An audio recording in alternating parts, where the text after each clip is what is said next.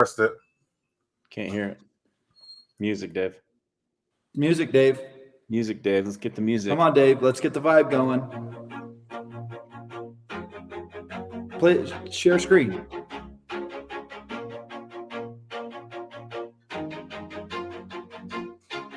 Always do it on my own, so I gotta get through it. And the only thing I know is to love what I'm doing. Never give up, never slow, till I finally prove it. Never listen to the no's, I just wanna keep moving. Keep my all of our older viewers are gonna hate this music. Never looking back. I don't care if you hate it, just read the lyrics. Always moving. Share the screen, David. What are you doing? I did that. Push myself to be the best. It's the lyrics that matter. Live with every breath, see my message start to spread. And I had so many dreams. Then you hit your teens, life ain't really what it seems. Try to find out what it means. Always do it on my own, so I gotta get through it. And the only thing I know Welcome, Zionites. All right, we're at 103. Never listen to the Just enjoy the music. Chief Midegah is finishing up a ceremony right now. Everything I do, I'm just being genuine. Deep breath. I'm sick of being screwed, feel my own adrenaline. Yeah, I do just what I do, and I hope you let me in, yeah. Oh yeah, Davey.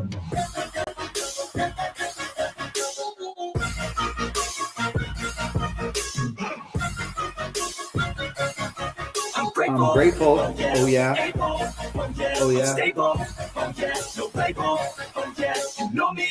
Hey, where are you guys watching from? Tell us in the chat. I'm in Utah. I'm in Canada. Tell us where you're at. Has anybody heard this song? Listen, if you know who Nephi is or Nephi, post in the comments if you've heard this before. I'll be number one, working hella hard until I get just what I want. Yeah, rises like the sun. Yeah, fatal like a gun. Shooter's gonna shoot and I'm gonna shoot until I won. Always do it. So Christmas, Kate Christmas. I saw your comment. We have Airbnbs if you need an Airbnb with some ladies. We've already booked it. Charlotte Post, I can put you in contact with her. There's 6 beds, so if you need a place to stay, hit me up. And I'll put you in contact with Charlotte. Do just what I do, and I hope you let me in, yeah. Idaho in the building. Oh, is that Tierra? Ricks? Was that boy Rick's wife? What's up, Martin? Dorothy? I'm stable. Oh yeah, no label. Oh yeah, you know me. I have only Ohio, that's where you're from. Okay, not all wonders. Aaron L. in Provo. Hey, Canadians. There's the Canadians and the Canadians. All right. I'm gonna keep flashing. Oh my! This is the best one. Song. I sent it on our group chat. Look. Antarctica. Obviously, I think it's a joke, but that was the funniest one. Are you playing the song? Okay. Pause it real quick because I gotta go to the screen. Share the screen, David. One of our listeners wrote this song and made this video. Let your hallelujahs ring. Hallelujah, hallelujah. Mexico. Our God reigns on high. Canada. In Zion streets we'll sing aloud. With joyful hearts we cry. Idaho, what up? Shout out to Tampa, Wilkie Simon. The Lord has come to stay. This is beautiful. In the city Who is this? Zion, we'll praise him. This is Tamar. She's giving us our tour at Adamon Diamond on Thursday. This is gorgeous. Tidings we shall share. With hearts and minds united, we'll find the Lord is there. Hey. We got our furthest one. What up, New Zealand? Hallelujah. The Lord said to Enoch that day will come when Zion and her people shall be one. Hey, this is creative. Yeah, he's got a VPN from Israel, so technically he's joining us from Israel. I like that. Hey, you know who that is, Trev? That's our guy. That's our guy from Ogden. We'll raise our voice in these final hours. Hallelujah. We'll sing with our might. Yes. As the Lord brings forth Zion's light. In one accord together we'll stand. This is a And Zion build song. up Zion throughout the land. Can we buy this song? We can talk to camera. Look at that. What up, Fiji? Revelations 19. There it is. Now is the time. If you're not feeling it, now is the time. Joyful hearts we cry. Chief Midegah just texted me. He said, apologies. I'm getting a new pendant. A new pendant? A new pendant. In the city of Zion, we'll praise him every day. Hallelujah. Hallelujah. Hey, Kane, there's your work address. Hallelujah. Hallelujah. Hallelujah. Hallelujah. Hey, Dave, look up the next song, Obsidian by Trevor Hall. All right, press pause on that for a minute here. No, Obsidian. Yeah. OB. Obsidian. So thank you guys for joining. What we're doing right now as we're killing time waiting for Chief Midegah is we are asking people to post where you're watching from. And the second thing that I'd like to know is, are you coming to the October 25th, 8th day of assembly?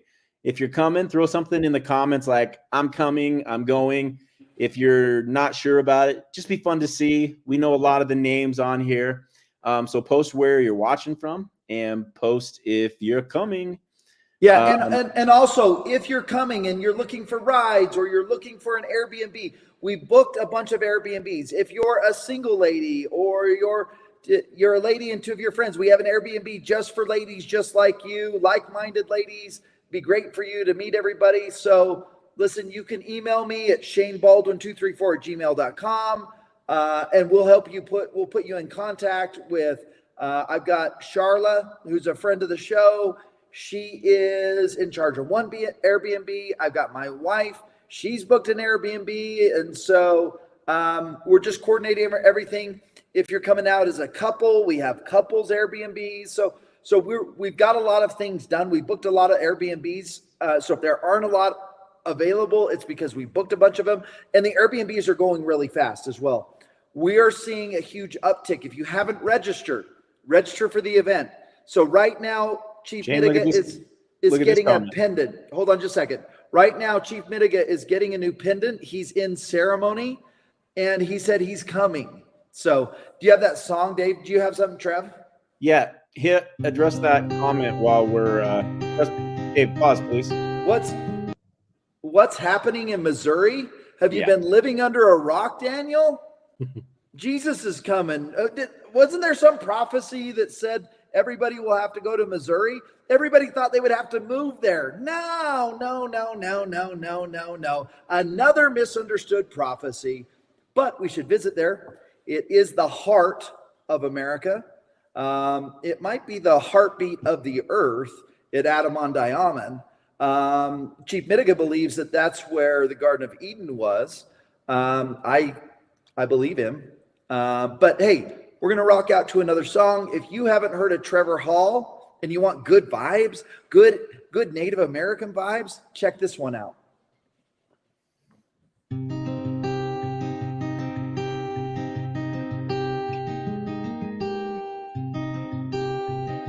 You got hair like David used to have. David should grow it back out. You should, David.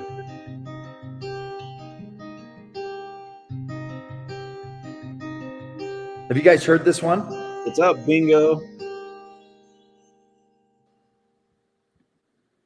He said, black like obsidian, land of the Indians. Sound out the call, this is mother's dominion. Bird of the thunder, we don't go under. We sing aloud, we don't care for opinion. Oh, sky horses, ancestor forces. I hear the language. I hear all right, the language. Kaylin's coming. Let's Wake go, from your Kaylin. sleep, Come say hi to swallow us up when the you get there. message and tell me what you see. I see constellations burning, burning, burning, burning. Getting in All Texas. the Hey, worlds, they I are like that in turning, Texas. turning, turning, turning. UNT.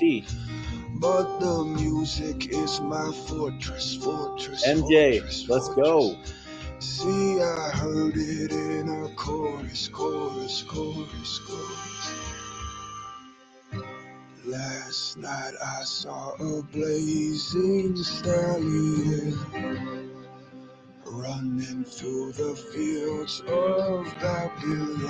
All right, Santan Valley. Robert, come say hi to us when you get there. Singing of a spiritual empire. Jane, check this out. Haystack's watching on the trampoline. I love it, Haystack. That was probably my favorite thing we've done on any episode, was the rapid fire on the trampoline.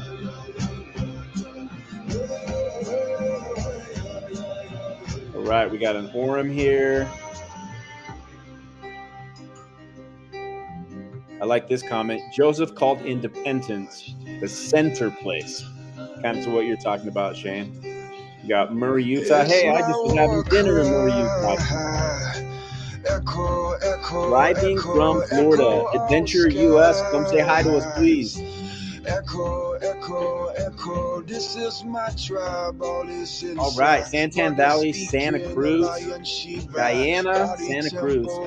Come say hello to us. The sound of bow and arrow. Steadily we aim. Tell all of the people we shoot. Here's a city I didn't even know existed in Utah.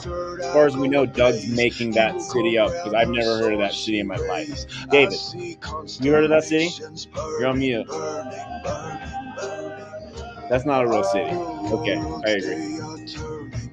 Eagle Mountain, what up?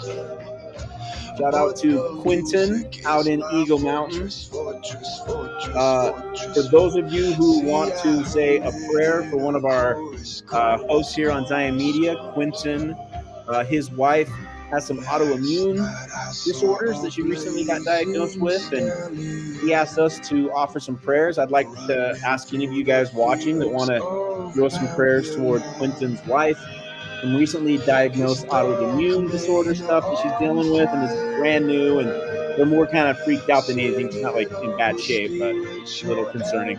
So we'd appreciate the prayers. So we got 2 Canadians.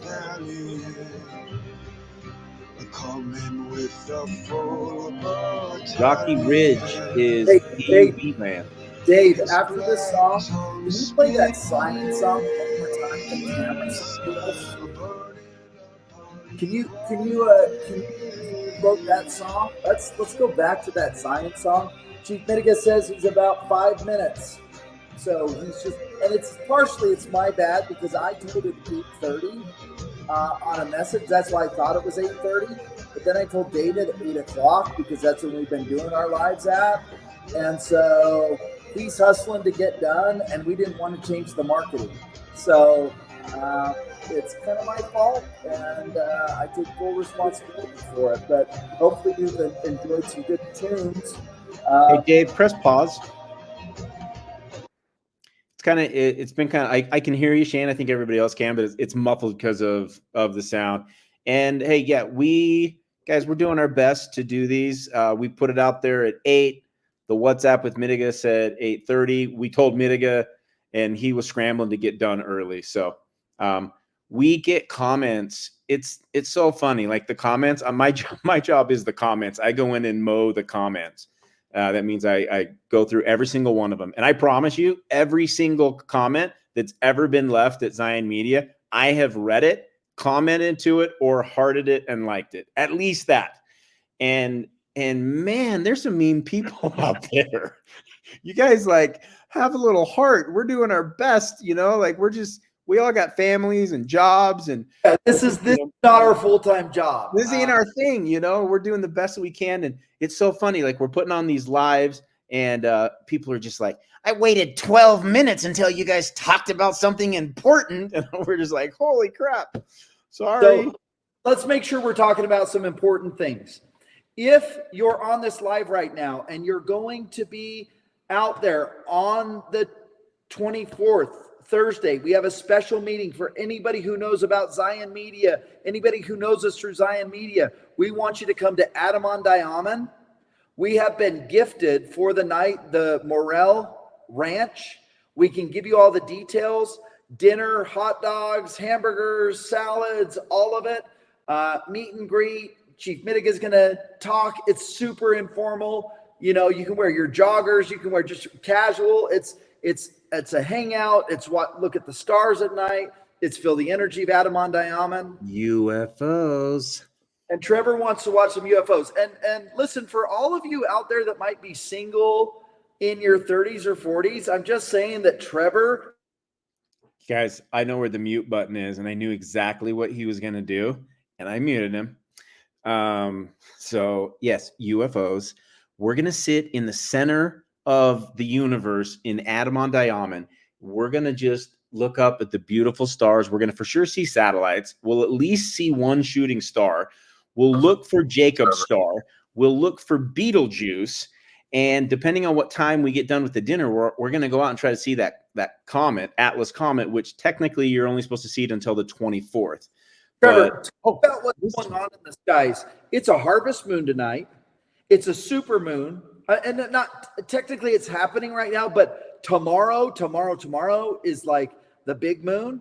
But what is going on in the skies, man? What is Betelgeuse? What is this? What's going on?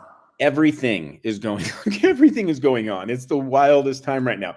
Right now, the Atlas Comet is passing by from the 14th to the 24th, okay? And you can go out at sunset anywhere, and all you have to do is look to the west, and you want to go at sunset. If you can get a little bit elevated, it's better. You don't need to be super high, but you got to wait. It's best probably like 10, 15 minutes after sunset for about 45 minutes in the twilight where you can see the horizon and it's still dark, but the little light. And you'll see it off the horizon. It'll be about 4 inches. And this thing, if you miss it this year, don't worry about it because you can watch it again in 80,000 years. Okay, so this is like wild timing. Okay, so then you have Jacob's star, which hasn't appeared for 2,000 years, and the official astronomers don't even believe that it's a real star. People have called it a comet. They can't figure it out. But this is prophesied in the Bible in Numbers 24:17. And the crazy thing about this star is it's actually a star that's in this time that's foretelling the prophecy of somebody's announcement that they're coming or have come. And that person is, drumroll, the Davidic servant. Actually, guys, the Davidic servant, Jacob's star. Go ask your chat GPT. Go look it up. Go read Numbers 24:17, talking about Israel and its staff and what that represents. It represents the power through the Davidic line. This star is about the Davidic servant. So pretty cool. That's number 2. Number 3 is Betelgeuse, which is in the Orion constellation, one of the biggest stars that we've ever been able to see. For the last 10 years, astronomers have noticed that it changed its flickering, which means it's going into its final stage, and eventually it's going to do a supernova and explode, okay? Well, 10 years ago, there's videos you can see on Fox News. Michio Kaku was on there saying, this star is going to go supernova in the next 1 to 10,000 years. But they have to wait for some certain signs. Well, that sign happened in September when Betelgeuse doubled in size. You heard me right. Imagine the brightest star doubling in size. It's a huge star. Trevor and I were watching it last night come over the mountain by my house. It's 2 nights ago. Bing, right by the mountain by my house. Just the brightest star I've ever seen. And we were wondering, is that Jacob's star? You know, because it was bright. It came over the mountain and it looked kind of like the moon rising over. And we pulled out the app and it was Betelgeuse. So Betelgeuse is the third phenomenon. Now you've got the harvest moon that starts tomorrow. Hold on. I have David pull up I have people messaging me. They want to donate to help Chief Midegah David, can you pull up the Zelle and the Venmo? They want it. And anything you guys can do, just so you know, for Mtiga. This is the first of a series of events. Hopefully, we can get the support of everybody that Mtiga can just travel around. Trevor, how many requests are we getting for Mtiga to go speak in California, Arizona, Canada, New Zealand, yes. Australia? And people are being really cool. They're like, we'll put on the event. All you got to do is get him here. Right? That is way cool. Yeah, way cool.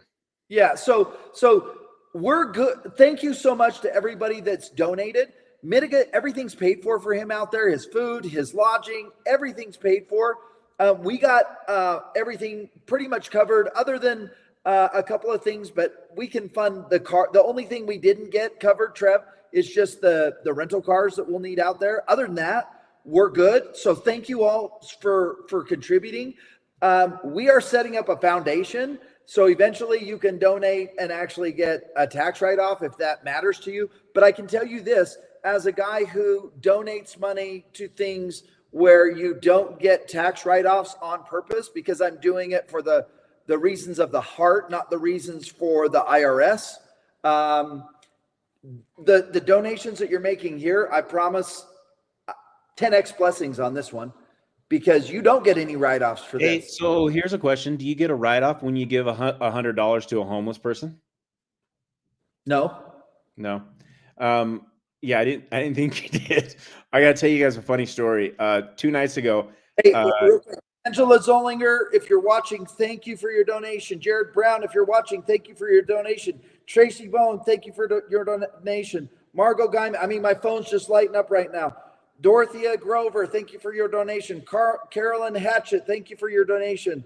Michelle Darnell, thank you for your donation. Joanne Sketch, I can't even keep up with all of them. My phone's like literally blowing up. Thank you all so much. All of this is going to go to help Chief Midegah fulfill his mission. It does take money. Chief Midegah is not a super wealthy guy. He has an actual job. We're hoping that this can become his job. And all he wants is sufficient for his needs, cover his bills so he can go minister, teach, talk, do all of that stuff. And so thank you again for all of you who are donating. Sorry to interrupt, Trev. Yeah. Well, I was going to say something nice about you. I still will. Okay. So 2 nights ago, I called Shane. I'm like, he's like, what are you doing? I'm like, I'm going to try to see Jacob's star. He goes, come by my house. He's like, let's go try to find it. And this was about 10:30 or so. Was that last night? No, it was 2 nights ago. Okay. Yeah. And so I head over there and he goes, Park. He's like, we got to go do something. We go walk in and we're like halfway down the street. Shane lives on Main Street in Farmington. And he goes, so I walked over to the Chevron earlier when I was making a phone call and I got a drink and I saw a homeless person and so we're going to give him some money. And I'm like, okay, cool. So we're just walking on over there and we get there and they're in this bus stop. And it's this Filipino lady who's tiny thing, maybe like 4'5", just tiny little teeny thing. And they're dressed in like parkas and stuff. It was kind of crazy. And then her son was like totally silent, hat on, big guy. And he was Native American and Filipino. And she was just Filipino. Right. He was autistic or something because he was non-communicative. And you could tell he was just like spaced into his phone and probably in like his mid 30s. And it seemed to me like he was kind of like, not in a rude way, he's their son, but like baggage, like it'd be like having a mentally retarded kid, but she's homeless and he's with her. Anyways, we go there. Shane gives the money. They're hugging. And Shane starts asking some questions. Long story short, I asked him, like, do you need help? Do you need anything else? Are you good now? Yeah. Are you good? Here's $200. Are you good? Okay, go. And she goes, yes. And Shane's like, you're sure you're good? She goes, yes. And he goes, are you going to sleep here tonight in this bench? And she goes, no, the cops come by. She goes, I'm going to go to a hotel. Now that I have money, I'm going to go to a hotel. We're going to shower. We're going to sleep on a bed for the first time in a long time. Thank you. And Shane goes, how are you going to get to the hotel? Do you even know where a hotel is? He knows where he lives. he's thinking in his head, there's not a hotel like walking distance. Anyways, we ended up driving him to the. We had to walk back to my house, get my wife's car, and she's got an SUV. So we get the SUV because they have lots of luggage, suitcases, their whole life. The SUV. And then we drive him. Sorry to hijack the story, but we drive him to the hotel, and Trevor goes, "Do you have an ID?" She's like, "No." Trevor's like, "Dude, they're not going to let her rent with an ID." And they look and smell homeless, so I didn't think they'd let us in. Yeah, I didn't bring my card or anything, so I go in there. Trevor's got his card. So then Trevor donates his ID and his card and gets him a hotel room. So now they got cash, they got a hotel room, and we haven't seen him since. But every time I do stuff like this, I say to myself, this could be one of the 3 Nephites. This could be Jesus. I mean, who knows who this could be? Or this could just be one of our brothers and sisters. And so it doesn't matter who it is. There are relations, and we need to help them. So, yeah, cool experience that Trevor and I had. Grateful for the opportunity. I pray for opportunities to serve people. So I ask for these things to happen. So we might need to have David do some sort of performance, because people that I've already seen in the comments, people are like, "Where is Mtiga?" I got this right here. This is from Mtiga. He's in the middle of ceremony. He wanted to do this live ASAP, but he said 10 minutes.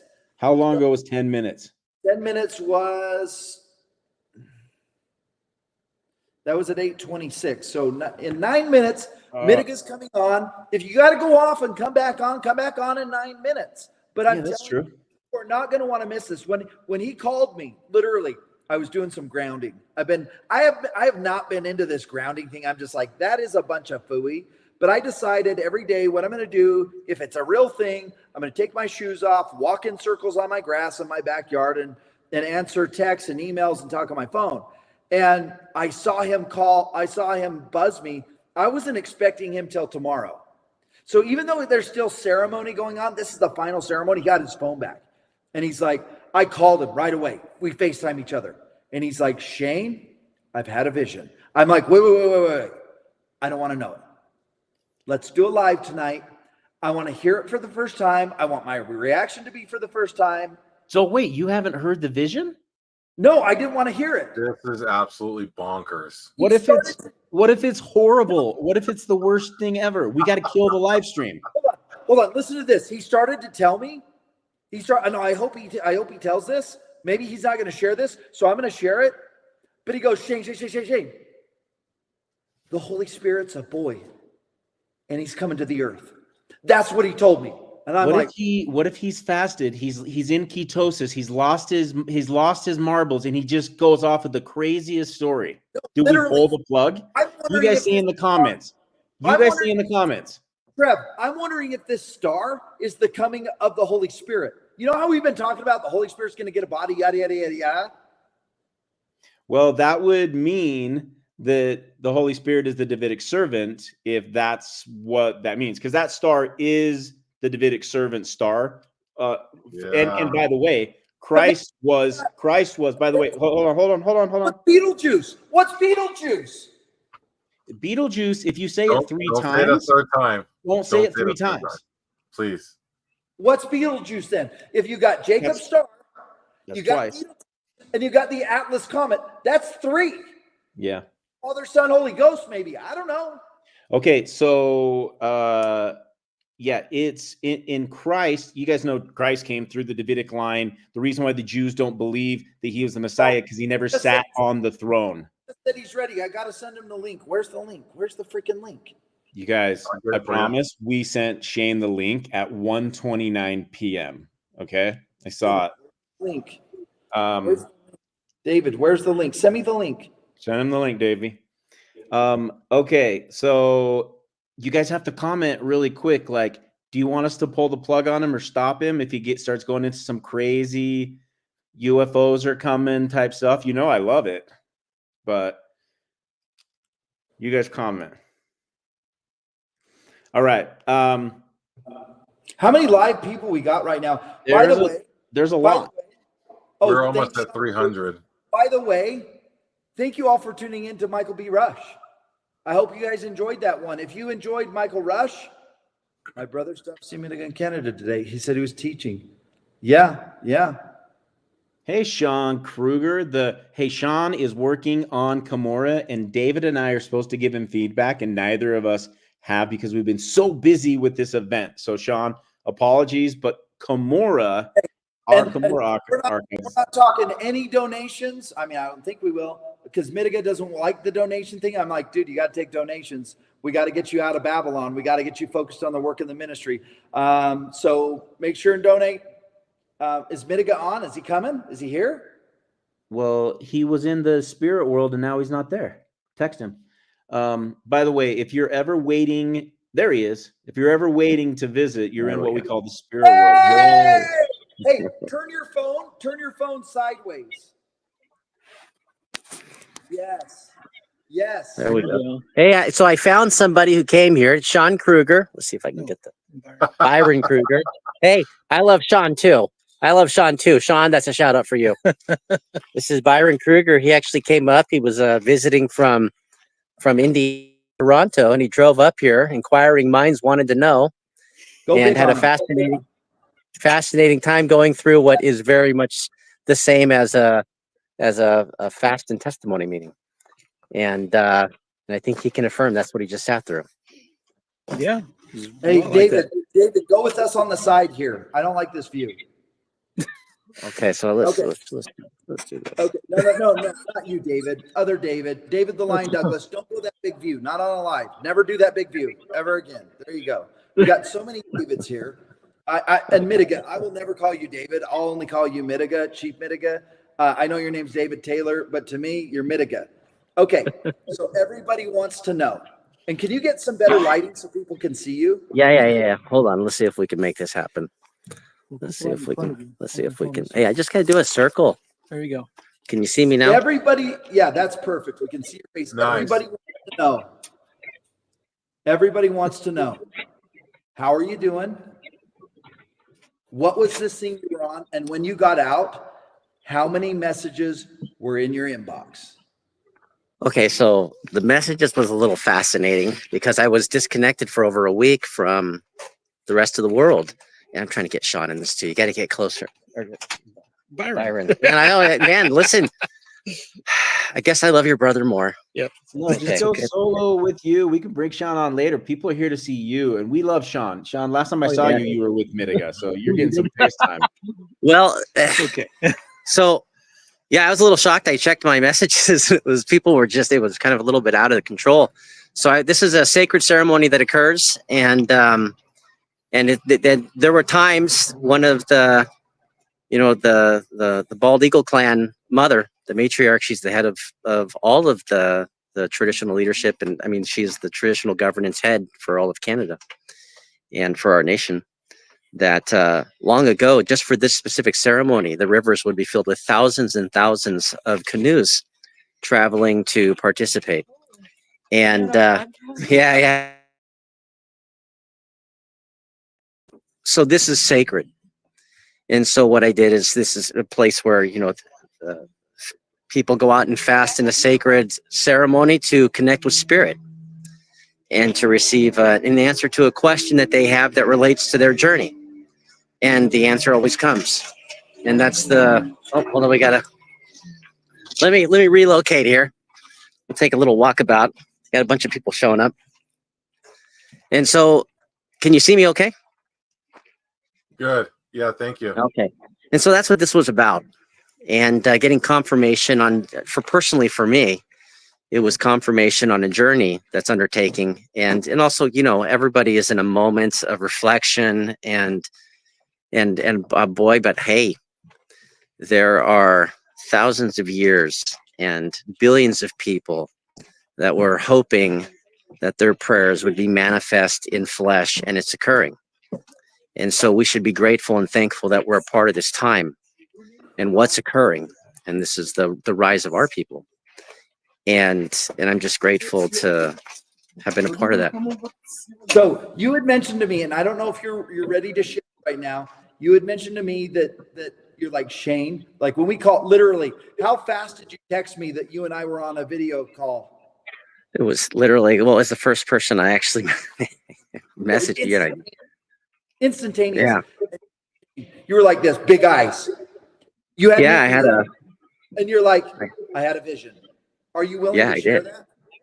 Well, I'll share a portion of it. So, I went into it with a question, and it, man, I don't know this camera, and I had something remarkable happen.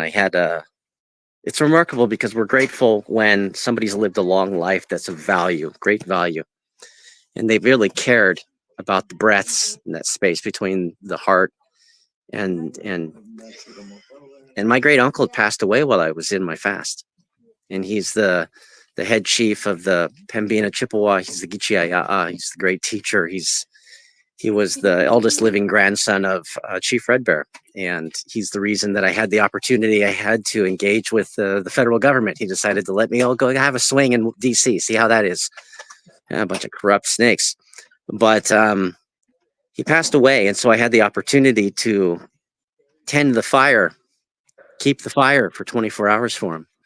And this meant a great deal to me, and for all those that supported me in having the continual flow of wood to honor and to light the way for him.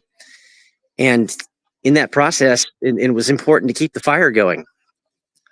I had something happen. I had a dream that was pretty life-changing, and I'm going to share and talk about that vision down in Independence. However, I woke up and I saw the fire had gone out, and I panicked, and I jumped and I grabbed. I had fallen asleep literally on the ground, the dirt ground right next to it, and I grabbed wood and started putting wood on. There was already still stacked. I couldn't understand why it wasn't going, and I could see the embers were still burning, and I couldn't understand. And so I kept putting wood on it, and I took a blanket and I was trying to get air going, and nothing was happening. And I sat down, and the moment I sat down, a voice called to me from my left, from the west, and I turned as quickly as it was stunned me. And when I turned, the fire was going, full blazing, and the wood that I stacked was still there, as if it was going the whole time. I just didn't see it, and there's a teaching there. There's a big teaching there. And I ran over to see if somebody was in the other side of the lodge, and nobody was. So I quickly realizing what was going on, I cleaned the whole lodge and put it in order. So I have something to share. So when you got out, you had said you knew you and I were going to Missouri. Yeah. Did you have any idea when you got out and you saw Stone Church speaking in front of maybe 6,000 people on the 25th? Yeah.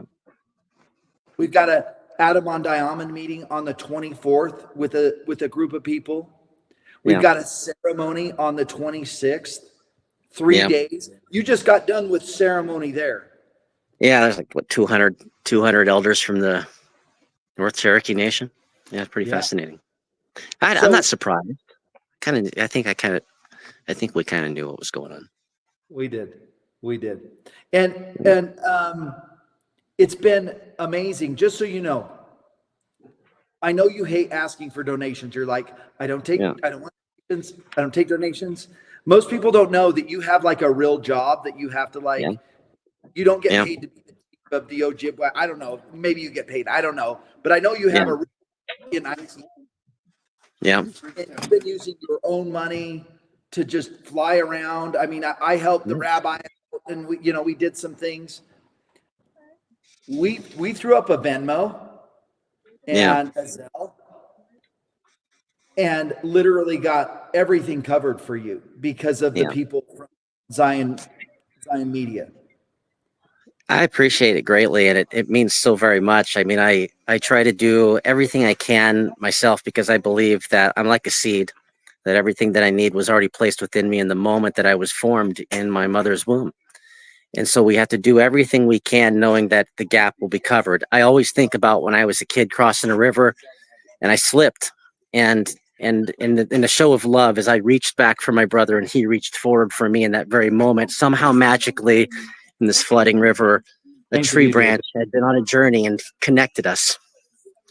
And that's what people did here. You know, I go too far, and I don't stop, and I will bleed it all out because, you know, I'm doing an important mission for my great teacher, and I'm doing what he's asked me to do. And that's, now, when you say the great teacher, let's remind everybody he goes by many names, right? That's right. In my culture, we call him Jesus Christ. That's right. We just have to believe in our heart that what we're doing is meaningful and matters to the time that we're in. And that if these things are, you know, fulfilling prophecies from those in the past, they don't see people turning around and saying, look at me. They see people doing. And it's time for us to be doers and to meet the mark, you know, to measure up. And I think that's critical, especially right now. So sorry, it's really, really cold here. Hey, we got greeted the first day with the Northern Lights. It was absolutely fascinating. Yeah, you sent me a picture of that. Talk to me about what that experience was, and what do you think that is? What's causing that? Well, this is everything is spiritual first. Everything is the base spiritual, and you can see the spiritual connection of the earth with its creator in these moments, and what's sustaining everything, this energy between the spaces we can't see. And it reached down and it was moving over us, and this was significant because of the time period and what's going on. And boy, those lights reached real south, real far in ways that I don't think we've seen in quite some time. And these are all signs, and for those who are watching, that you got to be sacred in this sacred time. Hey, Chief Midegah, did you know that the 25th, the day we're doing this event, is a Jewish holiday called the 8th Day of Assembly?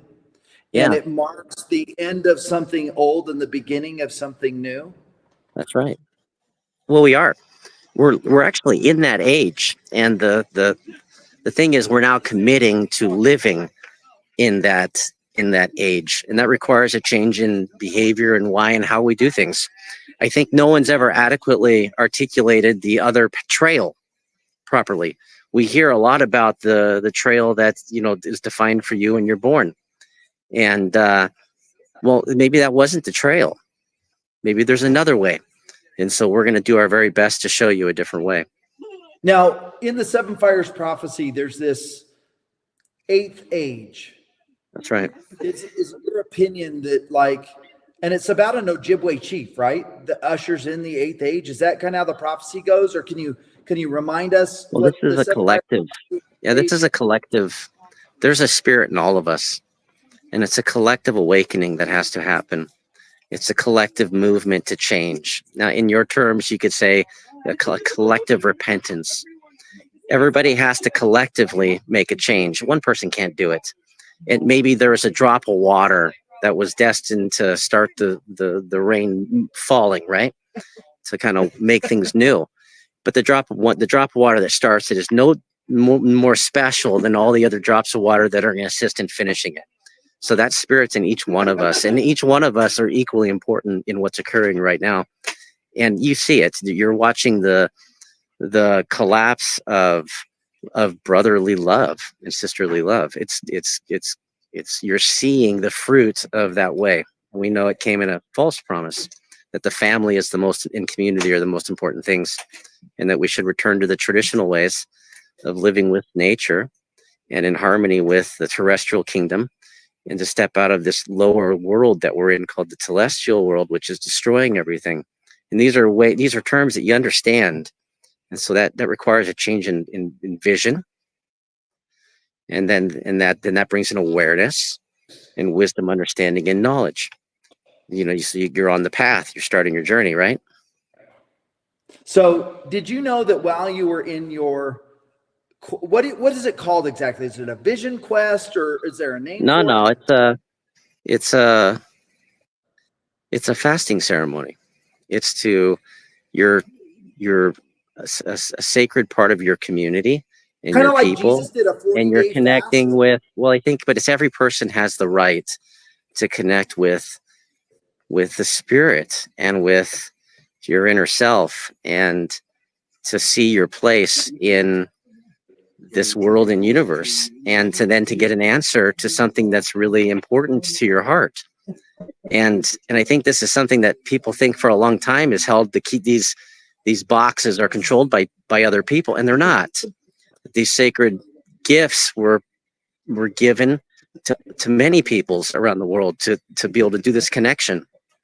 And I think that we have to step back and show respect in that regard, that there are those that for thousands of years have continued the teachings that were given to them by authorized elders that teaches people how to heal inside. And there's nothing more healing than touching the spirit and feeling it manifest in your life. You know this, you felt it, but so do our people, and they still do. And we want to share these things with you so that you can equally sit with us and say, you know what, you're right. And if you're right, then what else do we share in common? And if we share enough things in common, then we might realize we also share the earth in common. And maybe we should actively engage in using our systems and our ways of doing things to enhance it, and not to tear it down. You know, if your parent gifts you something and you destroy it, so you're going to get another gift? Right. So did you know that while you were in there, and Trevor, maybe you can speak on this, tell them about the signs in the sky that have been taking place during the last 10 days. Well, before I do, Chief Midegah, I want to tell you, I love how much you talk about Earth, Mother Earth, and taking care of it. Like that's like so refreshing to me. And I love how much you talk about the same respect for animals. And, you know, even heard you mention even insects. And I saw somebody posted a video of you tonight, and they mentioned your comment about the mosquito. And you said something like, just let it have a little bit of blood. Just a drop. Give it a drop and send it on its way. Hey, you never know. All your wisdom, we're just so fantastic and great. All your wisdom and understanding. If you woke up in a bad dream, maybe for some it's a good dream. Maybe you're the pesky mosquito in your regular life too, right? But if you woke up in the body of a mosquito, the spirit manifests with those eyes and those wings and those hands and that weird thing coming out of your face.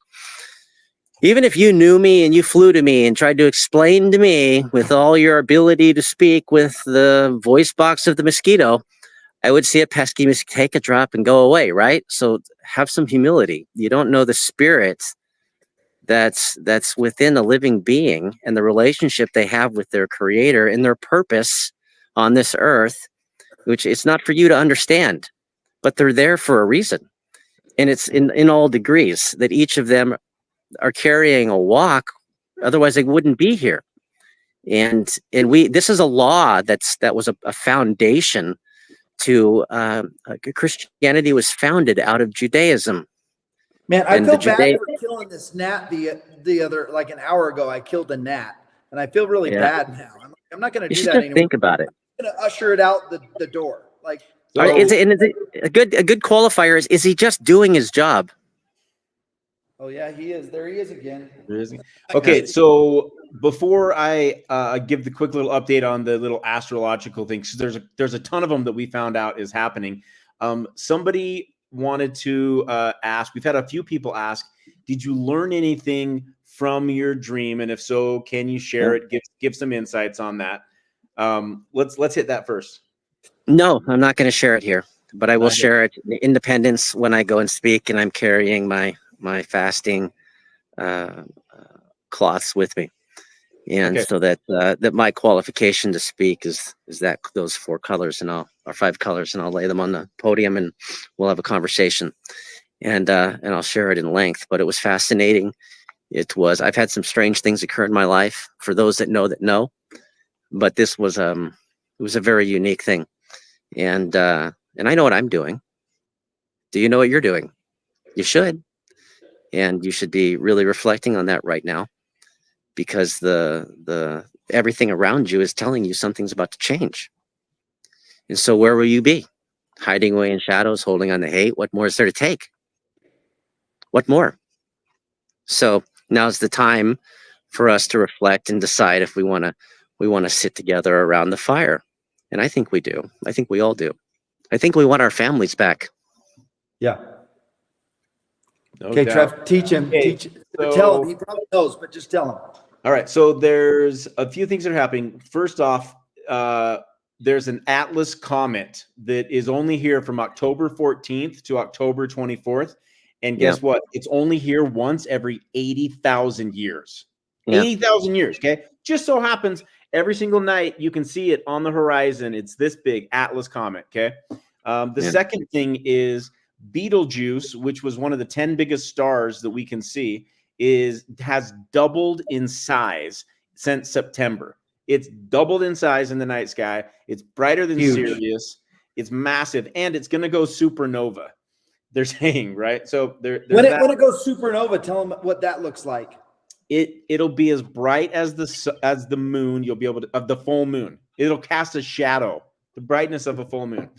And so that's happening right now. If God's not trying to show you a sign with that. The next one is the wildest one, coolest one. It's Jacob's star, and Jacob's star was last seen during the birth of Christ, and it was also seen 2,000 years prior to that. It comes around every 2,000 years. And when you look it up, Jacob's star is mentioned in Numbers 24:17, and it's the star of the sign of the Davidic servant. And it just showed up, and people are seeing it. And you can go on TikTok, Instagram, and type Jacob's star, and it's a very interesting looking star. It flashes different white, blue, red looking color. So that's happening. The full moon, harvest moon, is happening tonight. Right, what else? If there wasn't enough. So there's just a ton of stuff going on, and a lot of stuff happening. People are getting excited for this independence gathering. Very, very excited. We're seeing amazing unity come on. Bye. Nice to meet you. Bye. Take care. Have a safe flight home tomorrow. Where are you going? He's still meeting and greeting people. Yeah. So what happened tonight? Big feast tonight? Yeah, I had a really big feast, big celebration. Had some of the head elders sitting in the lodge, and we had and honored the fasters, and everybody shared their testimonies. How are you feeling? Because I feel like right now I see peace coming out of you. I feel like you have a more confident energy. I feel like you were able to release some things. When you know that the creator of all things seen and unseen is fighting your battles for you, and there's nothing anybody's going to do to stop what's occurring, there is a peace when you know your place in that. And I think everybody has to recognize that too for themselves. And what more is it going to take for you to wake up? But I believe that is going to come so fast and so swift that it's going to be like, it's going to be like waking up. You forgot you were even sleeping, because now you're doing something. And there were things that we're going to be doing that pioneers were praying and hoping they could experience, but they can't. Their generations are now alive to see and experience those things if they choose to willfully participate. Because we can do things alone or we can do things together. I think it'd be great at this time to sit down as a family and to bring all the branches back together from the tree and to talk about what's in common, and to listen to the Indian, who has quite something to share, and something so fascinating and so in depth. And you can measure a tree and spend all your time counting inches, which one's the tallest. And you can have that view, or you can look at the tree from the inside and see all the rings, and the journey was actually there. That this is time, but so is that. And it starts right there in the center and works out ring by ring. There's a story there, and we're excited to share that. I'm excited. Listen, if you haven't decided to come to Independence, come to Independence. I promise you, it's not going to disappoint. Just so we've got 5 other speakers that are going to give 8 to 10 minute talks. and I talked to you about this, we're asking you to speak for an hour to 2 hours, as long as it goes. We'll have some Q&A going on, but it is going to be one of the most historic events that, in my opinion, has ever happened. Somebody's saying to me, Midegah's countenance is filled with the Holy Spirit. I don't know if you saw that one that popped up. That his countenance is filled with the Spirit, Holy Ghost. Yeah, I see a change. I mean, you were just at my house, what, like a week and a half ago, 10 days ago, 15 days ago, whatever it was, having the experience you were having here, and then going and having the experience there, I think has prepared you for the experience we're all going to have together, united in the community of Christ. The RLDS community of Christ opened up the stone church to us, which is probably, in my opinion, the most historic, the most beautiful building in Independence. And the inside of it looks like the tabernacle. I mean, it's just like, you couldn't script this any better. The stained glass windows, stained glass windows in that church. Oh, now, when's the last time? When's the last time those that are the Bickeronites, those that are the basically the reorganized LDS church that broke away and split in the community in Christ and the remnant, that when's the last time that those in Ohio, the two groups in Missouri, and the LDS and the Indian sat in a circle together, joined in one place together in harmony? Never happened. That in and of itself is a drop of water for it's a little grain of sand. Hey, listen, do you see what's happening? I love your video. Unification. I love your video. You go, come on to Independence, and then you stop and you go, it's a restoration. It's a restoration. Like mic drop. Yeah. And it's a restoration that's gonna come so fast. It's like a rushing river. It's a living thing at this moment in time. And you're gonna see it happen or feel it and be a part of it. Do you guys see that star behind Mtiga right now? Oh yeah, it's pretty bright. Yeah. You can't script this. You literally can't script this. Hey, I'm living a movie. I'm living a movie. Yeah, let me tell you that. But you're in it too. The good thing is we know the ending. Yeah. So if you know the ending, then you should have nothing but joy and a willful countenance to participate. The best is yet to come. I'm telling you this right now. We can rewrite the scriptures. I know all of you are worried about the tribulation and all of the bad stuff. Let's decide that doesn't have to be that it can be peace and joy and love. And finally, Zion. We collectively can rewrite the scriptures. That's right. Let's do that. We can rewrite the scriptures. Well, I don't want to go through the tribulation. Do you? I don't want to go through the tribulation. Okay. But tell me someone else who's rewritten scripture. How are we going to do it? Why not? Yeah. Why not? Well, let's focus on showing up, and I'll share a very important message and also some instruction from the lodged and from the lodge and some other interesting developments that occurred internationally as we've getting ready for a lot of things are going on, and so they'll be bringing an official message from the traditional governance lodge. Remember, the lodge is the place where the United States government, when they were going to go and wage it, they were colonies of England, and they were going to wage a war with their crown, and they came into our lodge, and they sat down and asked the United Nations of the Ottawa, the Potawatomi and the Ojibwe, the Nisquamish-Godwin, Three Fires people, and the Huron and Wyandot, and the Iroquois, if they would not engage and fight for the British as they sought for their independence.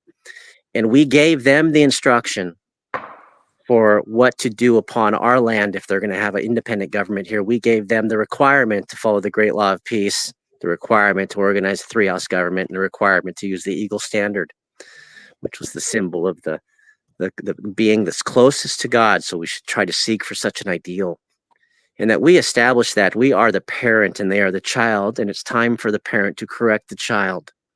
And the great thing is that everybody's aware that the parent is needing, or the child is needing correction. And so these times were talked about long ago, but here we are. Yes. And let me remind you, There were lots of prophecies of people that were going to be destroyed. And they were, but somebody was not. Enoch and his people were not. So I'm not saying that the tribulation isn't going to happen, but I am saying that maybe you can be part of Enoch. Maybe you can be like Enoch. Maybe you can create Zion so the tribulation doesn't have to happen for you. Come to the refuge. Yeah, come to the refuge. That's what I'm saying. If you are prepared, you shall not fear. That's the best answer I've heard. Come to the refuge. I want to make a T-shirt that says "Come to the refuge." That's right. Yeah, come to the refuge. And so I'm not saying rewrite, because for some wickedness, I would love all 8 billion people to jump on and come to the refuge. That's probably not likely. But can we get 1 million? We'll do our best. Can we get 10 million? Can we get 200 million? Can we get just 1% of 8 billion, please? Just 1%? That doesn't seem like that many. 1%? Can we just keep it to the size of like Boise? I want as many as want to come to the refuge. As long as they're cool. As long as they're cool, like let's make sure they're cool. Okay. Yeah. Okay. Well, Chief Midegah, any final thoughts as we kind of wrap up the live? Do we have any? Are you open to taking a few questions here from the live viewers? It's very, very cold tonight, and I do have to go and get myself together for ceremony starts again tomorrow morning. Okay, sounds good. We'll let you go. So I gotta get warm because it's getting difficult to hold the camera here. I still am subject to all the elements. So. Yeah. Okay. Sounds good. We'll let you go. Thanks for tuning in. Everybody's gonna see you Independence on the 25th. Hey, and if you want a private meeting with him at Adam on Diamond on the 24th at 5:30. Yeah, and just everybody who wants to participate and help, we have to have a single place to do such a thing. Just contact Zion Media. They're fully aware of what's occurring. I'm keeping them aware of where we're going. And so I guess I could share a poem with you. Please. Yeah, okay. So I often sit and feel the sun, embrace the wind, contemplate the unknowns of the purpose within. Looking out, this is what I see. Behold, the sun is gold, and a grasshopper leaps, but none are as bold as a caterpillar who creeps. And what to behold between the reeds, shimmering gold butterfly wings. Each breath is a pause to consider oneself. We aren't much different, you and I. Some walk the land, some soar the skies, some swim the seas. All these moments are passing by. I look within myself, and I see a pure truth. I know from whence we came, we shall return. We exist here like a gentle rain with a purpose to learn. But what of our Creator who sees us in so many ways? Earth, sea, sky, beneath the sun's rays, he sees us. The sea worries for the precious drops carried afar. But there is a purpose to knowing who you are. All return to the ocean from whence they fell, and all carry a journey and a story to tell. So who are you amidst the noise? Are you in another seas, another fills? Or are you the hope within your heart, whose light reveals warmth, love, and compassion? Human beings walk this earth as shattered reflections of their true form, and it's time to go back. So we're breathing again. Miigwech, thank you. Miigwech. See you, Chief. Thanks. We'll see you in a few days. Okay. All right, David, reaction. What's your reaction, David? Give us a reaction. That was epic. It makes me want to go to Missouri even more. And he's just, I could see what you were saying. I could definitely see him. He's got a weight, I think, off his shoulders a little bit because of what his experience was. Yeah. He knows his purpose for sure. And when you know who you are, and when you know what you're here to do, it's game time. There's no messing around. There's peace that comes with that. And I see that in him. Trev, what do you see? David kind of nailed it. Lighter. He seems like, he seems in very good spirit. And going into it, we saw him Sunday night before he went on the flight. He was pretty stressed, pretty wound up. I was there with a couple of guys. He asked us all to give him a blessing, and You could tell he was stressed and he was wound up. And remember the live stream that we did after a conference where there was the miscommunication with tickets. Like he was wound up. And so, yeah, he looks very, very good and good for him. And dude, super interesting. The fire thing, right? So he wakes up, the fire's out. It reminded me of like a Game of Thrones dream, you know? That's what I thought of. He looks to the right and then he comes back and the fire's lit. And he's like, what? And then up and this wasn't 10 days into the fast. So he's not like dream state. This like actually happens. Yeah. And then he's going to tell us some of what it means. And then he has a dream that he just teases us with. You should have let him tell you this morning, bro. You screwed up. I know, but now I get to see it live. And I'm on pins and needles and I'm excited about Independence and what's going on there. Again, we would love to have you. If you're watching this right now, if you're a friend of Zion Media, we're having a barbecue with Chief Midegah. I should show, HR said that I should show the tickets and how people can do it. Okay. It's a good idea. Let me pull it up here. All right. So, again, if you want to come to Adam on Diamond, have a meet and greet with us, with Chief Midegah, a barbecue, break bread, eat some food. That's on the 24th. There is no sign up for that. You've got to email me directly, ShaneBaldwin234@gmail.com. I will respond. I'll put you on the list, but I am going to ask you to bring some hot dog buns or some Doritos or some hamburgers or some hamburger buns. So be prepared. If you're going to come, it's going to be a potluck. We want you to bring something. The Morel Ranch, I'll give you all the details, but you have to email me. David flashed my email up there, ShaneBaldwin234@gmail.com. And this is registering for the event on the 25th. And I'm going to have my own event that I'm going to create a Google form, and it's going to be a UFO watch party that we're going to sit out under the stars and hopefully see just something that we may say that a satellite's a UFO. We might be, that maybe was a UFO, but either way, we're going to be looking at the beautiful stars. Will we have marshmallows? I don't know. Oh yeah, there's a fire there, so we should really? bring marshmallows. We should roast marshmallows. Yes. We're gonna sing songs. I'll do it with marshmallows. I want to sing. I have some hymns I want to sing. I want to sing hymn 143. Let the Holy Spirit guide. So there's some songs that I want to sing. Redeemer of Israel. I want to sing that. I got some songs I want to sing. So let's sing some songs around a campfire, roast some marshmallows, and I guess look for you. Can we sing the Kolob song? Nobody knows that one. If you could hide to Kolob in a twinkling of an eye. Okay, so how to register? People are emailing us and telling us and texting us, oh, I'm coming. I can see who's on the list, dummies. I know you're not registered, okay? So how hard is it? Just please go to the description in the video, and there's literally a button. You can go book, and this is going to open up. And it gives you all the information, what time, where it's at, address, how to get there, blah, blah, blah, blah. You go all the way down, and you click like there. You're going to put in how many tickets you want. You click submit, and it's free. And then guess what?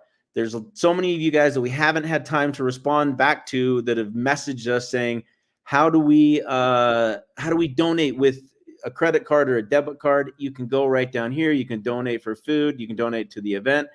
And whatever amount, they take 3%. We get the rest of it in 4 days. You can donate on Zelle. You can donate. And please continue the donations.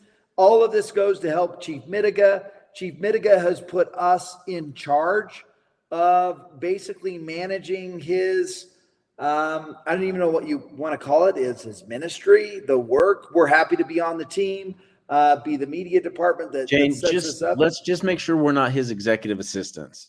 Well, we kind of have been for coordinating this. Yeah, we need it. We need make sure you donate because we need to hire one. How about that? Like we're building a little organization here.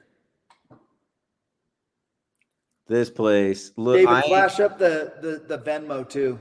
Oh, like I am a huge fan of Catholic Church that have, beautiful architecture, particularly when they have stained glass. On my mission in Peru, they have some of the most incredible cathedrals, like European level ornate with stained glass. And this is my jive. This is across the street from it. That is the coolest looking thing. Lance says that's the strongest thing in the universe when nature builds something in that pattern.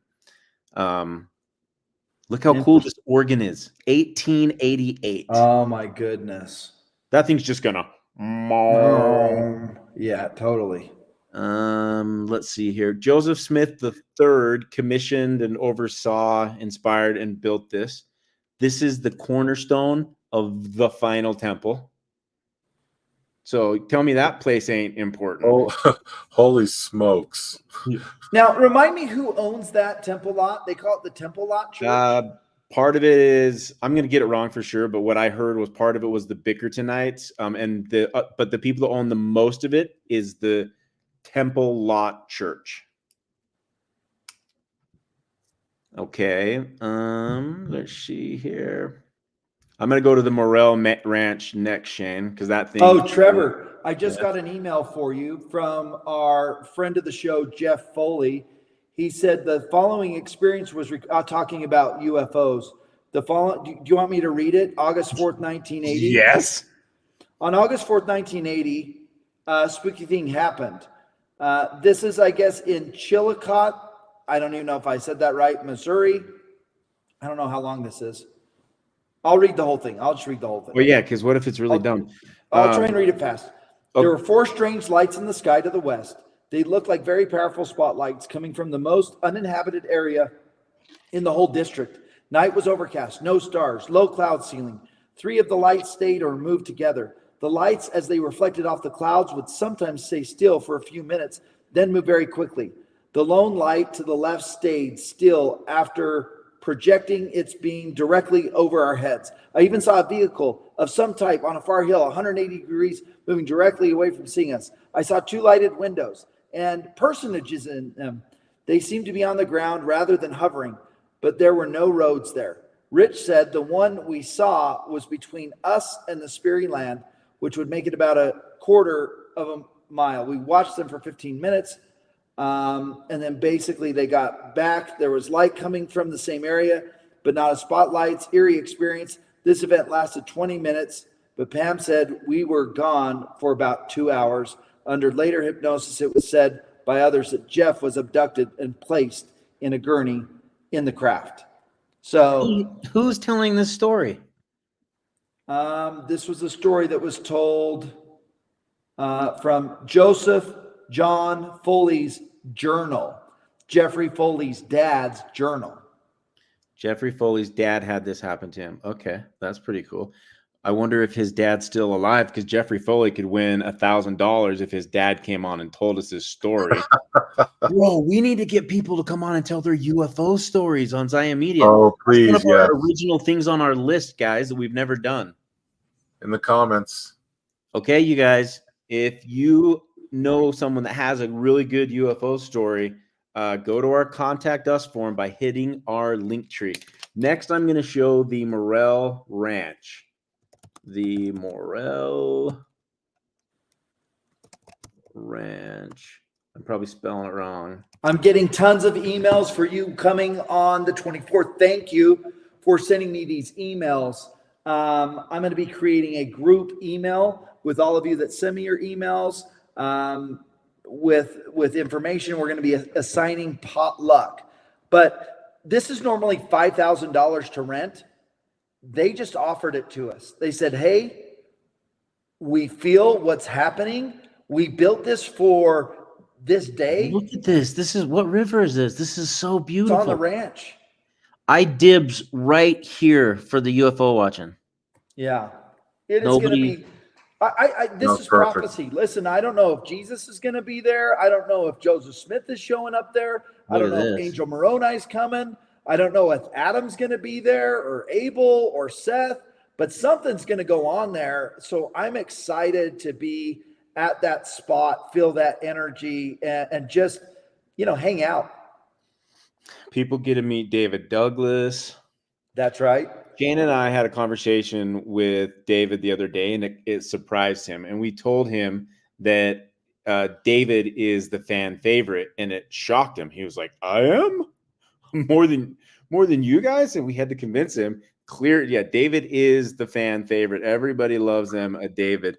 And guess what, you guys? The surprising thing is a lot of people, like in a setting like this, you don't really know, like, are they cool or are they a jerk? Like if you met me, you'd probably be like, oh, he's actually kind of a jerk. David, he's a sweetheart. The best. He's like a big teddy bear. You like want to hug him. He's the sweetest guy. It's actually true. So I'm a little prickly. Shane's a little too much. Listen, we'll just tell you everything. Okay? Shane's a little too much, prepared to just be completely drained.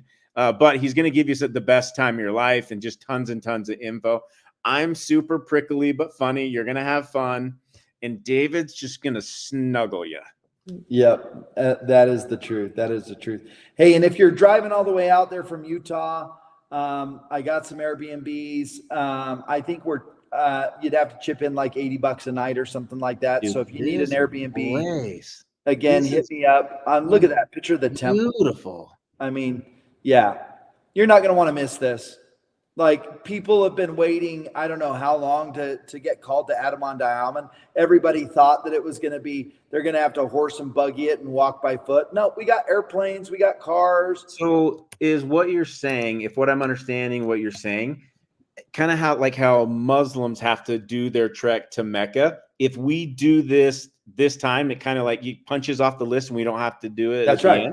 That's right. So you might as well do it. Yes. It's super easy. It's super convenient right now. We got airplanes that are working, cars that are working. So yeah, come on out. Let's get the party started. I'm sure this isn't going to be the last time we meet out there, but this is certainly the first time that anything like this has ever happened, where you have large groups of people from out of state coming to Missouri. Now, you Missourians out there, you've been doing this. You've been gathering. There's been people that have felt called. And so you kind of went out there, you moved out there, and you're just kind of sitting, waiting. You moved out there for this time, for this, not just this event. This is just the first of many events that are coming. So you want to make sure that you're on the list. I think they're going to call 144,000 people out there at some point. So you want to make sure you're in the know on this stuff. So yeah, I'm really excited about the 24th. Make sure you email me. Again, it is Shane Baldwin at ShaneBaldwin234 at gmail.com. I've had people say, hey, what's the 234 mean? I was born on the 234th day of the year. And so when I got out of prison, that was the easiest email for me to snag with my name in it.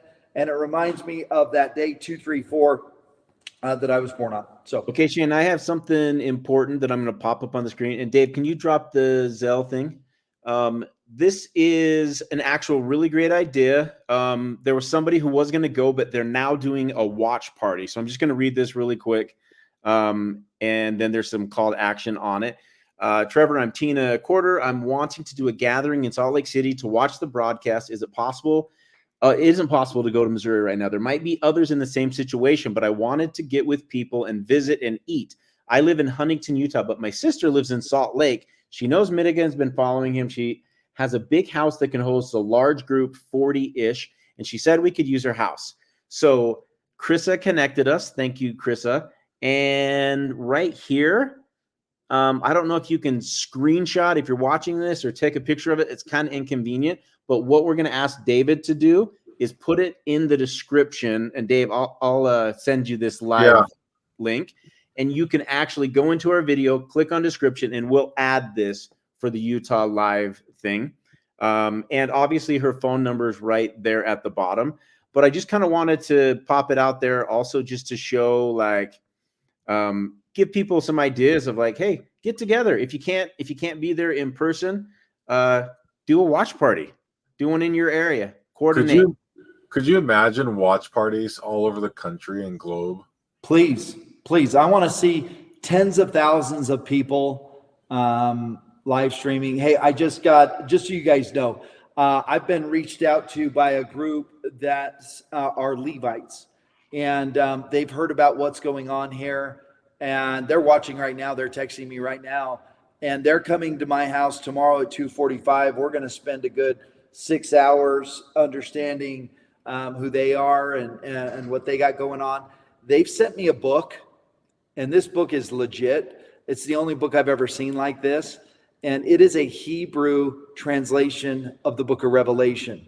And the reason why I'm entertaining this is in Revelations 2:17 or 2:18, the one like unto says the Son of God, and their translation says Son of Jehovah or Son of Jehovah, which is what I've learned through the study of the Book of Revelations. The one like unto is the Son of Jehovah. So, anyways, pretty cool stuff. So wait, does that mean? So I'm going to ask a dummy question. In that translation, that would mean that the one mighty and strong, or the one like unto, is the Davidic servant. This is what Gilead says, right? Am I correct? I'm just saying, he says the Davidic servant isn't technically a scriptural term. Servant is, and if you look at DNC 113, you've got the branch, the rod, and the root. So which one of those three are the Davidic servant, right? Those are three servants. So I think we have this idea that it's like this one person or this one thing, and there may be just this one Davidic servant, but you got to figure out the branch, it says, is Christ. Doesn't say who the rod is, doesn't say who the root is. I don't think that's the most significant part of what that translation says. The most significant part of what that translation says, if he's the Son of Jehovah, we understand Jehovah is Jesus Christ. That means whoever that is the Son of Jesus Christ. How many of us know that Jesus Christ has a son? Yeah, but he only does that which he's seen his Father do, so that I guess that makes sense, right? It does make sense. So then what we said earlier is making just some connections here. That's the Holy Ghost, possibly. And I'm not saying it is, but that's what all these things are plugging into this puzzle that I'm putting together. Yeah.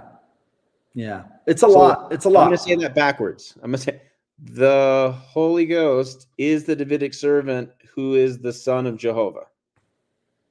Could be. But remember, there's multiple servants, right? So there's lots of servants. We should all be servants. And there's and so that everyone was clear, we're not saying that. We're telling you what these things are saying, right? And we're asking the question, being like, okay, if that's what that says, that is what that means. Yeah. I mean, we're living in some unprecedented times. I think we've been waiting for this for a really, really long time. And so we hope you come. I hope you're enjoying Zion Media. I hope you're enjoying the content. Listen, we just dropped a bomb of a podcast with Michael B. Rush, one of the favorite podcasts I've ever done. Learned so much from him. But we're going to go ahead and sign off for now. You can donate. Hey, Shane, listen, yeah. I know you're sick, but David, I don't know if you dare do this, but the Stick of Joseph did a 4 hour and 54-minute broadcast. I'm willing to go 4 hours and 55 minutes if you are, bro. David and Shane, you're sick. You go to bed. David, look we got to go 3. I don't care if there's one person viewing. I don't care. I want to break. I'm out, guys. I'm out. Yeah, you can go, out. David. Love you all, and to all. You'll do it, David. We can talk about the election. We can talk about everything. Hey, if we could talk about everything, yeah, I'll do this. David, listen, I don't care if there's 3 people. In fact, everybody leave. Right? Leave now. Okay. But for those who stay, someone's literally going to keep this computer on. Listen to me, David. We can have fun with this, okay? We can people can call in. We can do all sorts of things, okay? We ain't got, and listen, I'm going to go to the bathroom probably twice while we're doing this, right? So this is like Twitch now. Holy smokes. We are Twitch. Yeah. And the whole entire goal is, yes, Shane hates this view and we love it. Screw Shane, dude. Go to bed, old man. All right. Well, we got the comments section. Let's see who wants to hang out with us. Hey, we got Dog Bingo calling in. Hold on. Bingo's calling in to the show, bro. This is the after party. Bingo. Yeah. Yo, you're live, bro. I know, right? Yeah. I heard it, so I had to get on. I heard it. Yeah, absolutely, dude.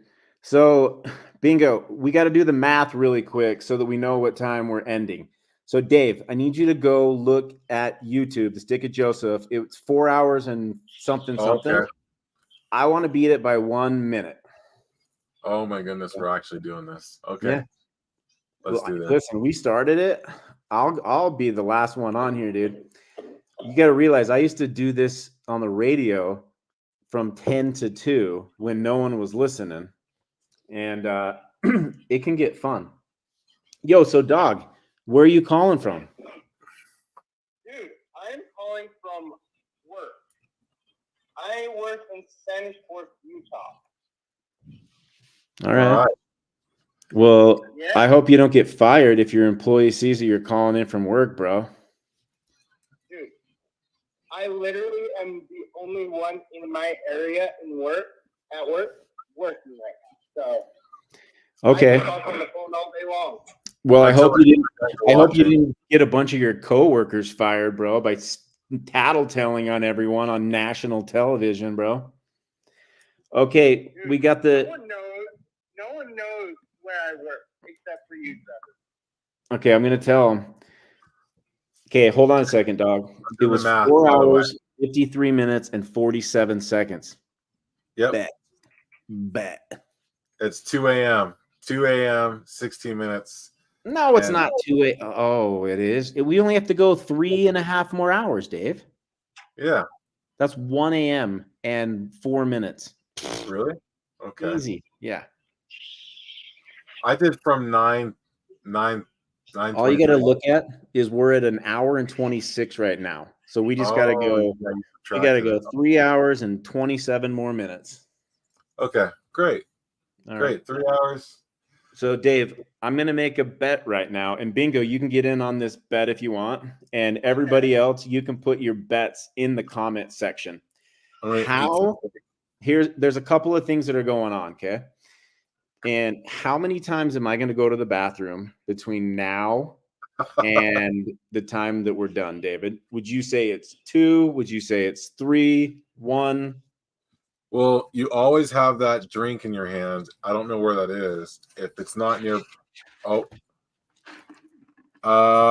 say 2.5. 2.5.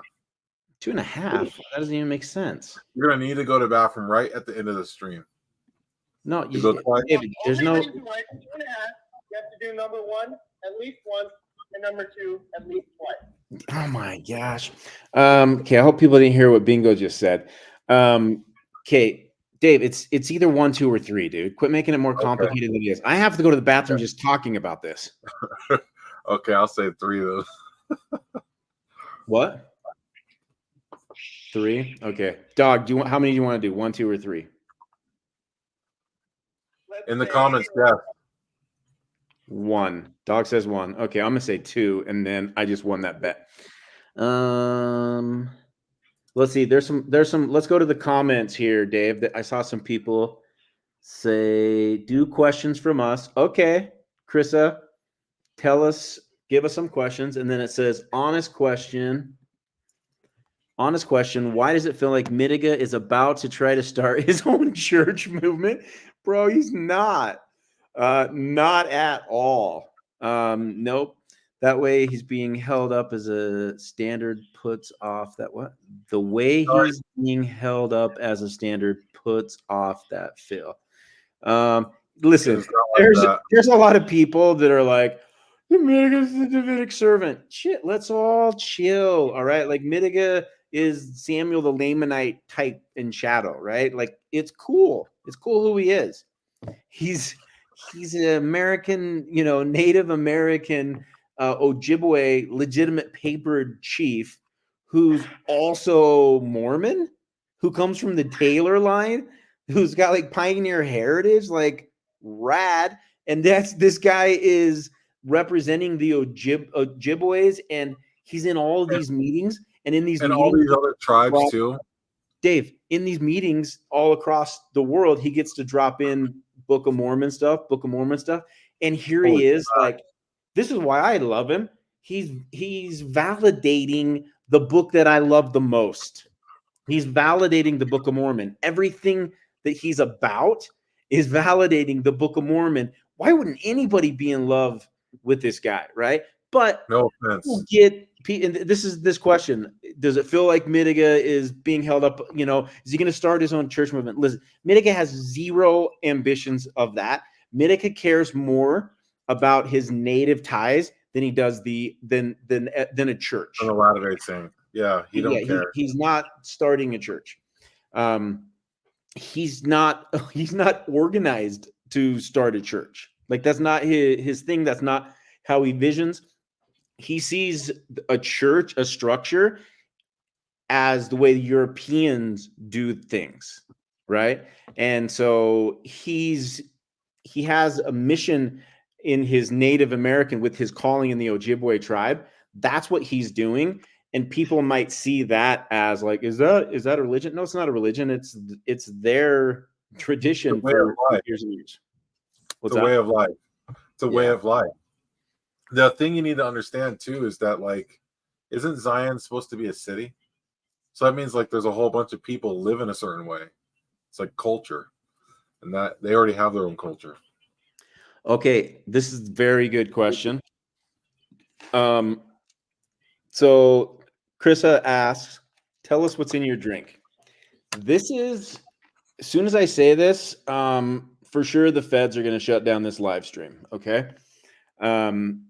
This is the reason that I haven't had a cold, flu, corona, nothing since February 19th, 2020.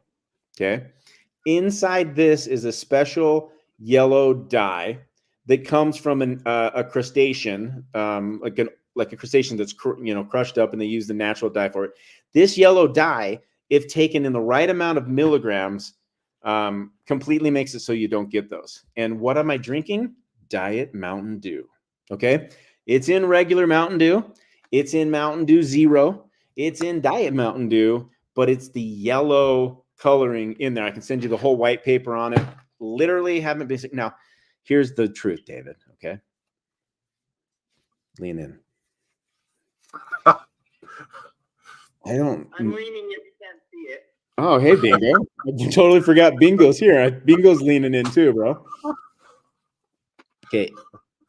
I made up the white paper thing, and I don't know if it's actually does help you, but I don't have anything else in my life that I'm doing or taking that's different since 2020, except I migrated from Diet Coke to Diet Mountain Dew, and I haven't been sick once. Now, I've had like stomach, like that type of stuff, but none of the head cold, nothing.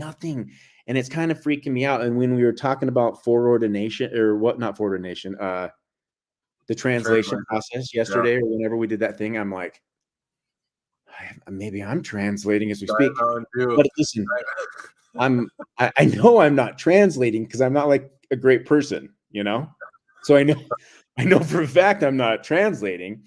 I'd like to start the process, right? But it's got to be the Diet Mountain Dew.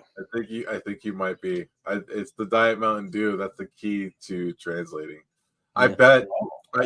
It's probably when you flip through the foreign ordination book, you'll find the key, and it's Diet Mountain Dew. Hey, we got someone complaining. I have waited for an hour and a half for this big news. I'd like to get to the super chats. We had some super chats that we weren't able to go through. A couple. Hey, Dog's saying something. Oh, go ahead. Yeah. Okay.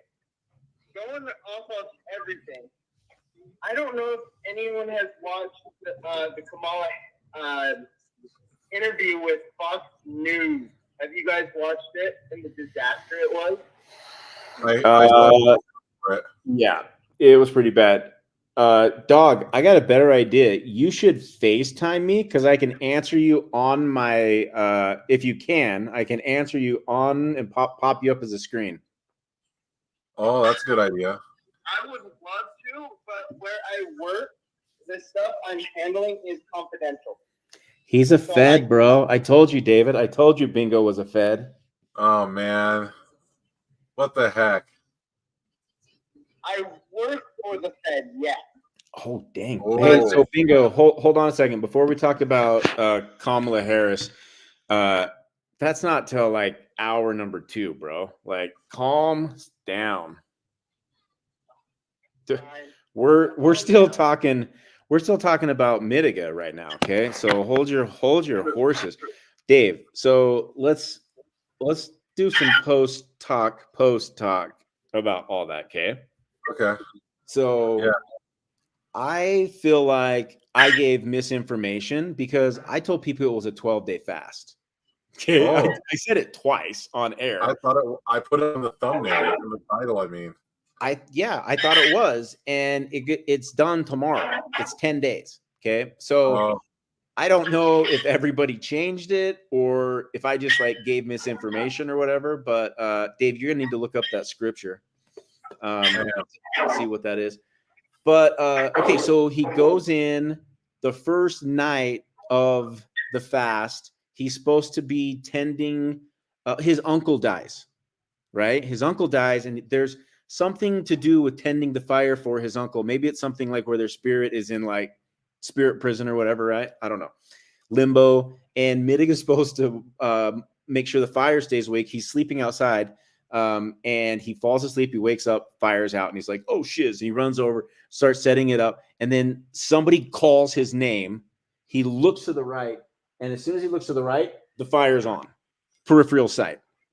Right. And he goes back and he sees the wood that he put there when it was out is in there on the fire on. And he's like, what in the heck just happened? And he said something. I got to go back and rewind and watch where he said, and there's a teaching in that if you see it. Yeah. What do you think that meant? You want to know what it reminded me of? Yeah. What did it remind you of? It reminded me of when the servants were thrown in the fire in the Old Testament, and the guards saw 4 people, but they threw in 3, like they weren't touched by the flame. It just that's what popped in my head when I heard it the first time. It reminded me of something too. What it reminds you, David? So the voice, it reminded me of Samuel. And we've been saying Mtiga's like a Samuel type. But I'm talking about Samuel from the Old Testament when he was with Eli in the tabernacle. And Samuel hears the voice of the Lord. And he goes to Eli and says, here, I'm ready. Your servant heareth or whatever. But Eli, after the 4th time, says, no, it's the Lord. It's not me. I've never been calling it. Go. When he calls again, just say, So that reminded me because Mtiga is basically in like a I don't know if he's in a tent or where he was in a lodge, but he's in a room or a space, and the Lord calls him. Then the other thing is, it reminded me of Moses. I know that the fire is not like a burning bush, but just the fact that he was able to see it off and then on. I don't know. I'm just telling you what it reminded me of. Dude, I gotta show something hilarious. Okay. You're gonna share your screen, right? No, it's comment, and I skipped over it. I'm trying to find it. Hold on. I do have that scripture, by the way. All right, yeah. What does that scripture say as I cue this up? Okay, so this scripture is Doctrine and Covenants, section 45, verses 68 through 71. And it shall come to pass among the wicked that every man will not take his sword against his neighbor, but must needs flee unto Zion for safety. And there shall be gathered in unto it out of every nation under heaven, and it shall be the only people that shall not be at war with one another. Cowabunga. And it shall be said among the wicked, let us not go up to battle against Zion, for the inhabitants of Zion are terrible.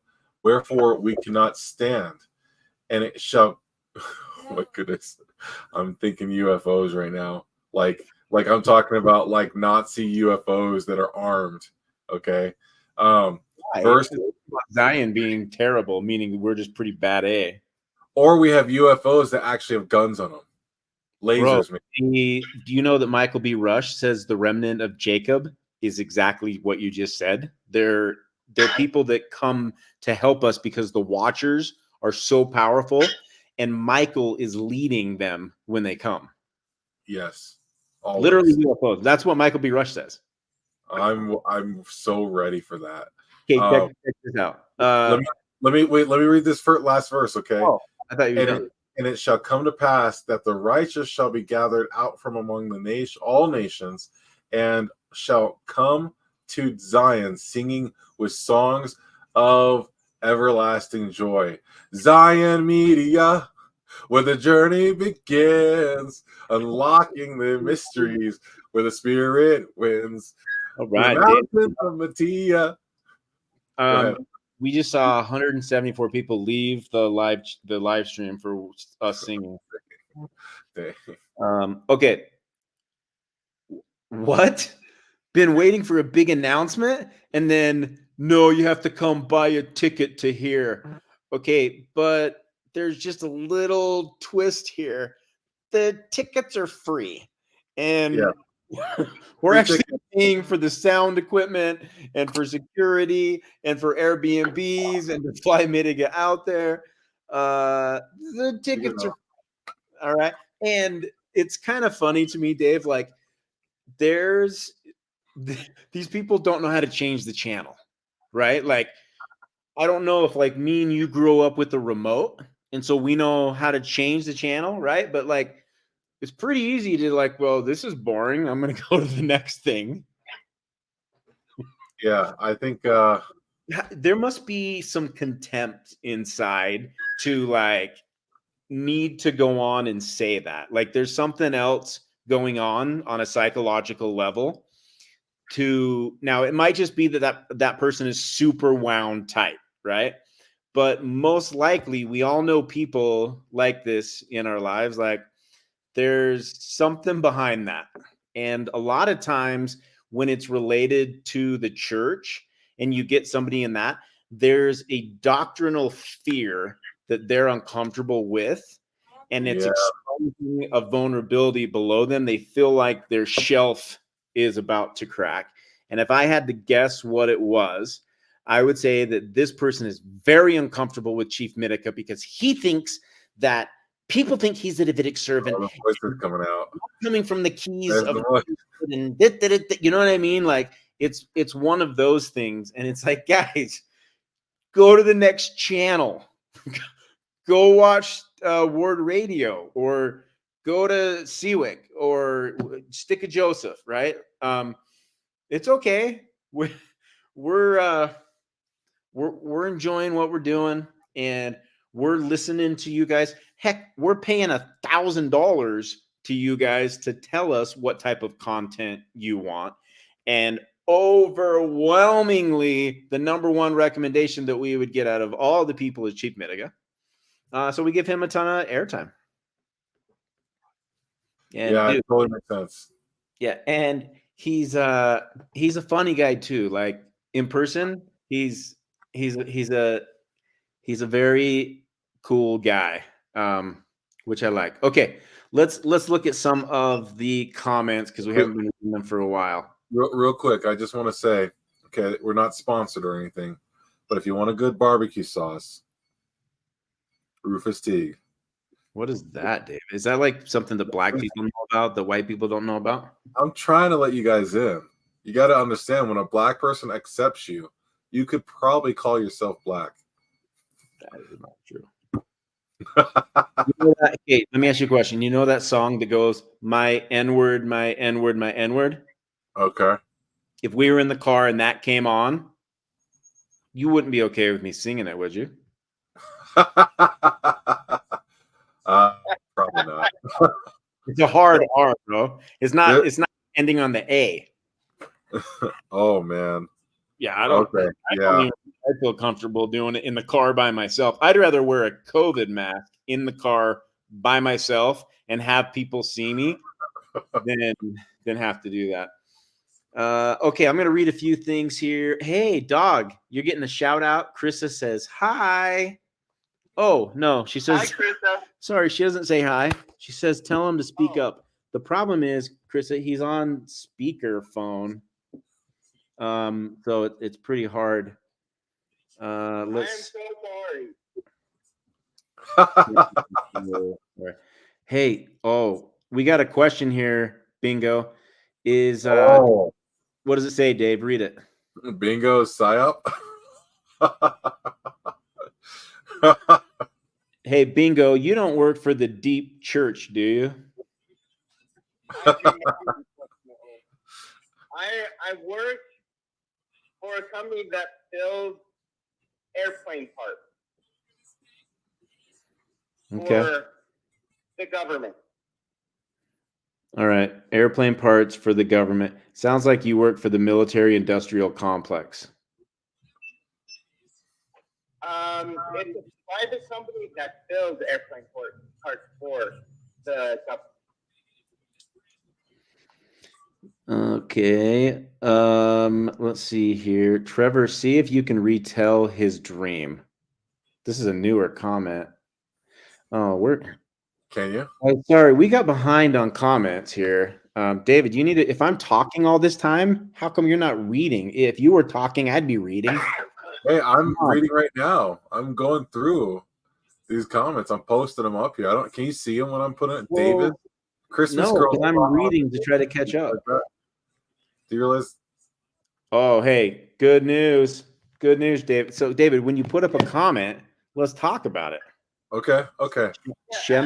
Shem Jessup's going to stick around. David's letting loose. Says, whoa, tell Bingo I think I used to work for a keyword. What'd he say? Christmas girl, where did you used to work? I'm just curious. What did he say? Where did Christmas girl used to work? If he works in North Ogden. I worked at North Ogden. I moved down to Spanish Fork. So if that is the same company, then yes. Okay. Okay, I expect to return to this in 4 hours to see you both asleep. I guarantee you, Shay, I won't be asleep. My bedtime's 2 a.m. Yeah, I'll probably be asleep. David, you're making it the whole way, bro. You committed. I know. I committed. I have to stay up. Yeah. You can take potty breaks. Okay. You can do potty breaks and you can order Uber Eats or whatever, dude. Like, hey, speaking of, David, yes, sir. You need to go and solicit some interaction from everybody, okay? And start having a combo because I had to go to the bathroom. This is one of my 2 bathroom breaks. Okay, here we go. Tally mark. What, dog? This is my prediction. Only 1 bathroom break. Yeah, you already said that, but I'm doing 2 bathroom breaks. So, David, what we would like to know is it's for not the fair people, if you hold it. If you people gotta go and you're still around, the people that are still around, we want you guys to check in if you can. We know not everybody can. Some people are driving. Don't crash. Where are you listening from? Okay, that's what I want to know. Let's get a little round chat Australia. and realize this is a slow burn, guys. Like this isn't something that like we're on a sprint here. This is on a marathon. For me, I'd be walking it, right? And that's what we're doing. We're walking this marathon. I'm gonna say some embarrassing stuff while Trevor's gone. Good. Las Vegas. Hey, my dad lives out in Las Vegas, northern Las Vegas. I don't know the name of the area. But from Georgia, ooh, are you ready to stay up with us, Marie, up until 4 a.m.? Give us beef on Trevor. Oh man, I think I'm probably pretty sealed on that. What'd you say? I have no dirt on Trevor. I have, you know Trevor better than I do. Just wait until you meet him in person, okay? I met him once in person when they took me to lunch 2 months. That's right. Well, wait until you get to hang out with him. All right. This is kind of cool. We have Dog here on the live stream on our pseudo Twitch. That's what we'll call this, a pseudo Twitch. And he's listening in. You're part of the panel here. Okay. Yeah, part of the channel for now until you guys decide to kick me off because I said something stupid and you decide we don't agree with you off. Well, I can't hang up on you, so you're safe for now. So we've got Jeff City, Missouri. I'm gonna have to look that one up on the map. I hope it's close by. Where's my mission in Missouri? Hey, Dog. I'm getting feedback that people can't hear you, and so it's one-sided, and it's going to kill the vibe. So I'm gonna hang up. Dude, okay, sounds great. If you could FaceTime, it would work. So, but I understand this. Thank you for calling him. Yeah, he's a fed. Yeah. Tell Chris to go. It's the same place. Hey, listen. We just did a poll. 73% of the people think you're a Fed. Just see you later. Dave, I thought of something as I was going to the bathroom that would be fun to talk about to kill some time. Okay. Let's walk through our progression of Mtiga. Okay. Like, people are getting him at different phases, and we've gotten him like piece at a time, you know? And there's been some really cool stuff that's happened. And some of the stuff I want to talk about, we can hit the different podcasts and how it started and go from podcast to podcast. You know, the next one was Cloud Piler. Behind the scenes, how we were like talking to Shane, being like, see if Cloud Piler will go on a thing with Mtiga. And Cloud Piler's like, sure, I'll do it. And then we're like, oh my gosh, please, will Mtiga go on with Cloud Piler? You know, and then we had Brian Nettles and Sherry Cart. We'll go through all of that, jump through the podcast. And dude, along the way, we just take this for granted. But on our podcast, buried is a gem.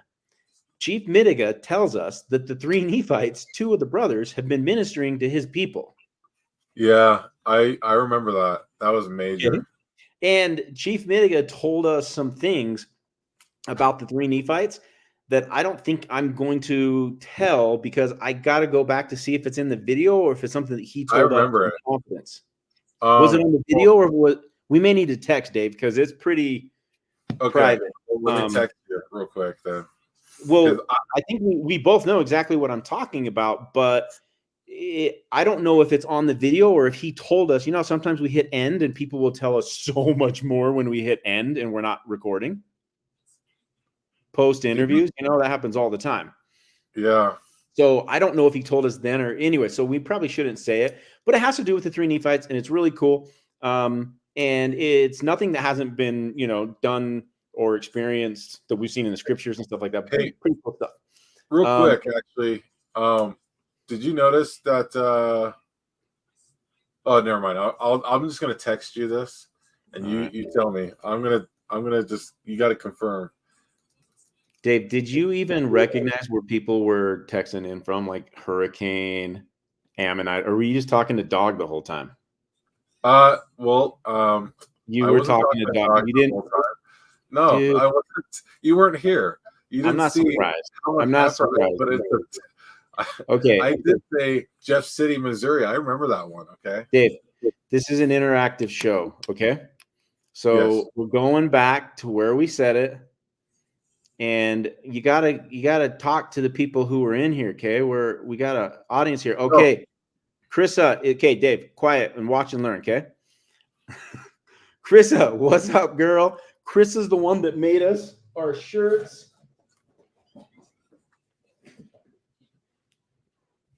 Chris and I had tacos together. She has another name, but wow, she goes by Christmas Girl.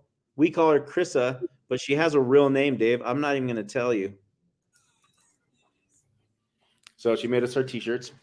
We got Lenzo. What is up, Lenzo? That's a cool name. I wonder if that's a handle or a name.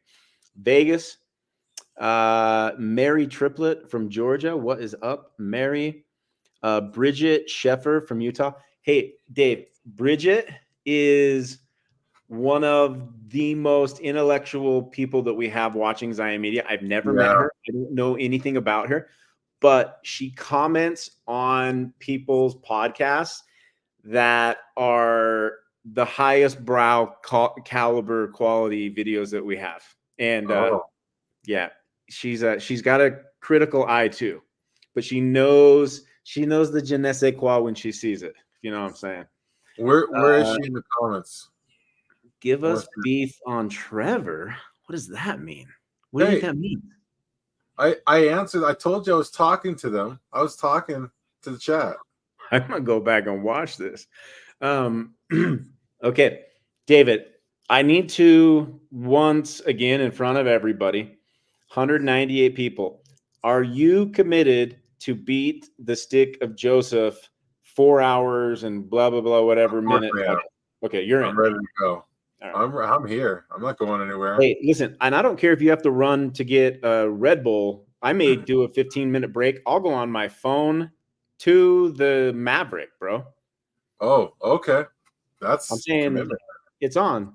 There's going to be like, okay, so the next bet, we're going to keep reading, but as we're reading and saying hi to you guys, we're going to do a $50 Venmo prize. Okay. Zion Media is going to Venmo you $50 for whoever can guess the total number of viewers we will have when we hit and pass Stick of David for the longest video in the world. And by the way, Dave, we're also crushing Mormon stories. Like John DeLynne's going to be sweating it. He's going to be like, bro, these guys are going hard. They're going long, you know? Yeah.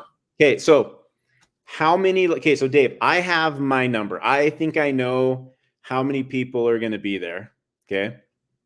Okay. And I don't want to say my number first because I don't want to influence you to bet below me or above me like Price is Right. So since I'm the one paying half of this $50 and Shane's paying the other half, how you got to vote first. Now, everyone else in the comments, put your number in there. We'll literally Venmo you $50 tonight, tomorrow morning, I guess it would be. So Dave, do you got a number? Okay, so the number, just to confirm, we are guessing how many views or viewers? No. Viewers. See how it says 194? Yeah. Okay, how many will be there? What will that number be when we pass the threshold? We pass the threshold. Oh. Yeah, the last second. Dave, this isn't a trick question. I know. I'm just, I'm still trying to, I'm guessing right now. Is it 3, 30, 10, I want to say 90, it'll be 400? I think it'll be 4. No, I'll say, I'm going to go big, 10 faithful viewers. Okay, you're going to lose, just so you know. It's going to be more than 10. Nobody has work, right? It's going to be more than 10. Oh, it's going to be more than 10. Yeah, you lost. Okay, everybody, put your number up there. I'm going to wait a couple of minutes and then say my number, and I'm not going to look at anyone else's number, okay? Dave, 10's not a bad number. When I first thought about this, I'd be like, okay, there's going to be 3 people, but it's going to be a little bit more than 10. Okay, so let's go and say hi to more people. I still want to know West Jordan Preach, Jesus Praise Ministry. Love it. I amen that. That's a good handle. Jefferson City, Missouri, or Jeff City. I don't know if there's. Hey, original comment is pretty fire in those comments on our live streams, Dave. Have you noticed? Yeah. Well, are you talking about original intent? I'm sorry, original intent. Yeah, like that is that's an old soul. That is a advanced person. Yeah, I know he is. I don't know who it is, but I'm telling you. That'd be cool to get to meet them. Okay, let's see here. I think it'd be great to have some of our guests on or some of our commenters as guests. There's Soul. Soul was really heavy in the live streams for a while, and she disappeared, but she comes back every once in a while and graces us with her presence. East Central Idaho. Sterling Compton. We see Sterling often. What's up, Cedar City? Hey, Sterling, Lance is in Cedar City. You guys should go to lunch. Did Bingo say he's from Spanish Fork? He said he's working in Spanish Fork. He lives in Draper. I'm watching from Alberta, Canada, the Briar Patch Nursery. Wonder what that is. David, do you think that Disney show where they do Born and Raised in the Briar Patch is racist? Do you know what I'm talking about? You're on mute. We don't have the Disney Channel. I don't even know what that is. It's not the Disney Channel. It's when we were kids. Peter and the Robin Tail. They born and raised in the Briar. You don't know what I'm talking about? No, I watched Nickelodeon a little bit. I wasn't really all. I watched Disney cartoons. That was it. What? The logo for Nickelodeon is the PEDO logo. Okay. Did you not know that? I didn't know that. Yeah. I know that there's a lot of those guys there. So. Okay. What is this right here? Andre, if Trevor wants to put me on, I would read the story. What story? Shem, you're going to need to say what story. Shem and I went to lunch Tuesday. Did you know? Did I tell you that? I told Shane that. Oh, that's cool. Like Jessup? Yeah. Sure. We cool. We went to, oh, dude, there's this Vietnamese restaurant in Lehigh called Cafe Trong, and they do the beef bone pho. Are you a fan of pho? Oh, man, I love pho. Oh, dude, I had it again tonight at a different place in Murray with my buddy Sean. Shout out Hansel. But yeah, it was cool. He gave me, look at this, dude. He gave me all of these books. This one right here is called The Mormon Dilemma. He handed it to me like it was a crate of dynamite, dude. I was kind of scared to take it. He was like, this one here, I hope that you have an open mind, and I don't believe everything that's in it, but it's got a lot of good stuff in it. And I was just like, wow, I'm reading this one first, dude. Okay. I'm reading that one first. You know, Shem used to be married to Utana for quite a while. I know. He still thinks so fondly of her and says she's the most amazing, talented, brilliant person that he's ever met. Like, speaks so highly of her. She is. I'd love to have her on the podcast. Well, you remember the story. I'll tell everyone, and hopefully Utana will see this at some point. But at the Wisconsin conference, we met her on Friday. And I don't know if David had already asked her, but I went right up to her and said, your Brewer's Cave YouTube video is the best thing on the internet. It's the most informative, has the most like papered, incredible. Oh, thank you. She's so sweet, little thing.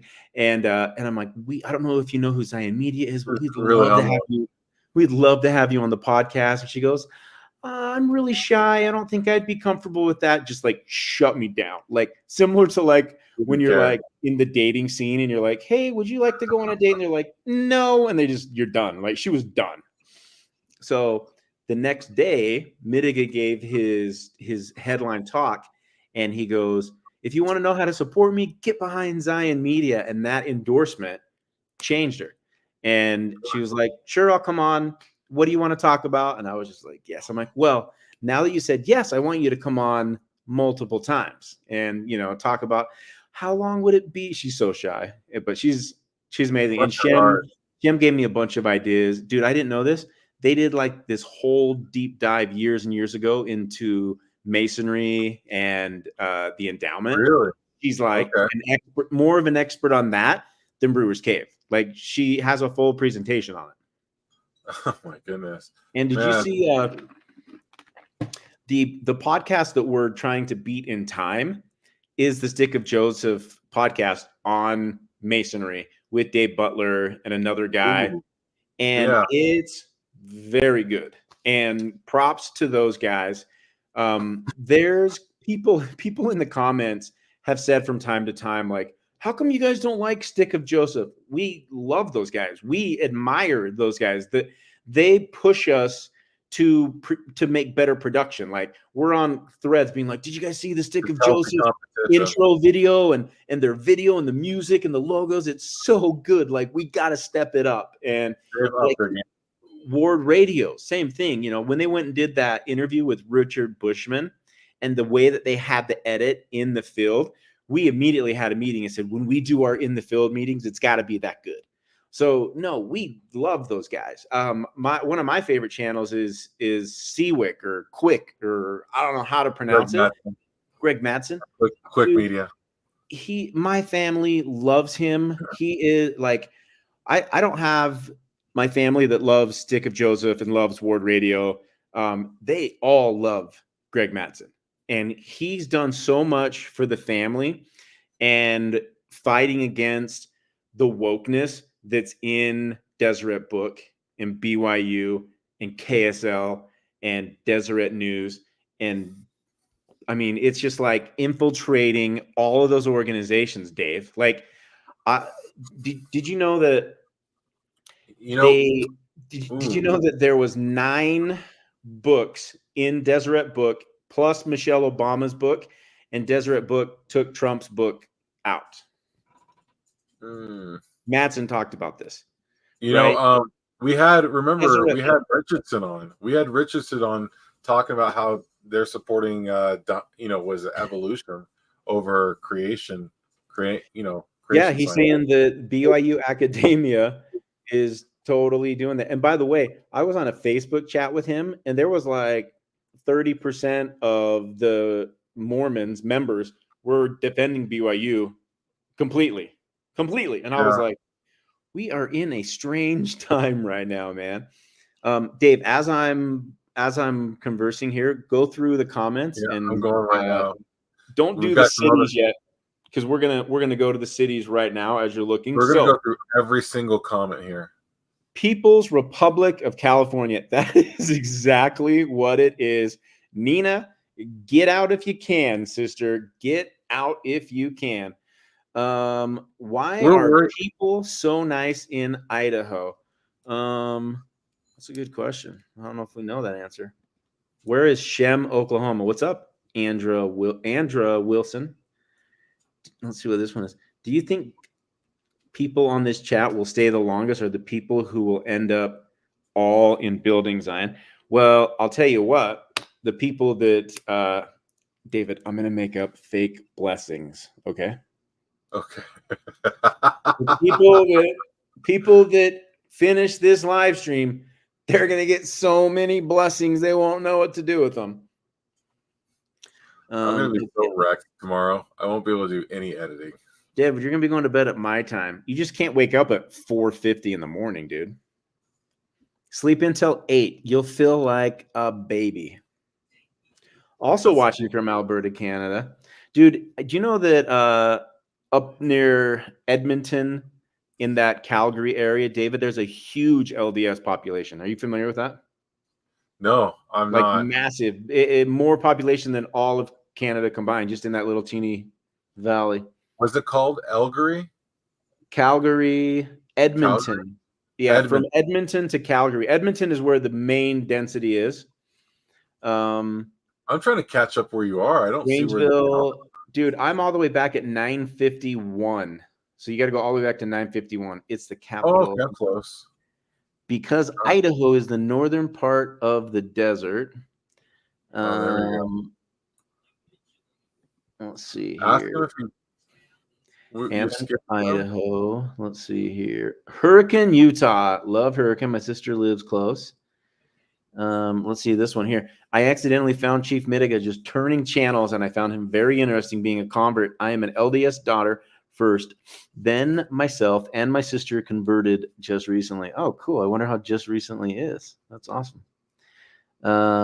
Dave, turn off that subscription bell. What are you doing here? Hey, I want people to get notified. Yeah, I mean, we can just tell them. I wonder if he is our Samuel the Lamanite. Dude, if he's not, he's the closest type in shadow we've seen. White Nephi, white Lamanite. Samuel the Lamanite was a white Indian. Dave. He was a white Indian. Check. Reed Hansen. I'm in Jerome, Idaho. Cool. Let's see here. Hey, Chief, I have proof trail for Lehi being Lehi from Israel. A cave was discovered in Israel, I think 1956, and the cave painting was on the brother fleeing and hiding. They called the cave of Lehi. Oh, cool. You should send us a message about it. I have a neighbor who went out there. He's not active anymore. Yeah, well, he was one of the people that went out to Israel to that cave. Yeah, he thought it was a cool experience. They rode camels. David, have you ever been to the Wyoming Downs, the race horse tracks? No, I haven't. No? We need to do it before it ends this year. It's only like maybe an hour drive to Evanston, and they have like legit horse racings. It's so cool. You How can close like, is it, I wonder, on our trip? what? I wonder how close. I mean, No, it's a whole separate thing. You don't do it with her. But we're gonna go out and, dude, I'm gonna give you $10 to gamble on the horses so that you know what it's like, and it's not your money, so it doesn't count as gambling. Oh, Do you really? know I found a loophole in gambling? Do you want to know what it is? What is it? Bro, this is genius. Okay. So let's say that me and you want to go to Vegas and you want to gamble $200 and I want to gamble $200. I give you my $200. You give me your $200. I'm gambling your money. You're gambling my money. We're completely absolved. I get it. Because we're doing it. It's the same theory as go and get married, have relations, and then get it annulled. The BYU angle. Yeah. It's the same consideration. It's a loophole. I'm going to write a book one day, Dave. It's going to be a short one, like a 48. It's going to be like a pamphlet, but it's going to be loopholes my way through the LDS Church. I'm going to teach about cold brew coffee. I'm going to teach the truth about the word of wisdom. I'm going to teach it all. So that's 4 things so far. Oh, Dave, it's 48 pages, but it's not like a bullet point list. I have to give the topic and then go through it. Okay. But there's 32 tropes, and each one of them is highly beneficial. Highly beneficial. Let me give you what's that? Is coffee in there? Well, cold brew is the loophole. Cold brew, yeah. Because here's the reason why. Okay. It's very, very basic. It's very simple, but it says hot beverages. And the reason why it's hot beverages is because when coffee bean is cooked, it releases tannic acid. Highly acidic, destroys your pH balance, destroys your gut biome. But when the coffee bean is never cooked and it's steeped, how they do cold brew is they put the beans and they literally put cold water in it and it drips over time. It's actually super healthy for you and wonderful. So it's tips like that, David, where you can go and get a cold brew and you are living the word of wisdom equally as good as the person with the Diet Coke or the Red Bull. Okay. I put it in the same category.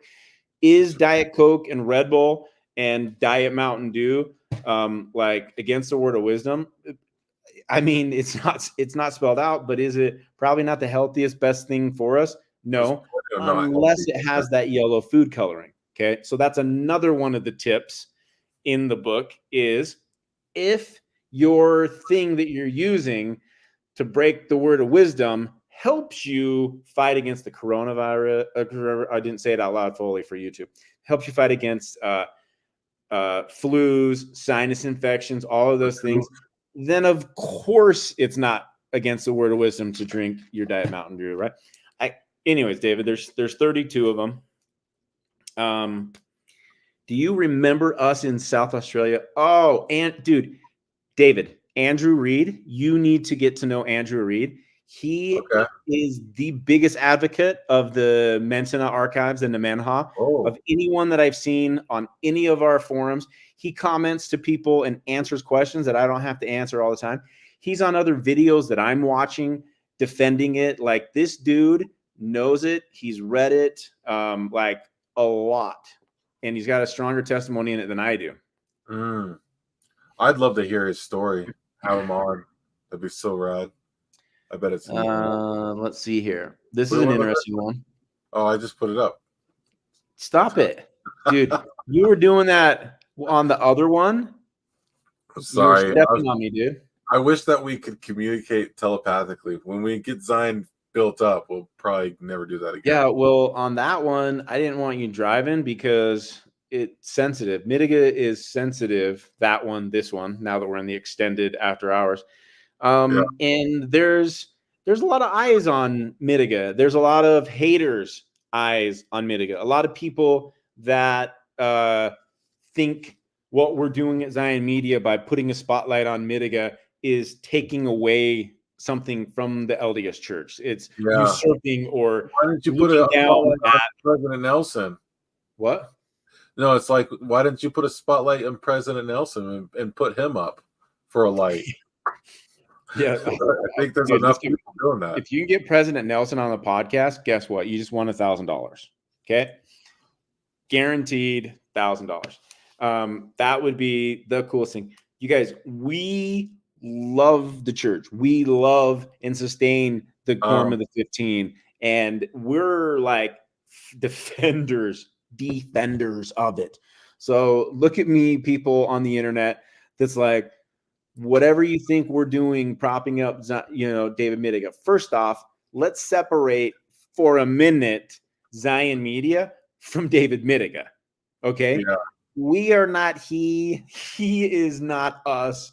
We're a channel on YouTube. Okay, so, David. Turner, I'm going to interrupt you. I want to see if you want to change your guess at least once, as far as what do you mean? From how many are watching to when we actually get to our goal. Are you trying to ask for a mulligan? Like you want to change your number from 10? Is that what you're saying? I don't know. It's at 160 right now. And I know it's still pretty early, but I'm just thinking there's a lot of people that could just keep their computer or phones on while they're sleeping. Dave, I want you to know that I've already texted. I have a certain number of people that have already texted me back from a group me and a WhatsApp and a Telegram. I have commitments. I have numbers of people that are turning their phones on while they're asleep, and they're going to be, I know my number.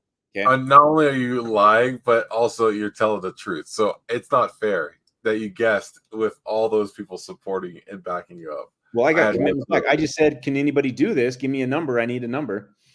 So I might be winning the $50, but we're going to look and see what the number is. So if you're watching right now, 176 of you are right now watching. Guess how many people are going to be watching live. And it could be that I've sandbagged some, phones and tablets and YouTube and all of that. Like, it's super easy. You can put this on your television and you'll be good. Yeah, some people are saying at the bottom that they're going to leave it on mute. They're going to leave it running on mute. So basically, are you trying to say that you want to change your guess, David? Because you were asking me if I want to guess twice. I don't want to guess twice. I want to guess once. So are you trying to get permission? Are you just be a man? I'm sticking with my number. Okay. I realized that there might be 160 people at the end of it. No, David, it's going to be, if it's above the teens, that's going to be high. Okay. So your guess is not bad. There's going to be a lot of attrition going on here. Okay. And there's going to be a time where every time it drops, trying to lull me into safety here and make me think it's going to be okay. Well, let me tell you what, David, I have this all just came to me as a download. If it gets below 100, I'm taking off my sweatshirt. Okay. If it gets below 50, I'm going down just to like my gross fat human person. And listen, I need to lose 25 pounds. Okay. So I'm going to turn the camera up as high as I can, but it's my threat to you guys. Don't leave us hanging. Stay in here. But listen, I'm sticking it at that. Like, I'm not going further down than shirtless, right? Well, we just changed this to a Twitch. So there's going to be people on, and they're going to stay on.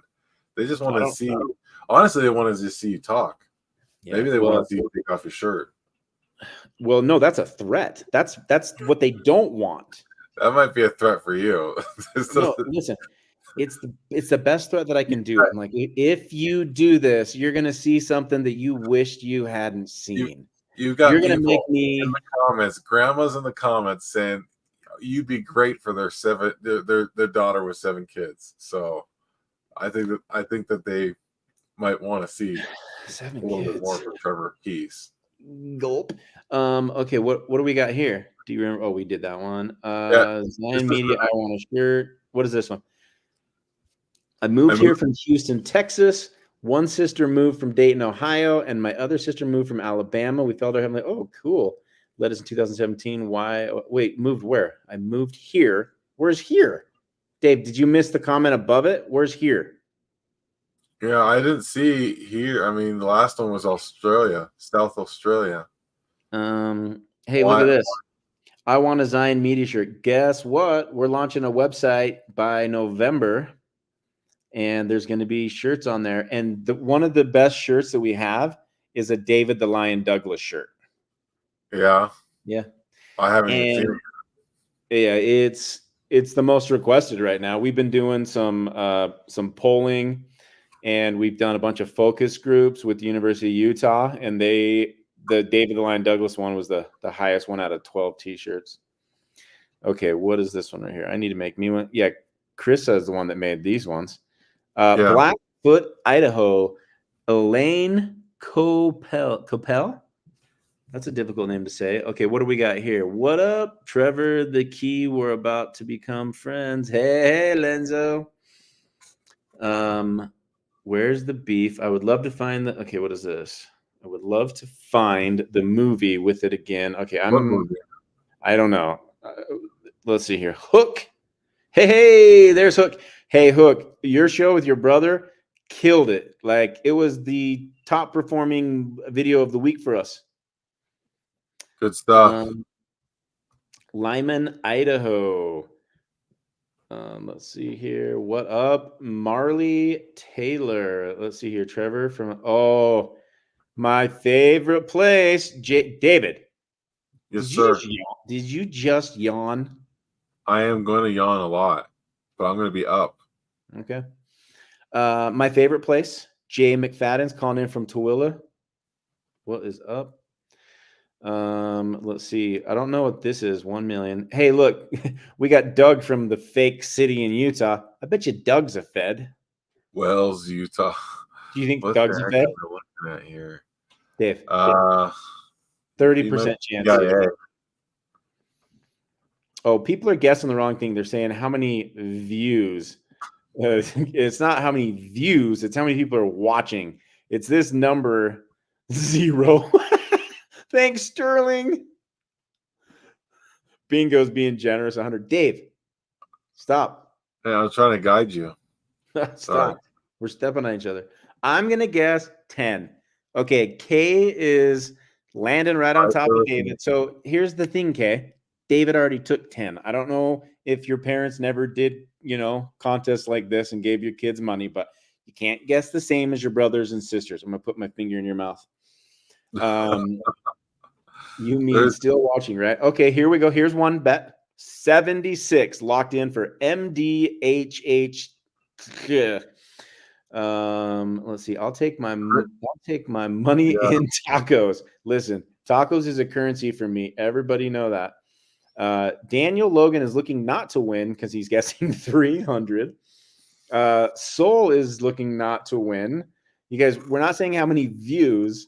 We're saying how many people are watching when it's over. Dave, those are 3 yawns in a minute 25. Stand up, get some blood rushing, go and do 5. We see my eyes like this. Dave, as your boss, and not your friend, I need to ask you to do 5 to 10 squats. Go off camera. Okay. 5 to 10 squats. No, let's do squats or burpees. Whatever you want to do. Burpees would probably be better. Okay. I don't think I've ever done a burpee. Okay, well then you're not going to do it right. Okay. Look at Doug defending that Wells is really a city. I'm going to go and Google it here in a second because it's Wells, Utah. Let's find out. Oh wow, I'm so far back in the chat, guys. I'm going to burn through these. 91 is a bet. Let's see. How many times can we guess? Well, you got to guess a new one. One wanted to die but couldn't start. 25. HR bets 25. That's a good number. I think it might be a little lower than that. Let's see. Red Shadow guesses 96. That's too high. 54. I just got off work. Dust of the Earth. You're going to have to stay up late and watch this. Plug it in. Put it on your nightstand. If you voted higher than 25, you're going to have to contribute to winning your number. Okay. You might have to recruit your mom or your dad or your best friend, but it's really easy.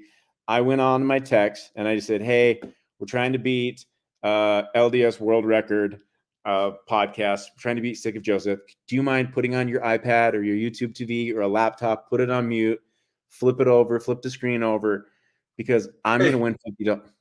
Does Mormon Stories count as an LDS world record? Dave, we're trying to beat Stick of Joseph, okay? Okay, we've been very clear. Okay, Daniel Logan says 75. Okay.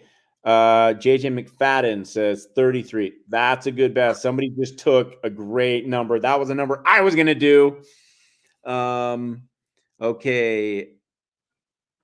Sherry 44. Connie 250. Connie, you're going to need to recruit us some people, girl. We got to maybe come back to this. I had a UFO experience in South America in 1984. Satan, dat you? Maybe secret military experiment. It was so weird. And then 2 weeks later, it was all over the radio and the military access to set you. Whoa, what? Dave, did you just hear the coolest thing that we've read in forever? What? Nope, you didn't. Okay, no. Andrea, you need to immediately, David, throw our email on the screen. Let's not even make Andrea go through and if you guys want to screenshot our email, you can have it for the future. Thank you. Holy crap. That is, Dave, I'm gonna pop this up again. I had a UFO experience in South America in 1984. Satan, that you? Maybe secret military experiment. It was so weird. And then 2 weeks later, it was all over the radio and the military acted sketchy. Okay. All right. Maybe if we could pinpoint that. Shay McDonald, 101. Let's see here. When you guys come to Vegas, we got to grab lunch. Awesome. I go there often. When you see a lot of vanity here and people posting meaningless dribble. That's the purpose of this. The remaining of this podcast is meaningless dribble. Is it not, David? Dribble. It's planned on nothing more than meaningless dribble. Excellent.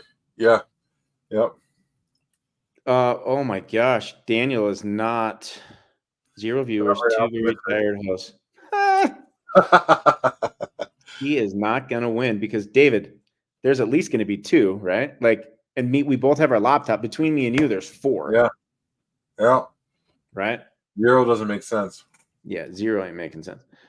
This is a decent guess, 47. David is too young. Okay. Yeah. How old do you guys think I am? Yeah. 23, David. I think you're 23. That's not. Yes. That's not for how old I am, though. Let's see what this is. Do you think Trevor doing his 4-hour love to pay for his Airbnb? No, we don't take donations on this part of the podcast, Krissa. I'm actually the one always fighting us, being like, I don't want to do donations, but okay. Ohio. Oh, I love this person. Not all the Wanderer lost. Always. This is a very alert person, David. Very in the know of the know. I'm only 3 hours away from Independence. It's tempting to see this event. Dave, in real life, get your butt out there, bro. Come meet us. Yes, sir. Let's see here. 57. Somebody locked in at 57. Brad, you're gonna need to do your part. Dave, you seen that meme that goes, I'm doing my part. I'm doing my part. It comes from Battlestar Galactica. Oh. No? I want you to open a tab, go to TikTok, and type in, I'm doing my part. Right. Let's see here. I lived in Vietnam. Wow. I wonder if that was during the nice times or the bad times. I see. Andre, what? What? Sorry, I'm seeing the video. Yeah, share it. You guys, for those of you who are trying to support us, beat the world record ever longest LDS subset Stick of Joseph longest video. We're doing this. We want you to do your part. So think of it. You can open up. Okay. Yeah, give this to me, Davey. I'm doing my part. I'm doing my part. I'm doing my part. I didn't do fucking shit. Oh, that part was added by someone, but not us. I didn't know that it was going to do that. I'm sorry. Excuse me. I'm doing my part. Okay, so here's how you can do your part. Just a few strategies, okay? You have your phone, you have your smart television, you have your laptop, you have your iPad. If you have kids, they have iPads. Your wife or husband has a laptop, and you can easily go and turn those things on and do your part. Okay, let's keep going. Red Shadow is wise on her food of choice.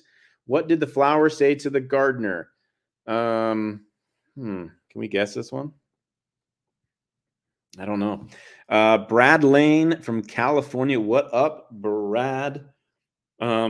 David, I want you to do a test. I want you to FaceTime me, and I want to see if I can pull it up on my screen and the audio is good enough for people to hear. Because if that's the case, we can have people FaceTime in.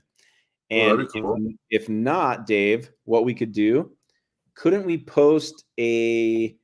get the link to this live stream and go to a bit.ly URL, condense it down so it's very few characters, put it in the chat, and then people could literally come onto our live stream? That'd be super rad. Let's do that. Do that while I'm reading these. Well, I'm FaceTiming you right now. Okay. Well, forget the FaceTime. We can give people the link to come on. Okay. The link to come on is not that long. Actually, it's really short. Is it really short? Well, I can make a shortener. Yeah, get it short. All right, let's see here. Let's talk about Bishop John Coyle. His mission in life has something to do with it. I don't know who that is. Do you, Dave? That sounds familiar, but I don't recall what they are, what it is, who they are. Take me to your weeder, UFOs. Dream Mine. Awesome. Okay, now you need to give a rough summary of that book. So that's how people can get here. Okay, so Dave, here's what we're going to do. Short URL at. Go ahead. We're not going to let everyone in, okay? But they can sit in spirit prison because here's the deal. If we let everyone in, it's going to kill the live stream because people on the podcast don't count. That makes sense? Yeah. Okay. So if our numbers drop too much, we'll turn off the view, okay? Here's what I say. If it drops below 140, we turn off the join live visibility. Okay, it's a 148. Okay. All right. I want to catch up on the comments. We're 30 minutes behind. I'm going to tear through them as fast as I can.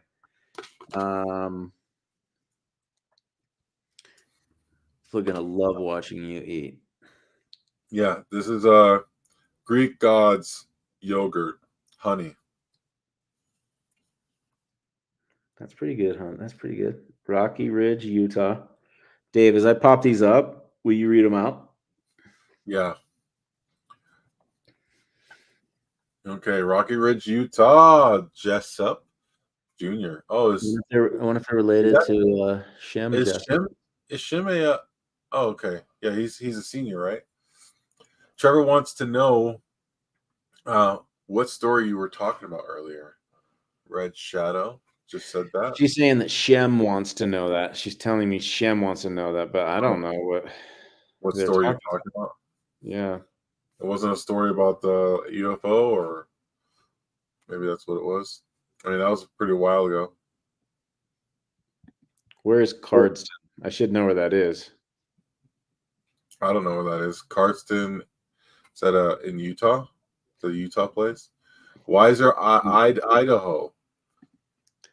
North Carolina. North Carolina. Oh, what up? Aurelia. I've never heard of that place. It's a lot of places. Amazing. Oh, here we go. Kansas in the house. Kansas. Can we get an Oklahoma? I want to see an Oklahoma. I feel like we have, haven't we? I haven't seen an Oklahoma yet. We're gonna get more. We're gonna get more bets. That's why the reason guesses. That's why I got to get through the number. I got to get to the bottom here. So I'm kind of flying through. I'm at 10:20, so I'm only 15 minutes from being live. on comments. Ooh, this is cool. Give some comments there, Davey. Tuning in from Queensland, Australia. Dave, I want you to do your best. Throw another shrimp on the Barbie with an Australian accent. I'm going to rate it 1 to 10. How good it is.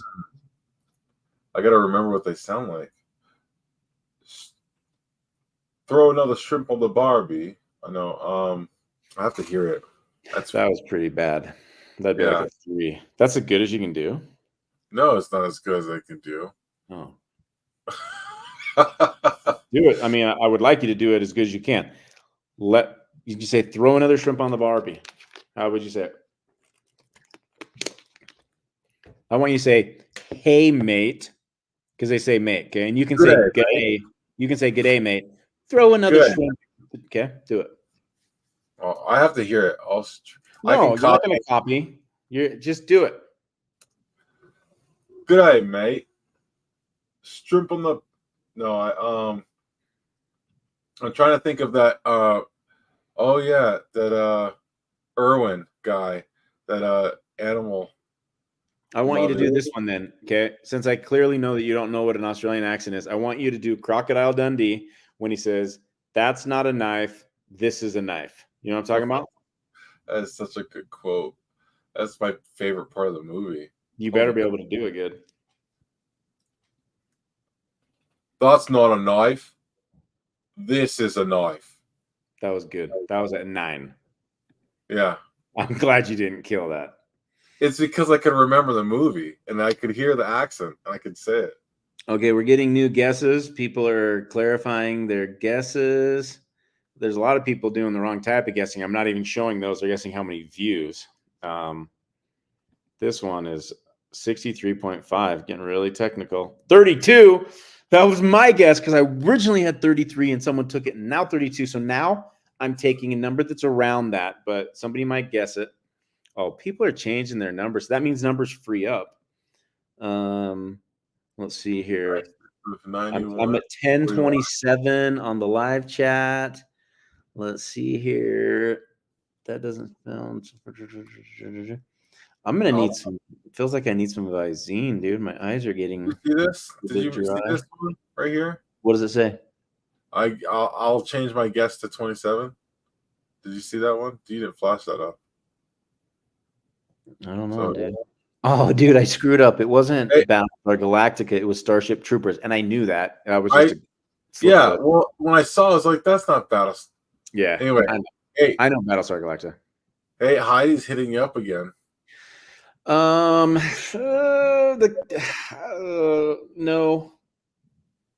It's too many kids. I already have 3. That's 10. Oh. But if she has a trust fund, I am really good with kids. So. Okay. Yeah, Battlestar. You mean Starship Troopers? Dude, check this out. This is awesome. 3 devices rolling. Oh, serious? Look at that. This is my guy. This is my guy. Spinja? Yeah, that's Morpheus. Oh, okay. Or who, at least who we call Morpheus. He may not even know that we call him Morpheus. He asked Shane red pill, blue pill. So we call him. Oh, got it. Let's see here. Oh, Evanston, Wyoming. Someone said they can add their Chromebook too. What does this say? Sarah, Trevor decides to continue the live stream. See if it will last for 4. See if it will last. Ye of little faith.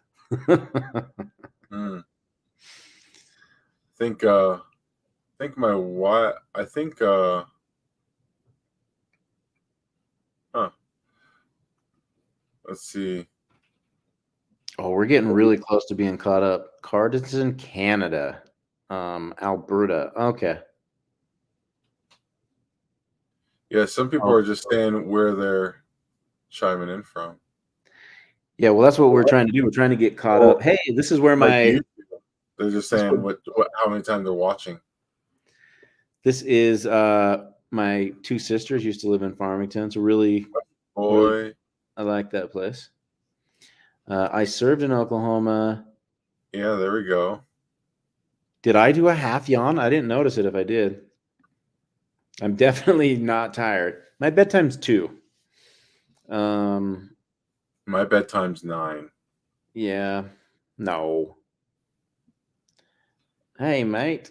We got a hey, mate. Queensland. Hey, mate. Let's see here. What is this? The show. Knife. Hey, dude. Dave, you know what's happening? What? People are coming and they're getting a notification on their phone and they're seeing the Mtiga thing live and we're still going and they're like, oh, that's it. They're clicking.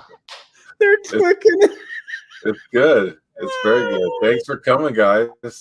Really appreciate it. I love it. That's what's happening. Let's see. What's this one? Trevor gets people to do things. First haystack trampoline. Now David being down under. Sarah, listen, Sarah's lost, bro. She's like, what is happening? Sarah, this is David Douglas, and we put the wrong thumbnail on the video. Linzo gives me a 5 on the accent. I thought I did pretty okay. The first one was the worst thing. I mean, I was embarrassed for you. Yeah, that's all right. Maybe he's averaging out a 9 and a -1, you know? Maybe he was just giving it on the first try. That's a good guess right there. But guess what? This could also be a good guess. That's the highest of the teens so far. Don't we have a 17? I think I saw 17, yeah. Jay, you can't do this. Somebody already took 32. Let's see here. Yeah, look at people down to 149. Yeah, 139. That means we're not letting anyone come on. Okay, so here's what we're gonna do, Dave. Put that thing back up on the screen for a little bit. I'm breaking my own rule on the 145. Okay, so yeah, well, no one's showing up, so I know, but it's okay. Here's the deal. It's just an open invite.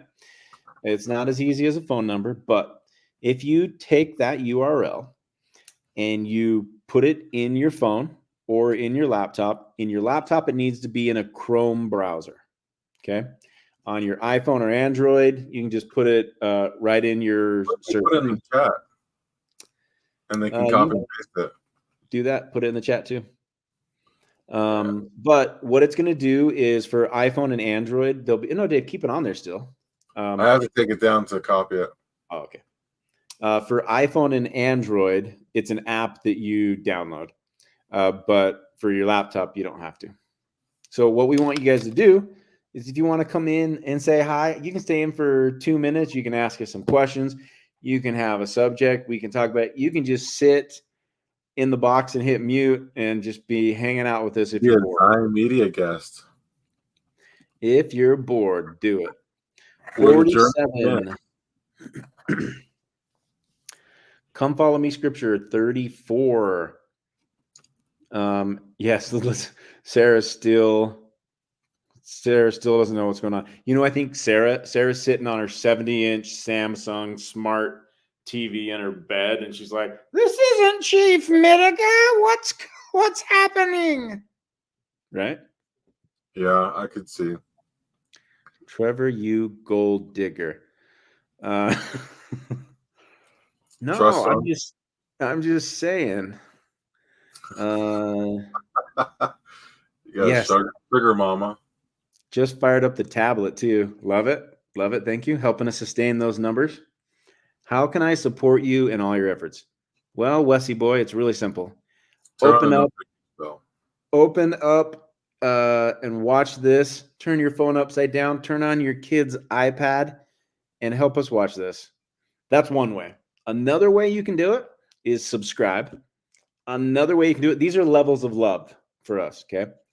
Yeah, level 3, get someone to subscribe. Okay. And in a microcosm way, that's a conversion for you. Okay. And we have tons of people that are out there getting conversions, getting their sister, getting their friends, subscribe to Zion Media, and that is what we're about. That's what we're doing. We're trying to get this message out to as many people as possible. And our missions are really, really clear. We're trying to we're trying to stop people from leaving the church. We're trying to bring people back, and we're trying to wake up and inspire the existing members and edify them, and all with the focus on creating Zion. Oh, look at Lenzo over here. Maybe this is old news, but this is money. Okay, I'm at 10:41. I'm so close to getting caught up. Oh, Jessica joined. You hear that, Trevor? Jessica joined. Okay, so have we decided to let Jessica in or not? Let's see here. Let me get to the rest of this. I got a couple more minutes. Hang tight, Jessica. Okay. Let's test this out. This could be a disaster. So it's open in Safari. K-Star, you do not want to open in Safari. You want to open in Chrome. Yeah, okay. Always Chrome. Let's see here. David, when we were hung over tomorrow morning, will you please call Trevor at just the wrong time and greet him with cheer? I mean, Shay, I just put my stuff on silent, so.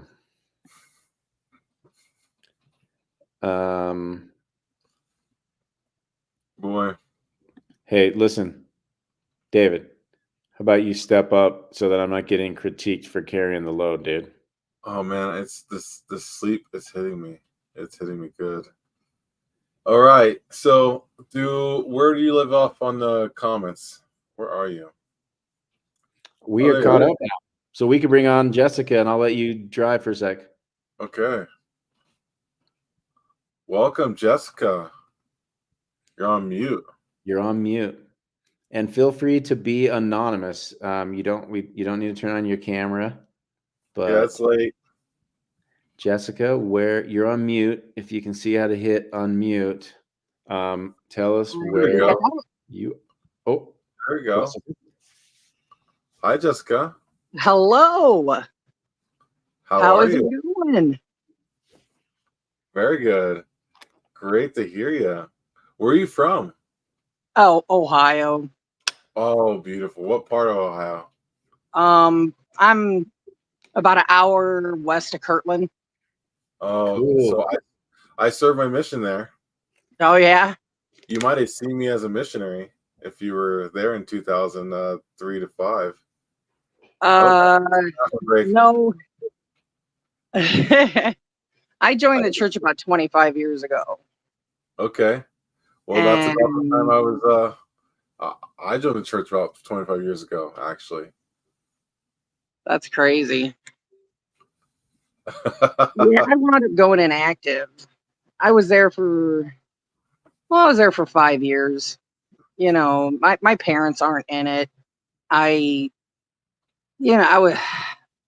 was like 16, 17, and I had started doing crack at that point, and the church it came in at the right time, kind of uplifted me. I got rid of all my friends, and being so young, and like I'm all the way out here. They don't know, the church didn't know what to do with me, because like I didn't need them, I guess. Like I read the Book of Mormon. I did my things. I basically took the missionary courses because that's what you had to do to join. Like I was ready. I was already there. But, I was so young. They didn't know what to do with somebody like me. You've been a member for 25 years. And I'm curious now. What's your impression of our channel? What stands out to you? Oh my gosh, I love you guys. I absolutely love you guys. Well, thank you. Well, I'm curious about like what inspires you, or what is it that you like? You haven't been when was the last time you went to church? Well, I've been trying to go back, but it's hard because I didn't really have roots there anyway. So I just, I lived a rough life. I am like all tatted up. I dated convicts. I lived on the streets. And God just was like, okay, you're done. you're done. You know, and I had had a bunch of near-death experiences. It's just, you know, I had seen angels who pulled me out, and I still didn't pay attention. You know, when you're like set to do something and you don't care, you're kind of doing it. And it's so scary. You know, like if I didn't have all the people, all the angels watching me, you know, there's no reason I should be alive. No reason. And it's so crazy because, like, it took a lot. It took a lot to wake me up. Got it. Oh, I got arrested myself, you know, and I wasn't the one that got arrested. I paid for the party. I had the job. I kept it. So let me ask this. And by the way, I saw you, Shim. You're not. Yeah, I see you. Hold on, Shim. We're just gonna wait for Trevor to get back. I want to see. You know, I don't know if you know this, everybody, but Trevor's like the guy. Shane calls him the key. It's because he's got the keys inside his head right there. So we got Jessica here. She's sharing a little bit of her life story here. She joined the church about the same time I did. We've both been members for as long as, you know, about the same time. And yeah, and so I was trying to ask you, Jessica, what have you gotten to see? I mean, do you have a favorite episode yet? Have you gotten to see something that you enjoyed, or I love the Mtiga stuff, obviously. All right. So you liked what we just watched when he was here for a brief moment, right? So I've watched all of them, like all the ones you guys have had on. I've pretty much watched almost every episode, I think. You know, hey, Trevor, we have Jessup in the spirit world. Yeah, I invited him. Oh, very cool. Look at this guy. He's up late. Shim, do you go to sleep? I could see you there, just so you know. So then, what is it? I have a question for you, Jessica. What is it that? See, I want to ask the spiritual questions. I want to ask you, what do you hope? What do you hope spiritually for yourself in the next 5 years? We'll say 3 to 5 years. Growth. Okay. I always look for growth. You know, every day. You know, every interaction we have with each other is just an opportunity. You know, we really shouldn't pray so much that God takes the pain away, because that's what we're here to learn. Mm-hmm. You know, you can't appreciate the good without the bad, right? Yeah. So it's just, Have you been able to have any growth while watching some of Mitigah's episodes, or any of the other ones? What kind of experiences, you or know, what kind that one that really messed me up was that go no more out stuff you guys keep talking about. Because I never in my life even thought about having to do this again. I swear to you, if I have to do this again, it's just no, leave me a ghost. I'm done. It might be a little different, but I get what you mean. I don't want to go no more out. Like I don't want to go out anymore. That's what I never even thought of that, you know, because nobody talks about it. Oh, you go to heaven or whatever, or you go where you're going to go, and it's crazy. Starts to make sense when you start to realize it does. It does. So you got to get it right this life, or you got to get, you know, like Zion's the best way. You got to get your mind and heart in the right space. I don't know. I think what really turned me to start, you know, coming back to church is I kept having all these experiences, you know, like I'd be sitting there and just thinking, because I wound up having 2 total knee replacements. I was 37 years old. They both went bad, and I wound up not being able to walk very well. So God literally took my knees out. He's like, "You're done running. Stop." So, you know, for like basically the past 7 years, I've been sitting in a room, and you learn a lot. if you utilize it properly. But I didn't start that, like this. Like at the beginning, I was just depressed and sad. And, I'd be sitting there and just, I don't know, just really going through it, and I felt something like touch me on the top of my head and just said, "Oh, child." And the second it did, I saw like this ring of people just in the room, like all just like, I don't know, just there with me, just suffering with me. And, that really hit something. And then I'm going to say a couple months later, I had an experience in the night, and I don't know what it was, but when I woke up, I remember seeing somebody like standing in the doorway of the bedroom, but that's like all I remember. And the energy in the room was so thick. It was so thick. You could cut it with a knife. I cried for 3 days.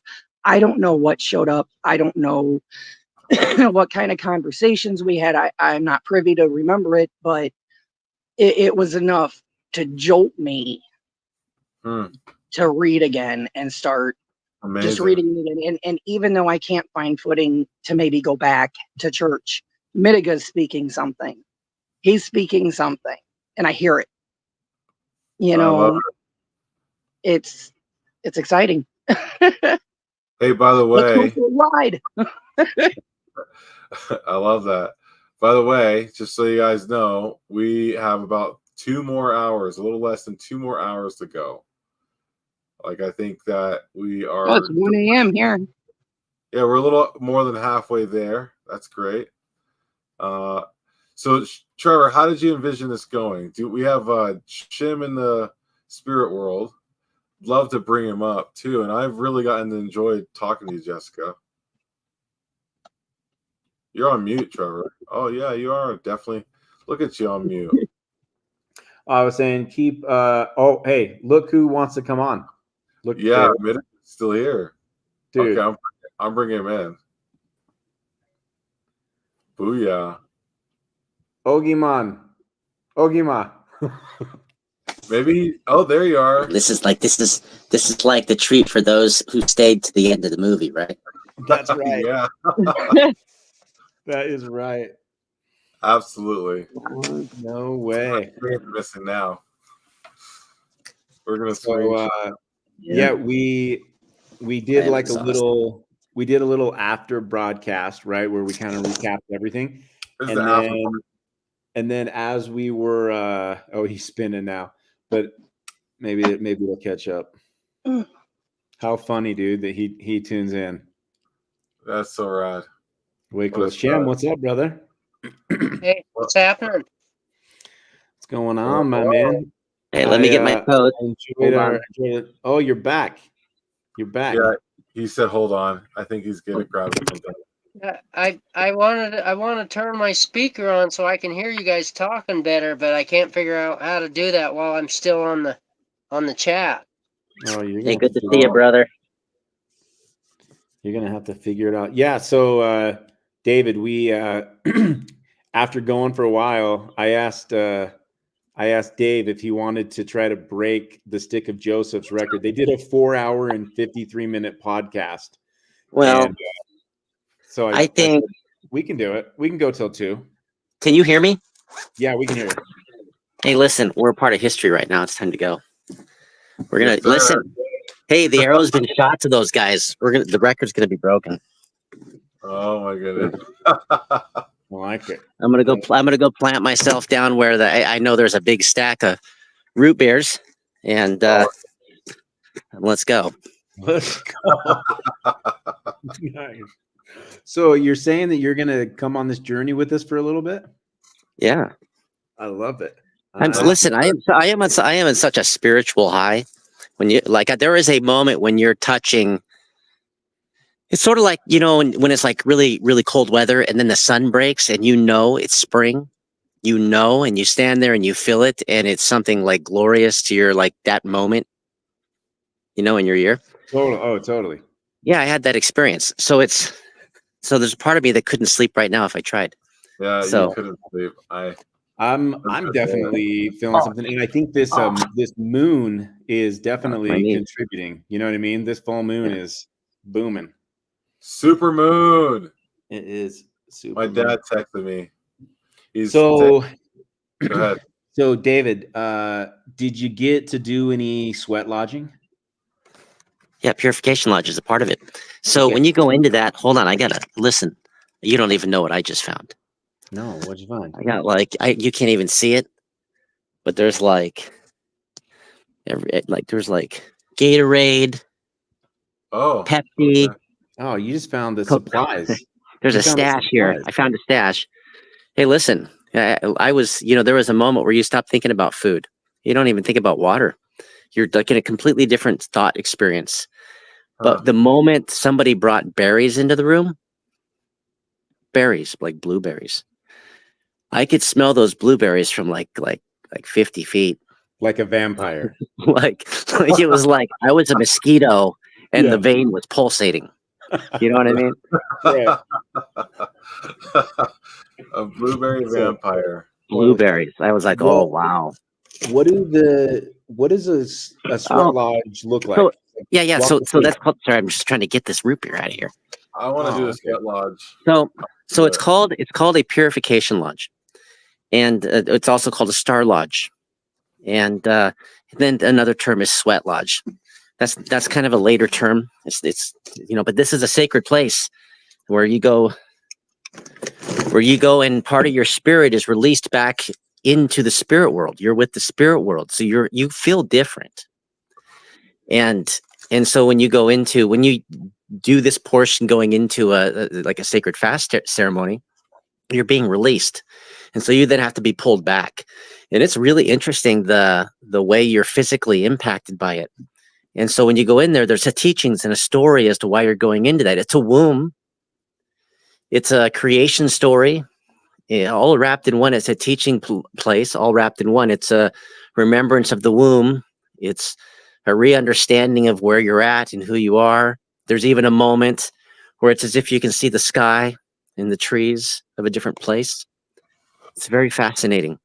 And so this is a sacred thing that survived, that was given to mankind to touch the spirit. And it's remained to this day. Tell me about like the dimensions and what are they made of and how long are you in there for? And is it like, I'm just going to visualize like a sauna where they're like pouring water on a rock, or what's the...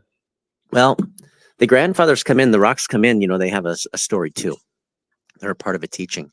But it's it can fit about 13 people, like completely touching in a circle. That's probably like protocol. But I did see up at Gideon ZB like one that was like massive. You could have fit 50 people in it. And they're built a specific way where they take 8 sticks, they lay 2 sticks down. Let me go over here. Just this way, 2 sticks down this way, and then they do them in the angles. And what it actually makes is 2 stars of David. So that's at the top, or the turtle, as we call it too. There's a reason. I'm going to tell you Latter-day Chat has been waiting for Zion Media to do a stream like this. And as soon as we get LDC and Mtiga together, what happens? Mtiga freezes. That's crazy. Of course. What's up, Sean? Latter-day Chad, you're just amazing. I watch you everywhere. Yeah. Hey, while we're waiting for Mtiga to refreeze, Jessica, people said they wanted to hear you finish your story. Can you try to squeeze it in here? Oh my goodness, I don't remember where I left off. Okay, well, I don't feel as bad then.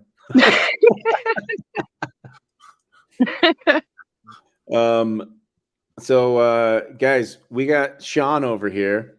Sean, what I want you to do is I want you to go and do a share screen, and you do that by present, and then you'll open up a tab, and then I want you to just do a 30-second, the least nerdy version of an overview of what you're building for Cumorah and what it's basically going to be able to do. Yes, please. This perfect timing. So do you see that on present? Let me get a fresh tab open. Okay. So I can, or a fresh window open. Yeah. Hey, I got a shirt, LDC, for when we launch our Zion store. And what we're going to do is we're going to have jerseys, okay? David's going to have his. Everyone's going to have a different one. And just like Nike and Adidas and the NFL, you're going to get revenue off your jersey sales because we don't care to make money on Zion Media. Okay. So you can come up with your own, but the one I already have for you is basically your thing with the image, and it says, "You down with LDC?" Yeah. Me. Just the face, like no context whatsoever. Just we should just have the sunglasses. That's what we should have. No, I mean, I already have it designed, but that's it. It's just "You down with LDC," and it's the profile, sunglasses. It's very 90s. Okay, Sean. All right. And for just again, let me give a little high level. Sean met us at the convention, and this is how you can get involved with Zion Media. Okay, people ask us all the time, "What can I do besides donate?" Okay, you can help us out different ways. Okay, and there'll be opportunities in the future if it's not there now. And he basically said, "Hey, your Kimura drive is awesome. I've looked at so many of the different records in there, but it'd be really cool if it wasn't just a Google Drive." And he presented us a solution, and he's been working on it since the conference. And take it away, my man. But okay, here's the deal. This is elevator pitch level style, okay? And we're gonna vote on how well you do at the end of it. It's not my first rodeo for elevator pitches. So all right. So this is Kimura. This is basic. It's a pretty basic content management system build, but the idea here is that we've got the ability to set up collections. And so I've put some links here for my stuff and for Latter-day Chad as collections that are available. And eventually Lance and all of our guests, Fab. Do an ancient answer. So it's the kind of thing where we're going to be able to actually, for Latter-day Chad, be able to just delegate management of that section to him. So that he can upload whatever he wants. And basically, we can go as many layers deep as we want, creating these categories. So it's basically kind of a tree of all the stuff that we're publishing, just like the directory structure in the Google Drive. But the idea here is actually being able to like write things about it so that people can get a better idea what these documents are they're going to get. So as some of my test data, I uploaded an airplane image, just this is how test data works. Whatever thing. Do you guys want to hear about my UFO fallen angel dream that I had the other day? Yeah, but you got to fix your audio, whatever is muffled, and don't step on Sean. So hold your horses, bro. We're going until 2 a.m, my man. Oh man. Okay, Sean. So here's the thing. Like the actual depth of what replaces current Kimura is this much. Now, what I've got currently in the works in my dev environment, and actually, real quick, so GitHub.com, the Build Zion organization, I have created. Oh, nice! And we're on GitHub. Holy smokes! Kimura is on GitHub. I would love help with this. So if anyone has talents and ability with this kind of stuff, I'm not the strongest front end guy. So are you saying that bootstrap? Sean, are we open source right now? Is that what you're saying? This is going. I'm building Kimura on a BSD 3-clause license. Okay, just so you know, everybody, I don't understand anything that Sean just said. I just know GitHub because I'm a designer, and so. But I just know this is like big time. This is great. So yeah, but it's open source, so anyone could come, fork the repo, submit pull requests for features that they think would be good to add or bug fixes.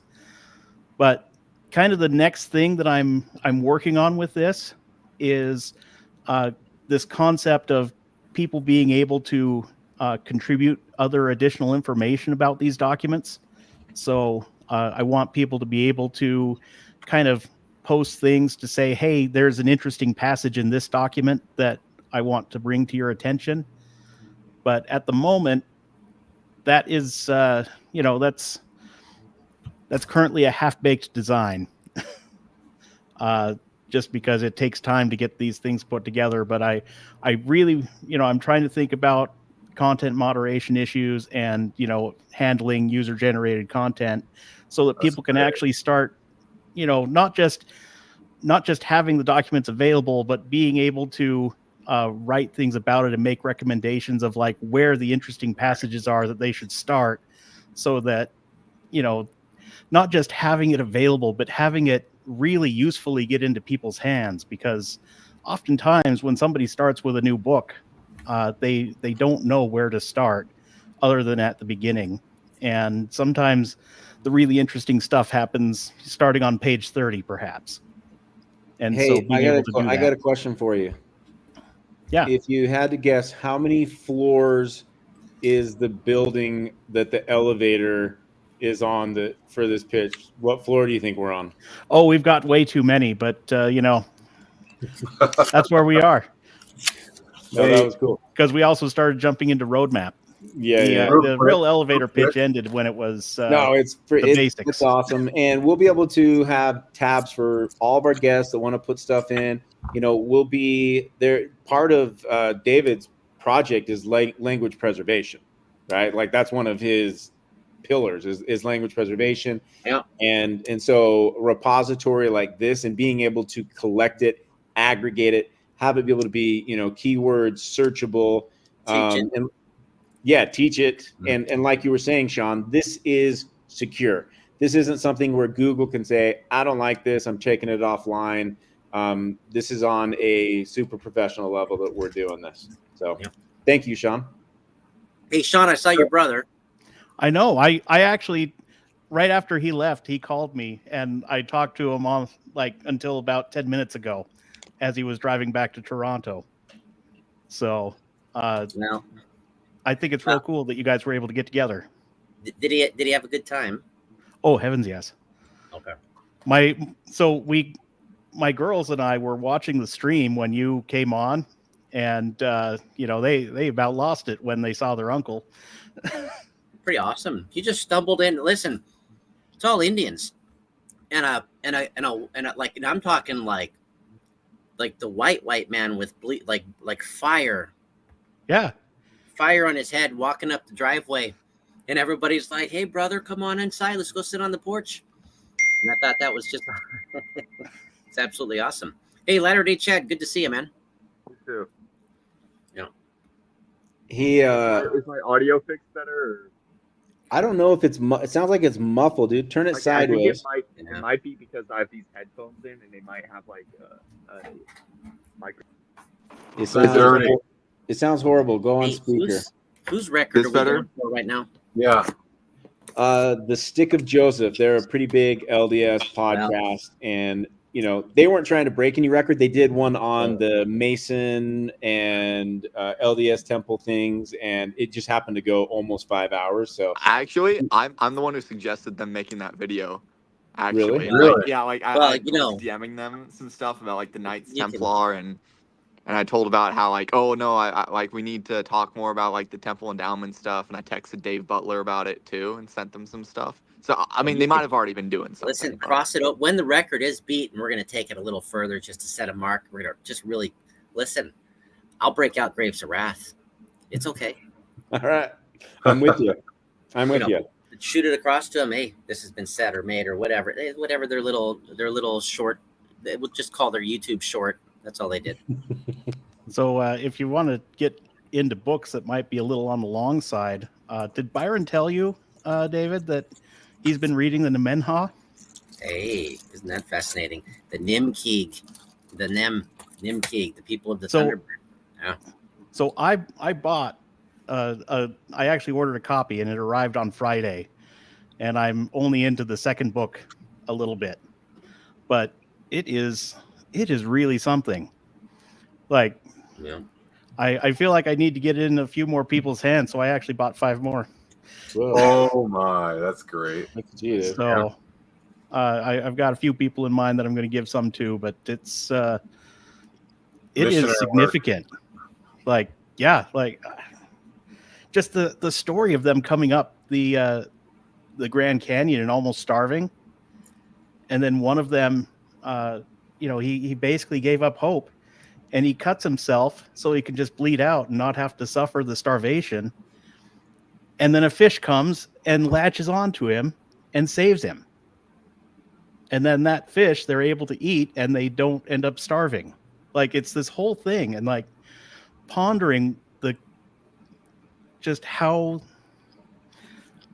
God operates, and how he took someone who's at that low point and who basically has accepted that they're at the bottom, and through the person who is in that place of suffering is able to provide this miracle. It really strikes me the kindness of God that's the pattern that is shown in this story. But yeah, that's in that Book of Hagoth. Like, hey, talk to those New Zealanders about the Maori about Hagoth, man. They got their own little teachings about him. Hey, David, tell us about the different indigenous people that you're in communication with. I know, like, you're heading to Mexico. We might be going down there filming some of it in like December or something, but you're connected to like Polynesian and New Zealand, and they're just So, but there was like elders. It's been going on for quite some time. People just don't know the parallel history running. 1920, after the League of Nations had been formed, we said, hey, we want to participate. And so we organized the Indian League of Nations, and over 200 nations met. And England, which was imperial at the time in the United States, said no. And so then it went forward to 1945, and they said, well, then let's just ask for one chair. And they called it the North American Indian Nation, seeking one chair. And they had like 400 nations came, and they picked the presidency. This was William Commanda and Jules Sioe and Bernard Commanda. And then, and it was rejected again. They couldn't even get one chair. And so then the elders just said, well, then fine, we're going international. And they went and found all the other indigenous communities that were still trying to live in the terrestrial world and trying to take care of what was given to them, to show honor and respect to the one creator, the Father. Who when he walks here again, what will you say? What will you say? And so they went that way. And so now my generation that could speak, the first ones, we come into a field. Are you kidding me? Hey, what is this, NSA? Yeah, we can hear you. You can hear me. Hey, good. Keep the voice going. So we've been going everywhere. So now, we have open communication with tribes across the Pacific Ocean, the Maori Kings, who are going to host us this next summer.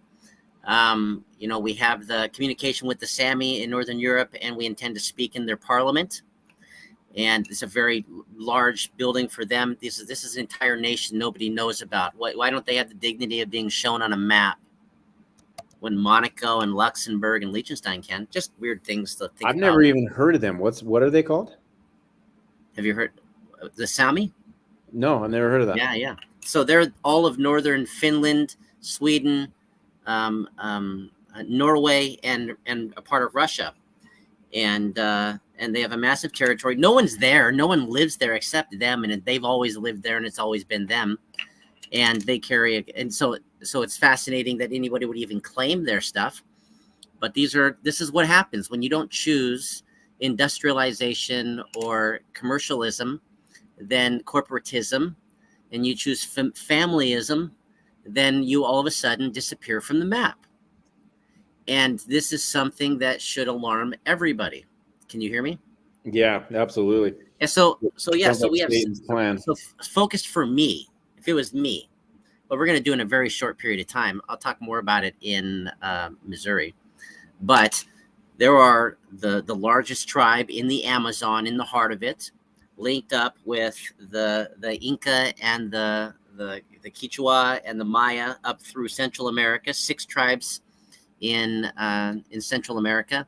19 tribes. I went on my mission in Peru, so Quechua, those are my peeps. Yeah, they're amazing. 19 tribes in the Yucatan, and the Azteca and the Chief Mayan grandmothers who made reconciliation this last March for their nations and what they had done to each other, knowing that they're the same family. And so, and then they want to talk about their records. And so they had this big gathering this last March. And so now this December is to finish the deal. There's going to be elders from all over coming together, and they're going to have on a solstice ceremony a recognition of the time we're in. And I'm very grateful that the head grandmother there is personally picking me up and going to escort me through it. And this is something that means a lot to me, is that when you care about the mother and the grandmother and you put them first, then all of a sudden they make you first. They walk you to the front of the room. And we've forgotten that as men, because we like to sit at the front of the room, right? Well, what's it mean when your mother or your grandmother walk you to the front of the room, right? And present you as somebody that is walking with their heart? That means more to me than anything else. Oh, someone wrote... Chief Connie Alabadi. What is going on with my camera here? Let's see if we can restart this. That thing in Mexico is in Mexico City, right? It's just that. So we're going to fly into Mexico City, and then we're going to go to. We'll be picked up and taken through. I'm back. Connie Alabadi, I'm coming back to your questions, so just hold on. So we're going to be flying in. We're going to be picked up and taken into an area, a region. It's about an hour and a half away is when the region starts. And it's an entire closed region. It's only Maya. That's it. And the villages and communities are only Maya, but they know me. So when I be going through there with the people who are with me, you'll understand what's happening, because they know what's happening. And we will be meeting with the Azteca and the Mayan matriarchs, the ones that run the places. And they have their own history too, and they're going to talk about international trading routes that'll blow your mind. But these are things that are lost to the sands of English time and the erasure of what they were trying to profess to do, which was to take the gospel of Jesus Christ around the world. And what they were really doing was erasing the history of Jesus Christ around the world. And that's the story. So yeah, it's fascinating. These guys it's crazy that so right after Wendy Phillips meets with Pope Francis, the Pope comes out with this statement like, well, lots of religions are paths to the truth or whatever, and after she gets the birthmark scrolls back. They know. And she was called for this special time too. She's a sacred woman. She was from our people, who was raised at the age of 4, taken into mid-due training for 10 years before she was then released into the education system and achieved just degree after degree after degree after degree. And she went, but going back to even when she was born, she was born completely with the whole stack intact. That's just a fact. It is what happened. And so we know that means she was touched for a sacred time too. And to be able to sit in a lodge where you have the men speak and then immediately she speaks. And a man speaks, and immediately she speaks, because she's teaching something to us, which is time for balance. It's time for men to listen. If there was a female in a room, this would be the perfect handoff, okay? Because I would hand off to her right now. Yeah, it's true. Can somebody join? Yeah. So listen, Sean, we're gonna need you to play. But so this is the fast. I'm not getting the kids out of bed to have a girl on here. That's not going to be a thing. LDC, tell us who she is. I've heard you talk about her, but I have like this Wendy much knowledge. Phillips? Yeah. I basically know. So I've done a little bit of reading online. She's like some sort of Ojibwe representative with the Canadian government, from what I understand. And I heard about her first from Chief Midegah talking about the syllabic language when he posted a video about that. And then again at the conference when he was talking about how she met with Pope Francis and got the birch bark scrolls back. But that's pretty much all I know. I just know she's an Ojibwe. She's from Canada. And yeah, that's pretty much it. But on the subject of the Midu Lodge, so Wayne May was talking about how years ago some Meduan man was at a presentation of his and saw that Yod He Va and was like, that's our symbol, that's from the lodge, right? So it's really interesting. So those are on the Michigan relics. I know I've heard stuff about you guys trying to get the Michigan relics back. But when you talk about having an international trade route, that would explain the not the Brewer's Cave, that other cave. Do you know what I'm talking about? Let me just throw an arrow right to the target on this one. Chief Joseph of the Nez Perce, the Nimipu, who are Ojibwe as well, when he was traveling up to Montana to try to get to the Rocky Boy and the Assiniboine and the Chippewa to find Red Bear, grandfather of mine. Normally they would be there, and they weren't because they were up talking with the Métis in Canada about a war they wanted to go into.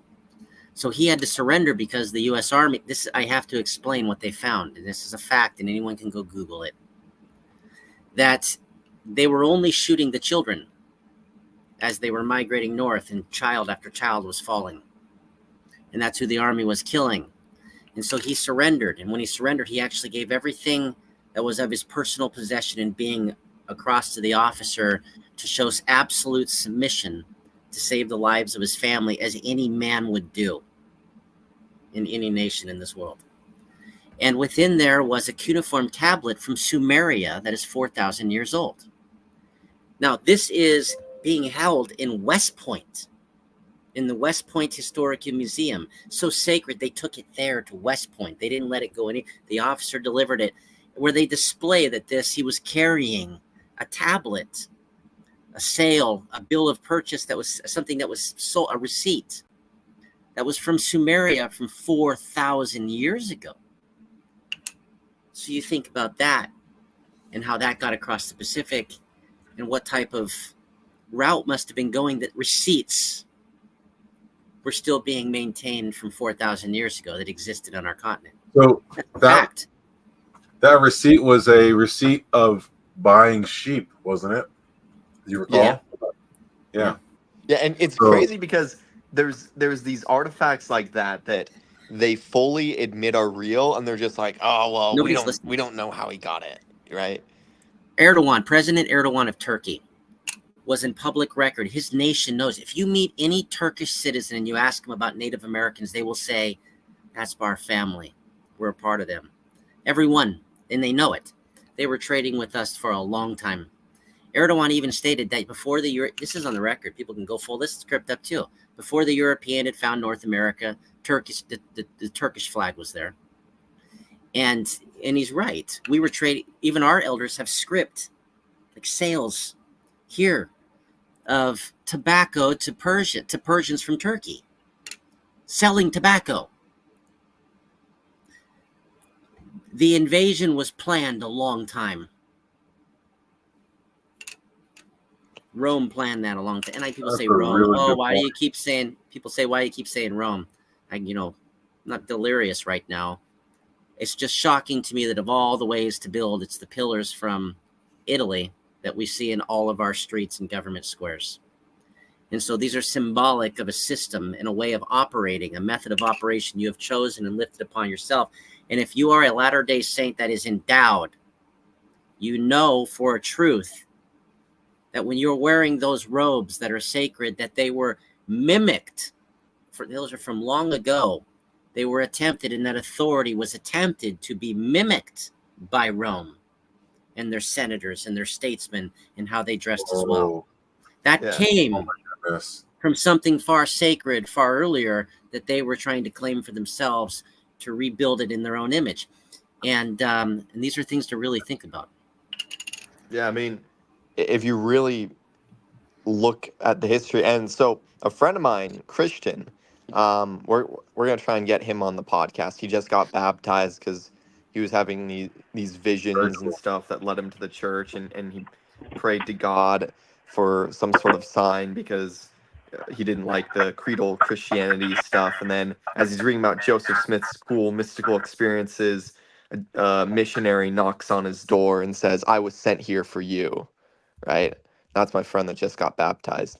But he has friends that are involved with things like at the Vatican, at Orthodox monks and stuff. And I don't know the specifics. He said he wasn't allowed to say, but there are things that they have that are hidden that apparently would shock the world.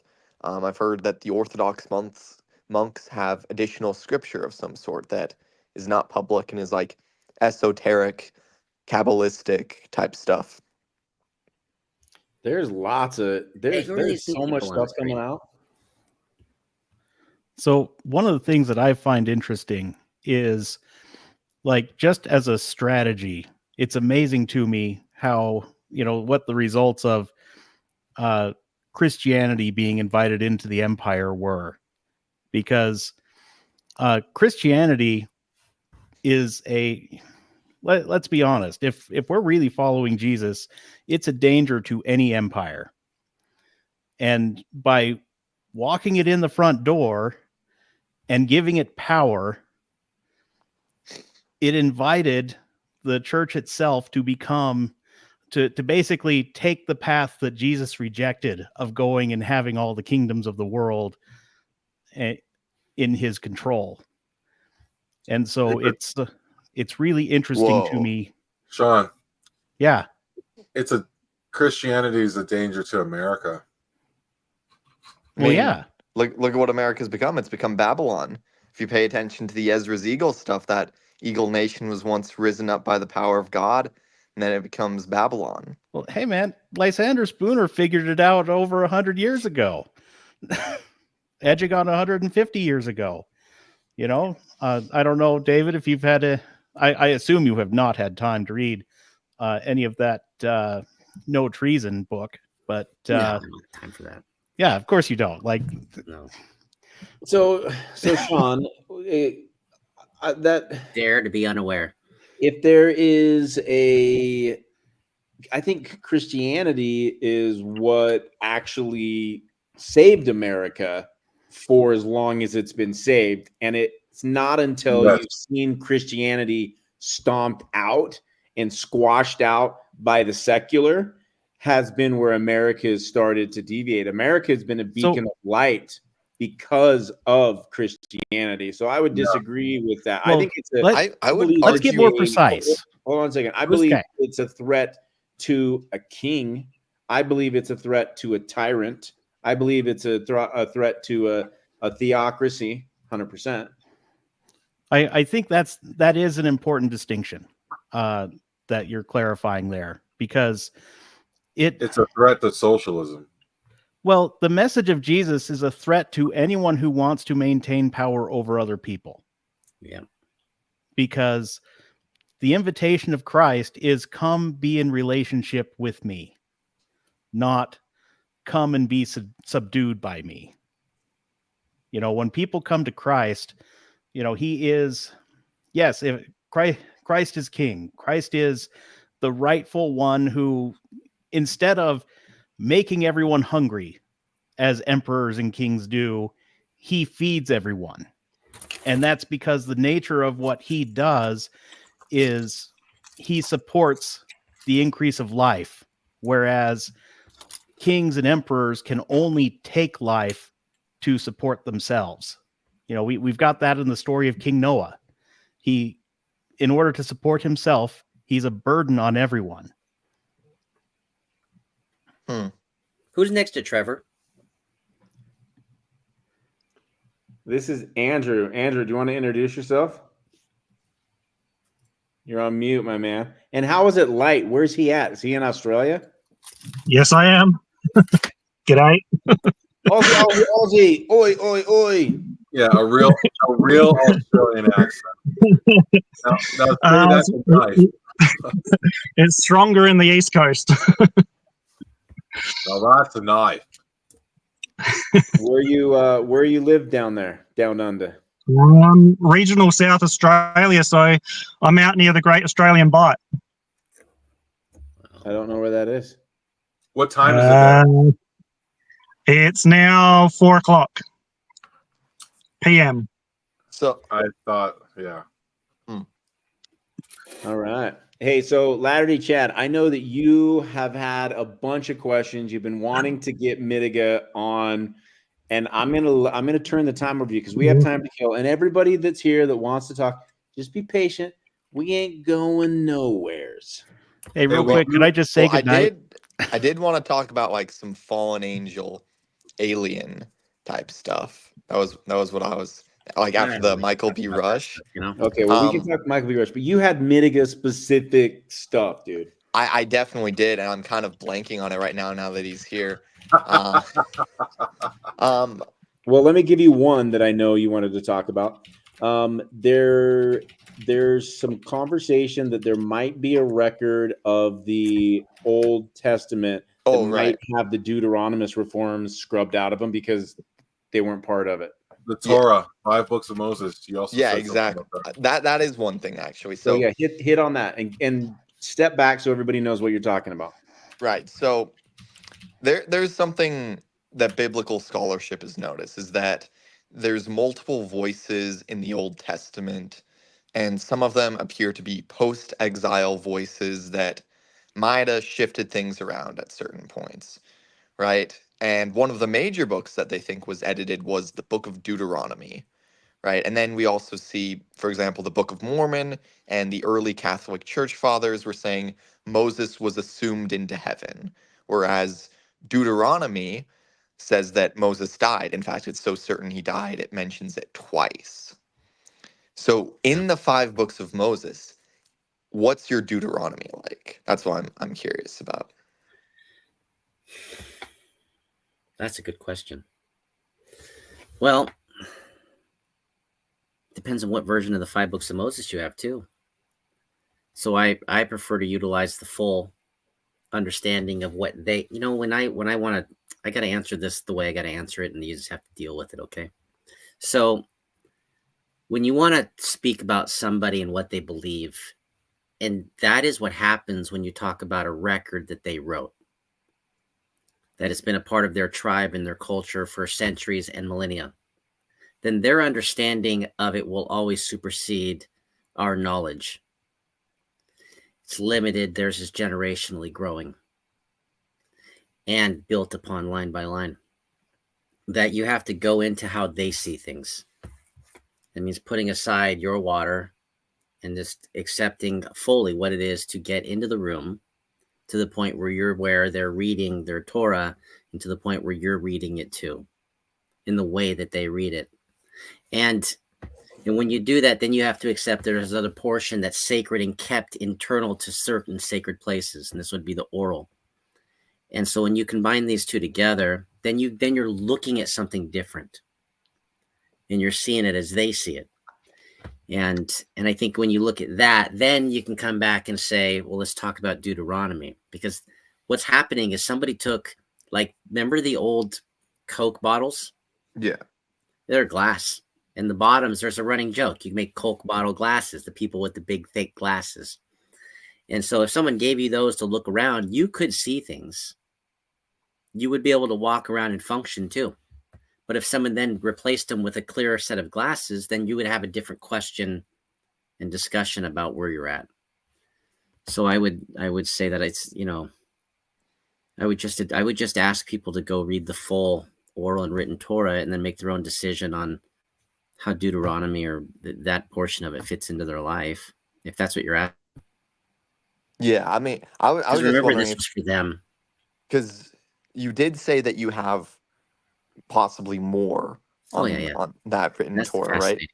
That's the fascinating. Right. So that there's maybe certain things that were lost during the exile. Yeah. So that's a fascinating discussion. Is they were drug off for quite a few times, and it was pretty brutal. And they had to go a long ways, and they had to walk and hide and carry what was in their arms, and they'll openly admit that a couple times they had to rewrite the whole things from memories. Yeah, like the scribe Ezra. Everything was lost. So there's not any truth actually in that a Torah scroll written on lambskin was transferred to a Torah scroll on lambskin as it decayed, unbroken. That's not true because of the exile. And again, I'm going to repeat it a number of times. They had to. Who's K-Star? K-Star, do you got a camera? Who's K-Star? I don't know.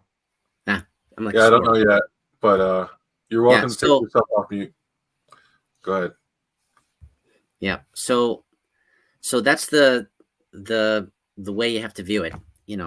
Well, I got off think topic there. What was I talking about? based on some of the ideas I've had, like, what is the purpose of the Book of Mormon specifically? And it's not first to the Gentiles. Everyone, right now, it's been in the era of Gentiles, and they say, oh, grafting in all these Gentiles, this is the gathering of Israel. But if you read the title page, it's first to the remnants of Israel, right? To the descendants of Lehi in America and to the Jews. And I think that at some point, the birch bark scrolls or whatever tablets or plates tribes may have will have a big role in the Book of Mormon fulfilling that Ezekiel 37 prophecy. Yeah, this is a fascinating thing. So there's a discussion about how do we have so many things that are so similar? And when you sit in the everybody wants to go back to creation story. Everyone wants to talk about beings and when they were made and the angels, and people forget about them too. And there's different types. There's like a lot of stuff we don't know. There's a lot of stuff that's missing. And you're like, man, I really wish I would know something about that, and we just have a different name, the Manadok.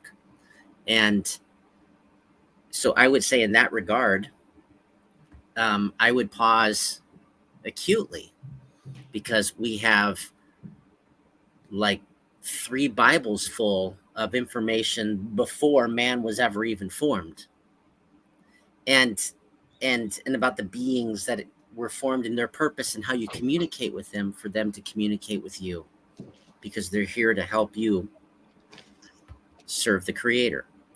And we lost that connection. Now, that would lead me to believe, well, how is it possible that we have so much in line, but we have this extra stuff? Well, then you go to the Book of Mormon. In the very beginning, maybe it was destiny that the plates of Lehi disappeared, so that the very first thing you're reading in the very first chapter is that Lehi says, boys, you got to go back. I need my genealogy. But secondly, I need the Torah. And he brings that over. And there was no exile there in that process. That was a family that stuck together. People like to point the finger at Nephi and the Nephites and Lamanites like they're completely separate peoples, and they're the descendants of the same man. The same man. And so, I would say that that's the part that causes me to pause and say that when this whole story is done and told, that it's probably going to be the Jew thanking us for restoring to them what they lost. Yeah, exactly. I mean, that's the whole point of Ezekiel 37. People think it's just the Bible and the Book of Mormon, which that's part of it. It's a type of what's to happen, but in the original context, it's the Lord taking the Ephraimites and the lost tribes of Israel and taking the Judahites, and then through these 2 sticks, bringing them together.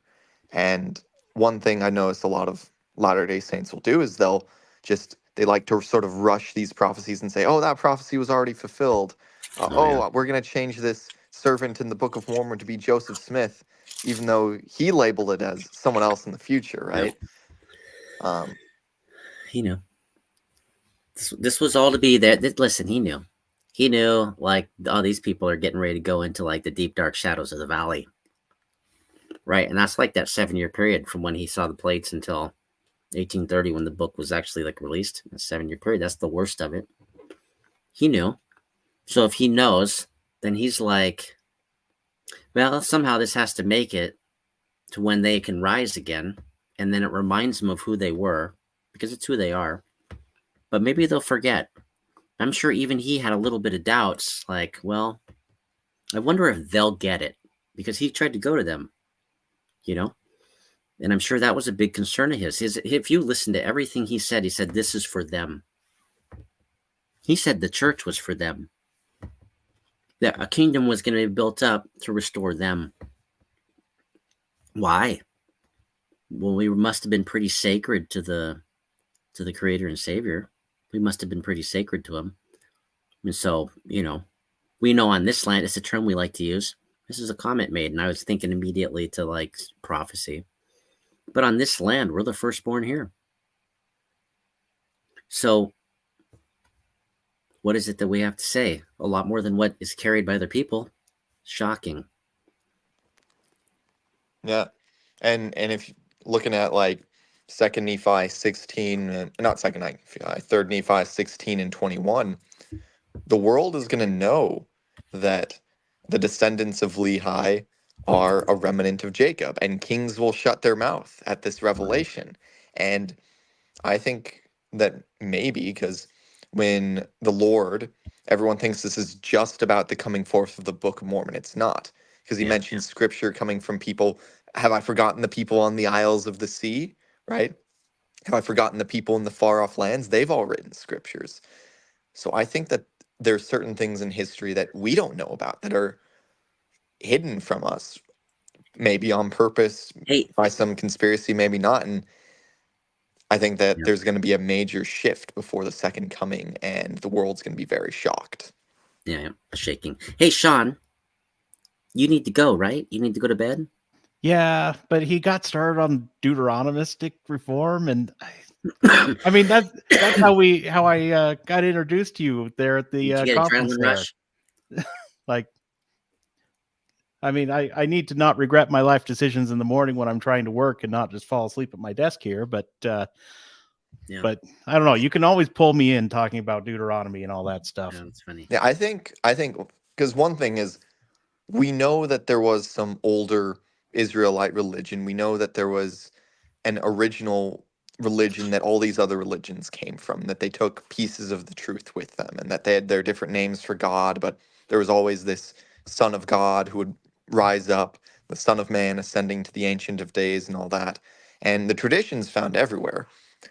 So I think that these sort of knowledge of the ancient tradition coming at the same time of this, I don't think it's a coincidence. I think the stars are aligning. Yeah, and this, was enjoying The Great Lady by Margaret Barker. That's definitely good suggested reading to try and get some grasp on what shenanigans happened. Sean, tell us about that book. Tell me about that book. So, basically, it's Margaret Barker is going through this and discussing the disappearance, basically, of Heavenly Mother. And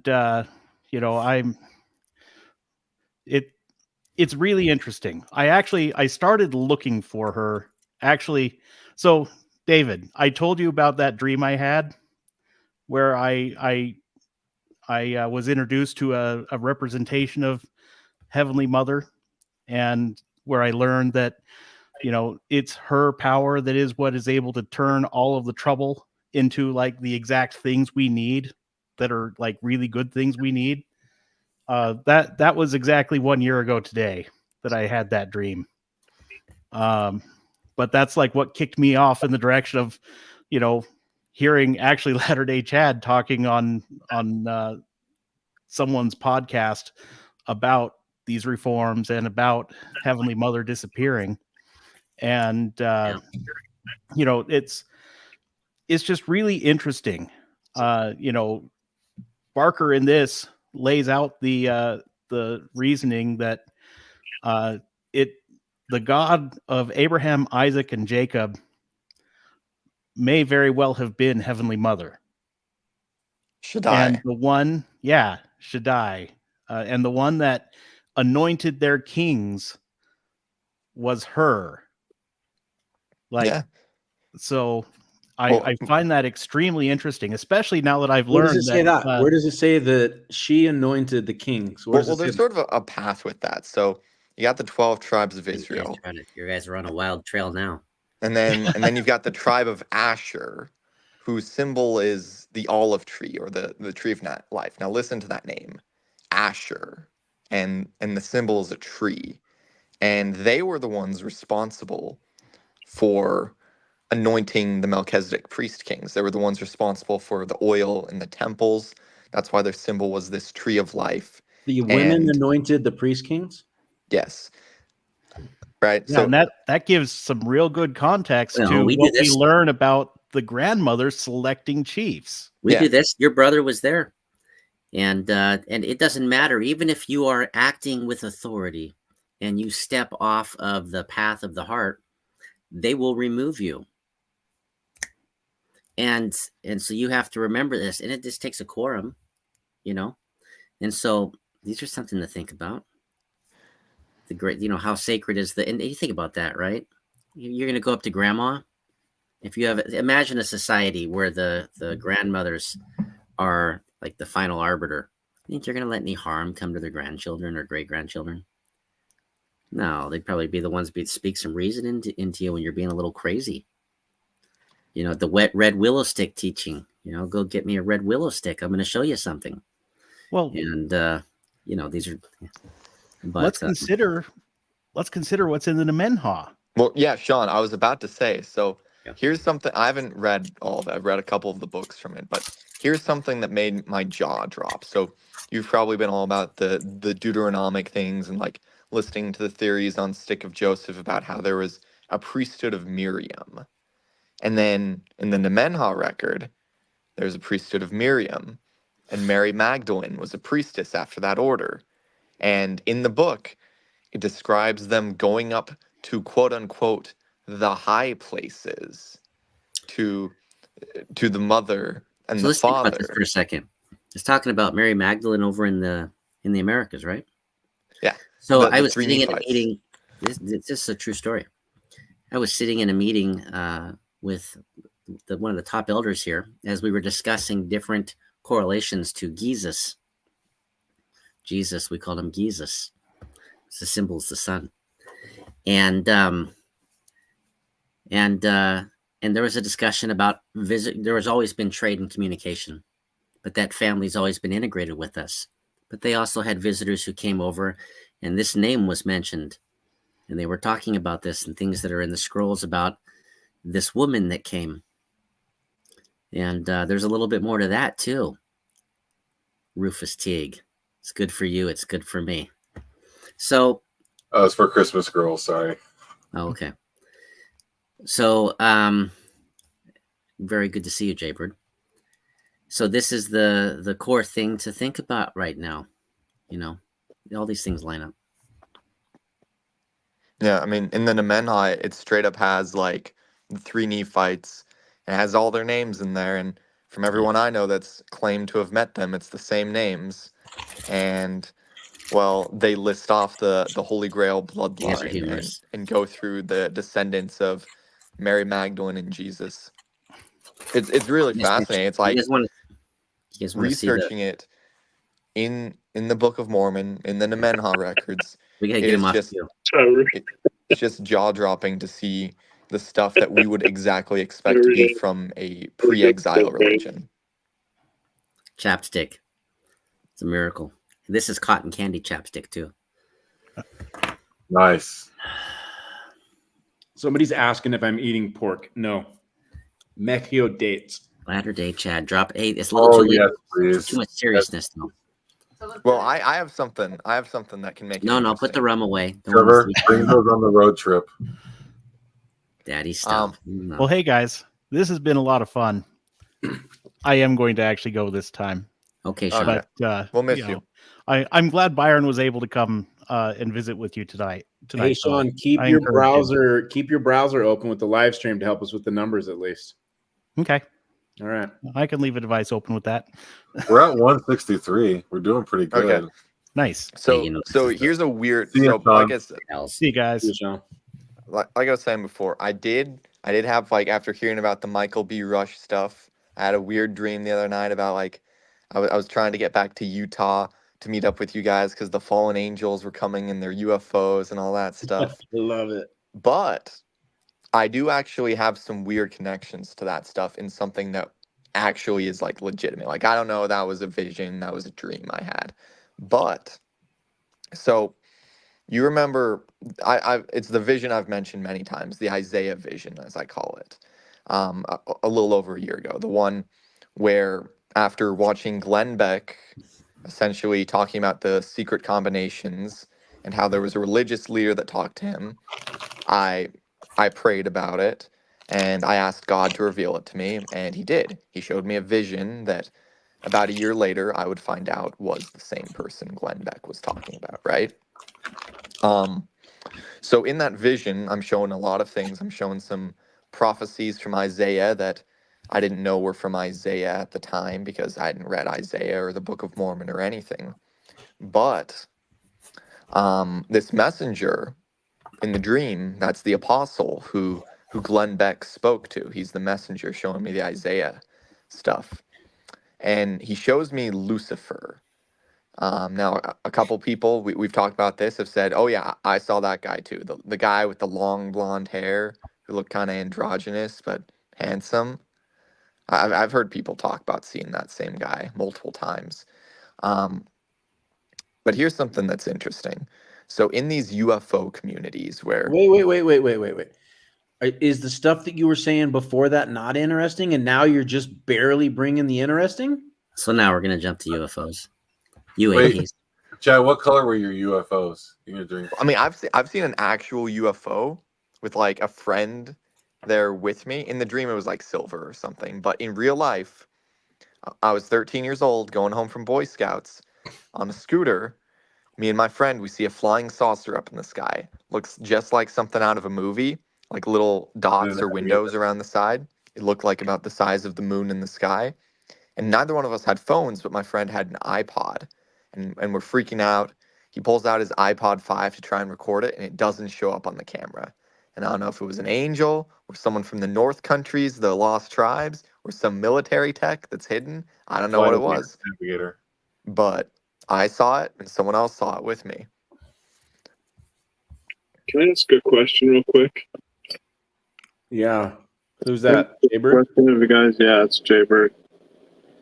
I had quite a stunning experience at a Walmart about a year or two ago. Has anybody else been visited by somebody in mortal form that just didn't seem like they were mortals? Like, this guy had a tattoo on his arm like somebody from the Nazi prisoner of war camp, but it was in Aramaic Hebrew on his arm, on his left arm. And he was speaking to me in a way, committing me to read some scriptures in the New Testament, and he presented himself as Joshua. I said, that's a really good name. And, you know, that has a meaning. I think it means God saves or something like that. But, yeah, it shook me to the core because I was running some errands to help some people who were kind of split off from the church. And Trevor met this guy. His name's True Ott, at the meeting with Shane. Okay. And I was sharing this experience with him over the phone because he's excommunicated, but he that's a whole different story. But he's working on building up this parallel economy with gold backs, like I gave to you, Chief, there at the conference center. That's pretty cool. Because gold is God's, well, it's an infinite currency, but it's his. He's our sovereign, and if we're golden, we're his. And that is a celestial metal, I believe. Silver's kind of liberty. And in Hebrew, liberté, it's like 461 grams of silver, and that's what our money is built on. That's how we beat this system of control and dominance. I don't like my face being out there because a lot of what I say is, you know, goes back to straw man. And yeah, I did want to say real quick, thank you for that, Jay. Sure. Appreciate it.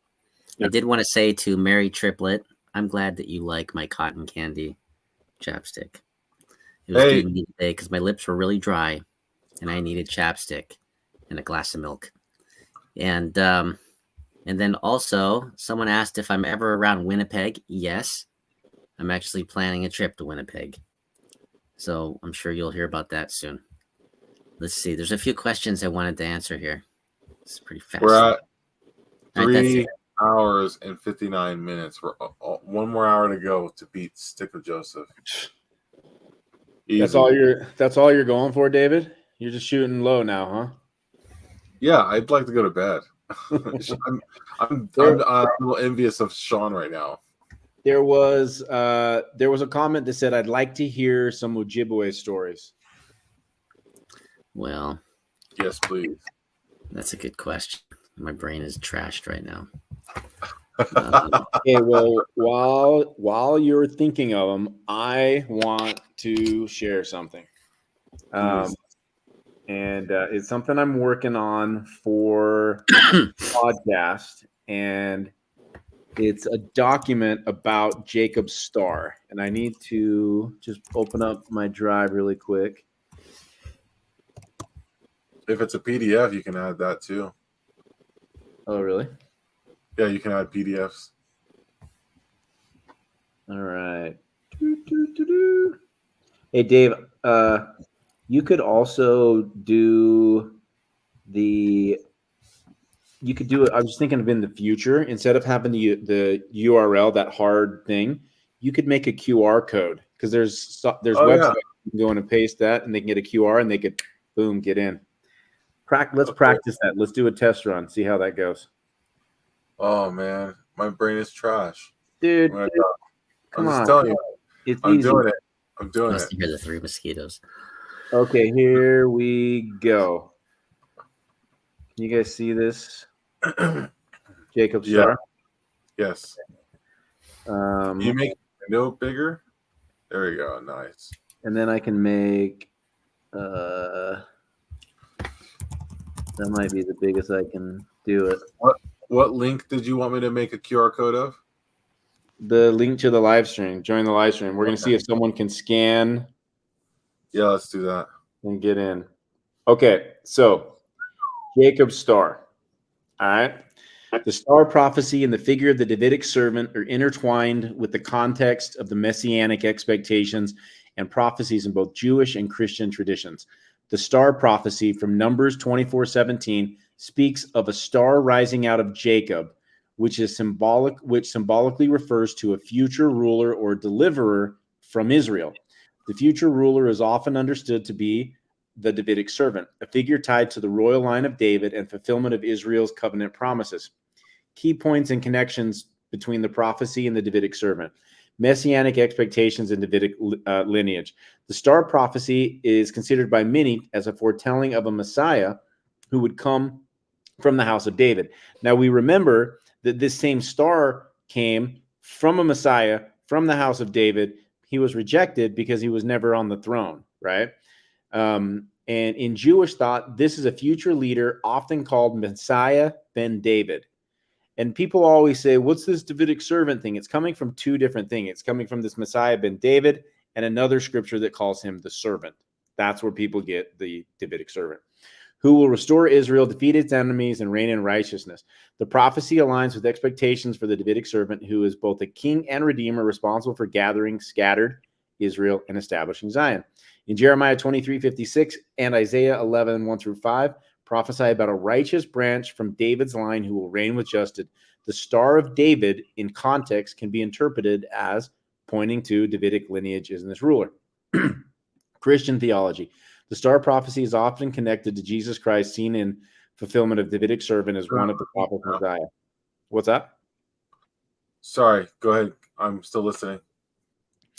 The role of Davidic servant in latter days, LDS tradition, is a distinct figure, sometimes seen as separate from Jesus Christ. The servant is the descendant of David and Joseph, often identified with the prophecies and Doctrine and Covenants. Okay, let's see what else.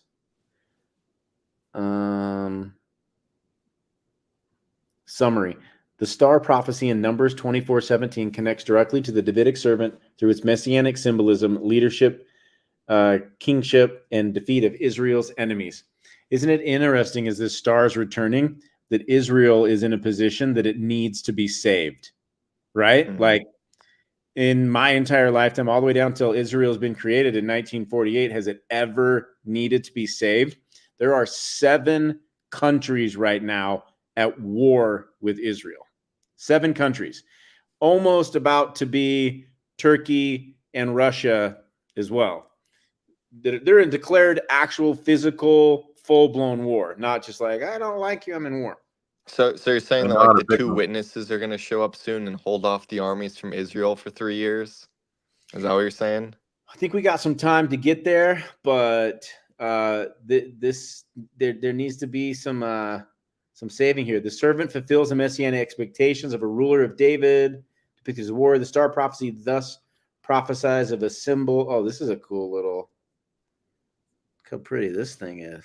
Yeah.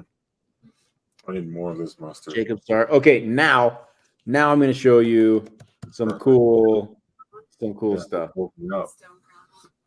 Well, just Jacob woke star. Hey there, Jack. You know, this stuff actually leads into. This might be the end for all of us as we know it. The Star of Jacob has been spotted in the night sky all around the world, and people are saying to repent because Jesus is coming. In case you do not know what the Star of Jacob is, I will explain. The Star of Jacob is an alien technology. Nope. This might be the end for.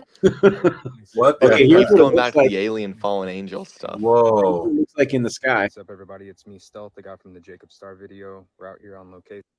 This is it for us. This one's funny. Right here, watch. This is it for us, as scientists have spotted an angry biblical creature larger than a planet coming towards us from space. Creature. They've been looking right at us. People were terrified after one man looked through his telescope to see an insanely bright light shining down, almost the size of our moon, radiating several different colors at once. Everybody keeps saying it's the Jacob Star. Well, I read up on it. And when I Googled it, it automatically sent me links. And one of the links was a TikTok link. So I clicked it and it sent it to the video that somebody made in my live. It's so cool, the color of this star. It's a different burn. All these videos, people are filming it. These are not like telescopes. Wait, And that they doesn't tagged look like me in it's it, an and it authentic said video. John Paul's. What? So it could be Doesn't like look some. authentic. It's authentic. That what we're looking at right now is Yes, a that's film what it looks on like. the phone? That's what it looks like. This is zoomed in on major magnification. But Sirius, David, if you go out and you film Sirius or Beetlejuice and you put your camera like on a tripod and you zoom in even with an iPhone, it looks like this, but white. Think of the video I sent you 2 nights ago. Mine had a circle in it and that white thing around it. So yeah, this is Well, 100%. look at what Star Christmas Vega Girl equals the is saying, because that I have a response to that. Tell me what she's saying. So she says, Star of Everybody Jacob keeps could be saying real. this. Remember, though, in the Book of Mormon, Jacob was the Antichrist in Helaman. That's something I wanted to go into. So with the Davidic servant, we know that he will be marred, but he won't be hurt, right? Here's something else. We have a couple people who have come to us who said, oh, my friend or I have or whatever had some near-death experience and the veil was taken from our minds. And they seem to think that there is 2 Davidic servant-like figures. So there's the rod and the root, right? So there's the rod and the root, and they're potentially 2 people. And they're also saying that there will be people who are like subservants to them, who are like aligned with this Davidic servant, Holy Ghost type energy. Now, here's the thing. I think that the Antichrist will have some of that like Davidic servant type energy, that they will be aligned to that sort of stuff and will be a type. And that's how they will deceive people, is because the Antichrist in Revelations, it says that the beast, they thought he was wounded, but then he was healed. Meanwhile, the Davidic servant will be marred, but he will be healed, and his life will be in the Lord's hands. So we see some parallel stuff going on where it's like, uh-oh, the Davidic servant is going to have some similar stuff to the Antichrist. So that's going to deceive some people. And that's why we're only going to be able to survive with the Holy Ghost. There's a couple videos that show that this thing is the star of the Antichrist as well. And so it's just like, with today's misinformation, it's just like, I don't know. But yeah, look at it. Look how cool that is. It definitely got this blue. Oh, wait, is there... Did they just tell us which way to look? I think so. David, screenshot Yeah. that. Well, hold on. Go back. Dang it. There you go. I got it. Got it? Yeah. Okay, now we can put that into our app. Ho, we're getting close, boys. So what is the Star of Jacob anyways? Is it like an actual star? Or? Yeah. But it's not on any of the astrological maps. Yeah, And it's not so on the map. people are saying it's a comet, it's an asteroid. Nay, I say unto you, it's a sign of the Son of Man. We're trying to find. I don't think it's the sign of the Son of Man, but What if when Beetlejuice blows up, that's the sign of the Son of Man? okay, that's where we're going next. Beetlejuice. Watch this. Oh my gosh. Beetlejuice is a big deal. This is so cool. Exciting space news. New research shows that Betelgeuse might go supernova. I have some exciting space news. New research shows. Oh crap. I have some Sorry. exciting space news. New research shows that Betelgeuse might go supernova sooner than we thought, and when it does, your night sky will look like this. Betelgeuse is a silly little guy and has been acting weird, brightening and dimming, ejecting huge amounts of its surface. This made us previously believe Betelgeuse was gonna blow in the next 10 to 100,000 years. But new research has come out looking at Betelgeuse that claims Betelgeuse is about to enter the very end stages of its life, the point where it is finished fusing carbon in its core. Once this happens, Betelgeuse will go boom in like 6 months. These estimates suggest it is really likely to happen in your lifetime, and when it does, I will always be the first to update you. Okay, so look when this video was posted, June 2023. And they've been anticipating it like progressing. Well, in September of this year, and I'm sure I'll find that video, September of this year, it doubled in size, and now they're being like, "This thing's gonna pop. This thing's gonna go." So in that dream I had, it's like a red giant star. like you put it where with the the sun UFOs, is, I was it will like, extend out to the orbit of Jupiter. It's enormous. It's very unstable. It's about to explode. They are among the biggest explosions of radio energy in the entire universe. They generate more energy than 1 billion suns. The energy in radio frequencies is so great that eventually the entire universe will be aware of this one explosion. Brace yourselves for a cosmic cataclysm of unprecedented proportions. Betelgeuse, the red giant star poised on the edge of our galaxy, is sending ominous signals through the universe. Using the James Webb Space Telescope, astronomers have uncovered something profoundly unsettling about this colossal celestial body. As renowned astrophysicist Brian Cox issues a grave warning, the question looms: are we on the precipice of witnessing a catastrophic supernova explosion? This is crazy. Here it is. This is where it increased by 50%. I'll end on this one. This is crazy. The star Betelgeuse just got 50% brighter. You might know Betelgeuse as the 10th brightest star in the night sky and the left shoulder of the constellation Orion.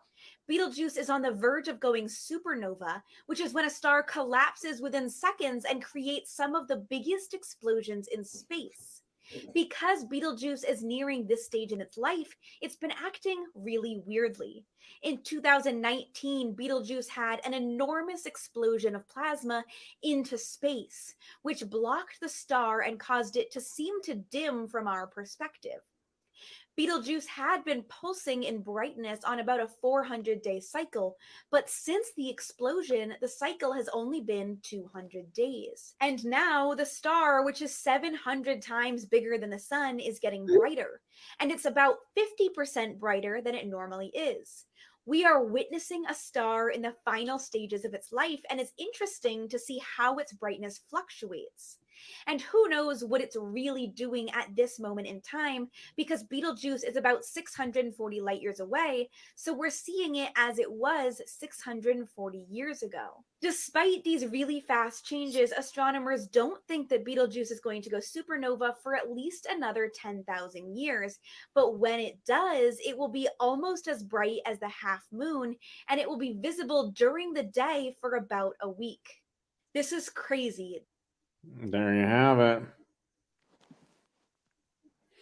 So, interesting. oh dang, I was gonna show Atlas Comet too, but it's okay. Well, you need to do it. Do it, please. But anyway, so like a week ago, I had this dream, right? And there was all these lights going on in the sky, and like there was like another moon in the sky or something. I don't know what was going on, right? And I'm trying to get on some airport because there's like these reports of like UFOs and like You like and UFOs?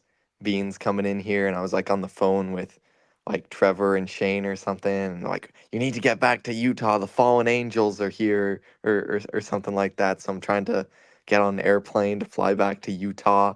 And I remember it was in 2027. I'm not saying this is a prophecy, but I'm saying it would be really cool if it was. 2027, eh? Yeah, that's when it was. That lines up with my timeline. Really? Yeah. Yeah, it was 3 years from now. I mean, what's interesting is a lot of the people that are talking about UFO disclosure are saying the same thing. Actually, yes. Yeah, I just remember it was 3 years from now. That's all I remember. And I don't know. I was like in New York or something. Wild. Okay, so this is Atlas Comet. You can see it at night. And like I said, it's no big deal. If you don't see this, you can see it again in 80,000 years. The comet tonight. I'm meteorologist Todd Gross, and this is how. Comet TA is getting higher and higher in the sky now. You no longer have to look all the way down to the horizon. If you look in the due west about an hour after your sun sets, your local time, and you hold up 2 fists out towards the horizon, 1, 2, that's about where the comet will be. And you want to take a look, again, pretty much due west, just a hair south of due west or exactly west. Use binoculars, and that will be a way to find it first. You could even use your phone and take a long exposure photograph, and it'll still be slightly bright in the western sky, but you should be able to see the comet in your phone, the camera that's in your phone or in your binoculars first, and then just barely with the naked eye. But once you Hey, I got check it out something to with the say naked eye, for it's a great original sight. intent. Can you hear Other me? photos that you guys have. Yeah. Because this guy's just so original intent asked Mtiga, there is a Creed song called "Who Has My Back" that I believe opens with some Ojibwe. Have you heard it? And what is it say? Yeah, it says "Ni ba giwe ne e." It means I'm looking toward the sky. That's what it means. I'm looking towards the sky. Dude, that's an insane time lapse. Can you send that to me, Trevor? Okay. So do you guys know about like the UFO communities who have like these visions from like the Nordic aliens or whatever? No. You don't? Okay. Tell me about well, I didn't either, but I'm gonna put a name in the chat. That's how you spell it. Can you Google Ashtar Sharan? Just like I said in the chat. Did you do it on the text or what chat? In this chat, in the screen record thing. Let me try to find that.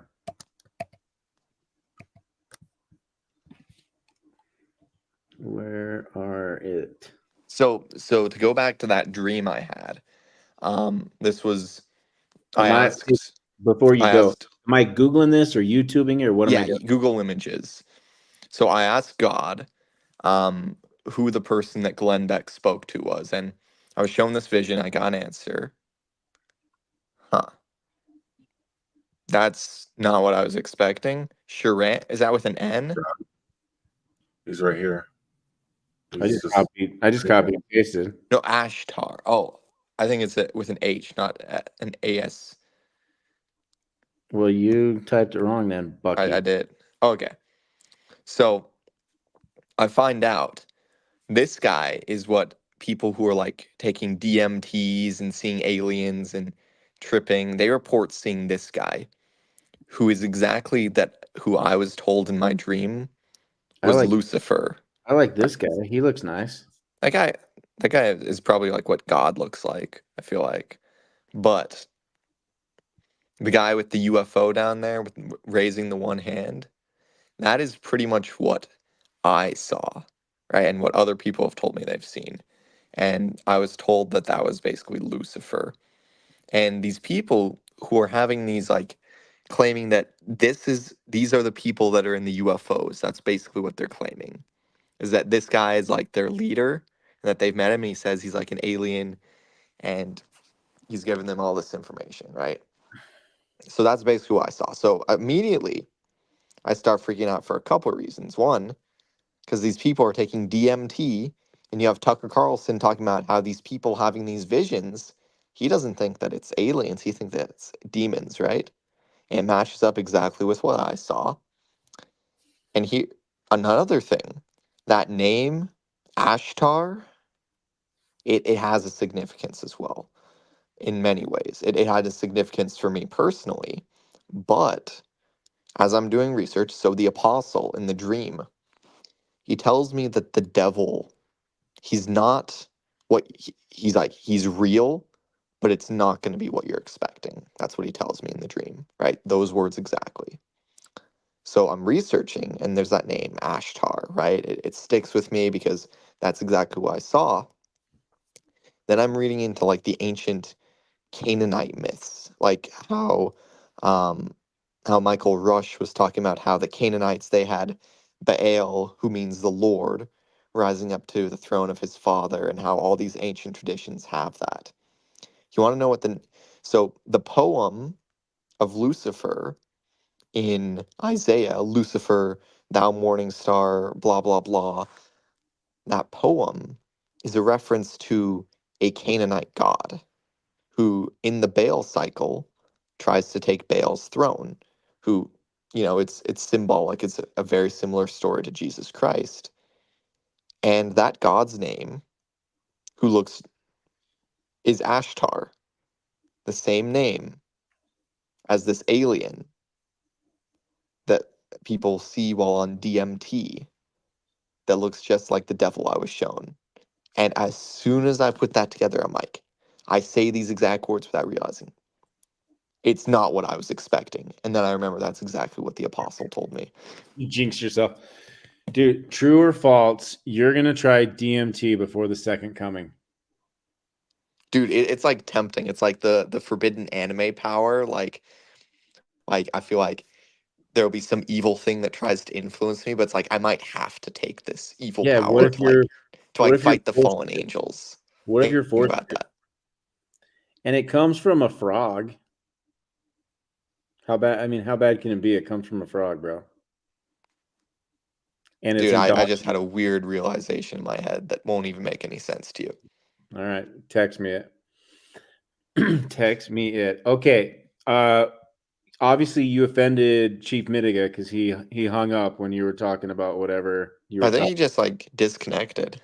Yeah, he's mad. He was mad at whatever you. I'm pretty sure he's offended, man. Yeah, he's pretty offended. Okay, let's Shem, our friend. Yes. Shemini Shem Sharu. What is going on? I'm just rocking out, enjoying you guys. I had said earlier I'd be happy to read something that's an awesome testimony of the Book of Mormon by a guy who's not even a Mormon. Make sure it's 40 minutes long. I want to hear that, but I want to talk about, before we get there, I want to talk about a conversation you and I were having earlier. Which one? Well, a couple of them. The first one I want to talk about is the earthquakes in Utah that people are having the dreams of, that we've talked about on other podcasts and stuff. And you've had some family members that have had some of these dreams, tornadoes. But talk to me about the water, and even bring up the question that you asked me about the foundation and the cultural center that we're going to build, and your concern, and talk to me about the temple in Salt Lake City and how deep the water, how high up the water goes. Let's just get into it. Okay.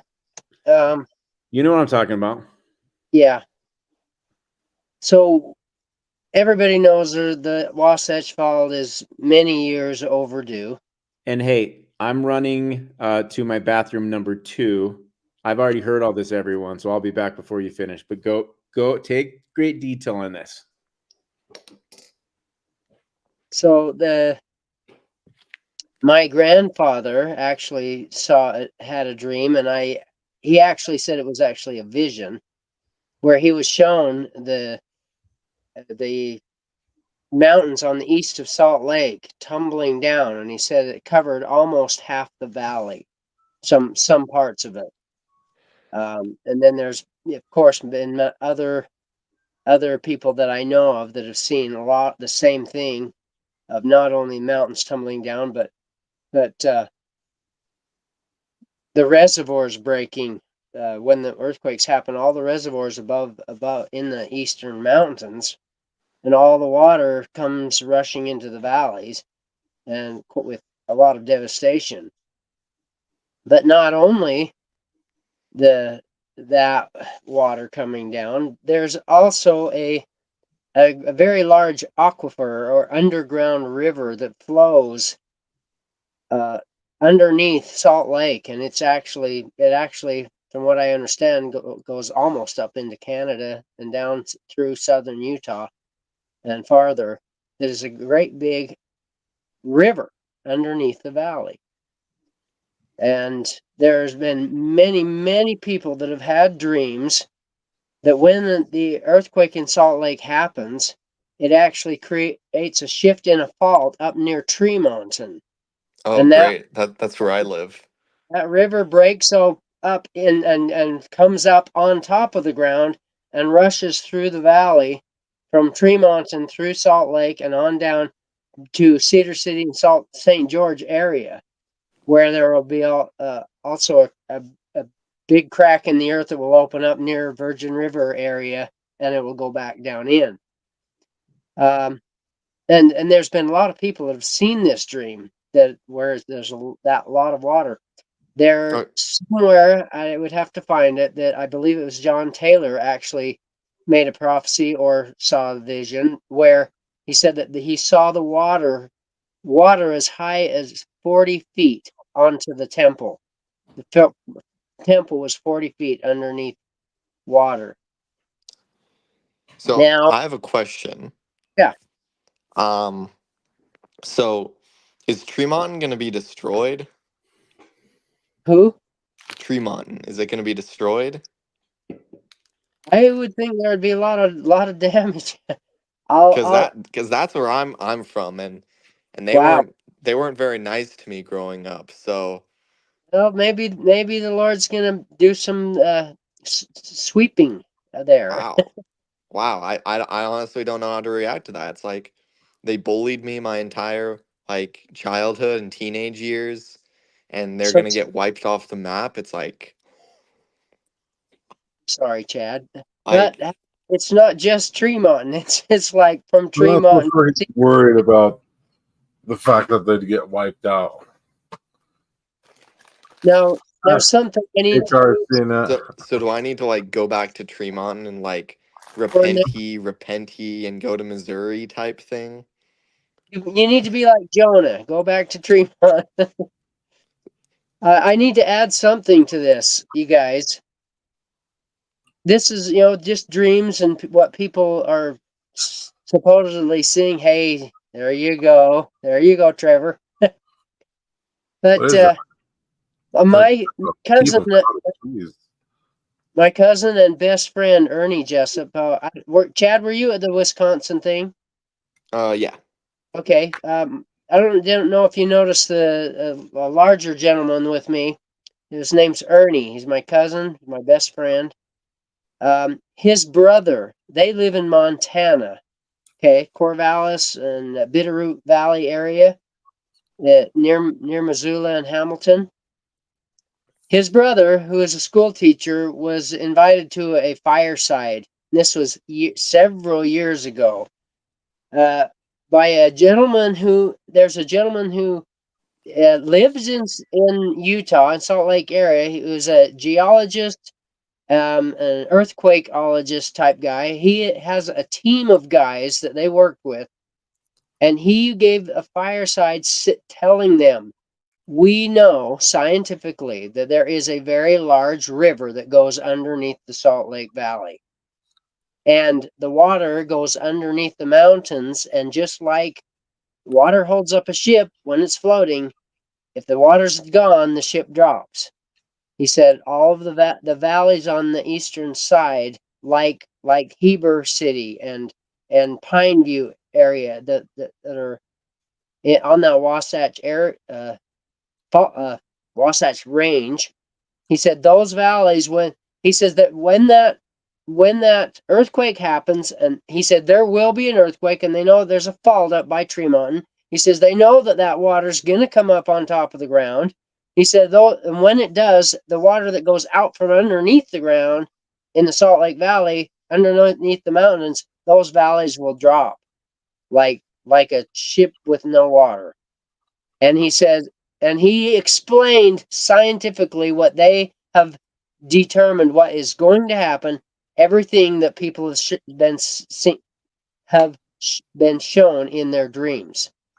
And he laid it out. He didn't say a word about ever hearing about anybody dreaming about that. He just gave this fireside and was telling people, this is what we know. Wow. Interesting.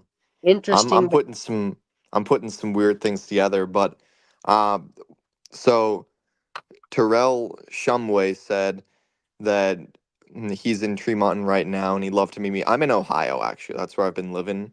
I'm probably gonna be heading back to Utah either later this week or next week. Either before or after we go to Missouri, it depends. But I think I might know some of your kids or family. I went to school with some Shumways down there at Bear River. So Bear River? Mm-hmm. That would be Jessup's, the last name Jessup. I don't think I know anyone with that last name. Yeah, that's my last name, Jessup. Actually, most of my family came out of Millville, Utah. It's up by. You guys talking about your towns is boring me. We're losing subscribers. We'll get it back onto the other things. Well, what if? Okay, so what is this? Listen, so what if, like I said, I've had all these weird dreams and visions and things since I was a teenager. What if I was legit getting those? Like, I'm not special or anything, but like I was on top of this fault line that's like destined to be destroyed, and I like aligned with the frequency and plugged into that stuff.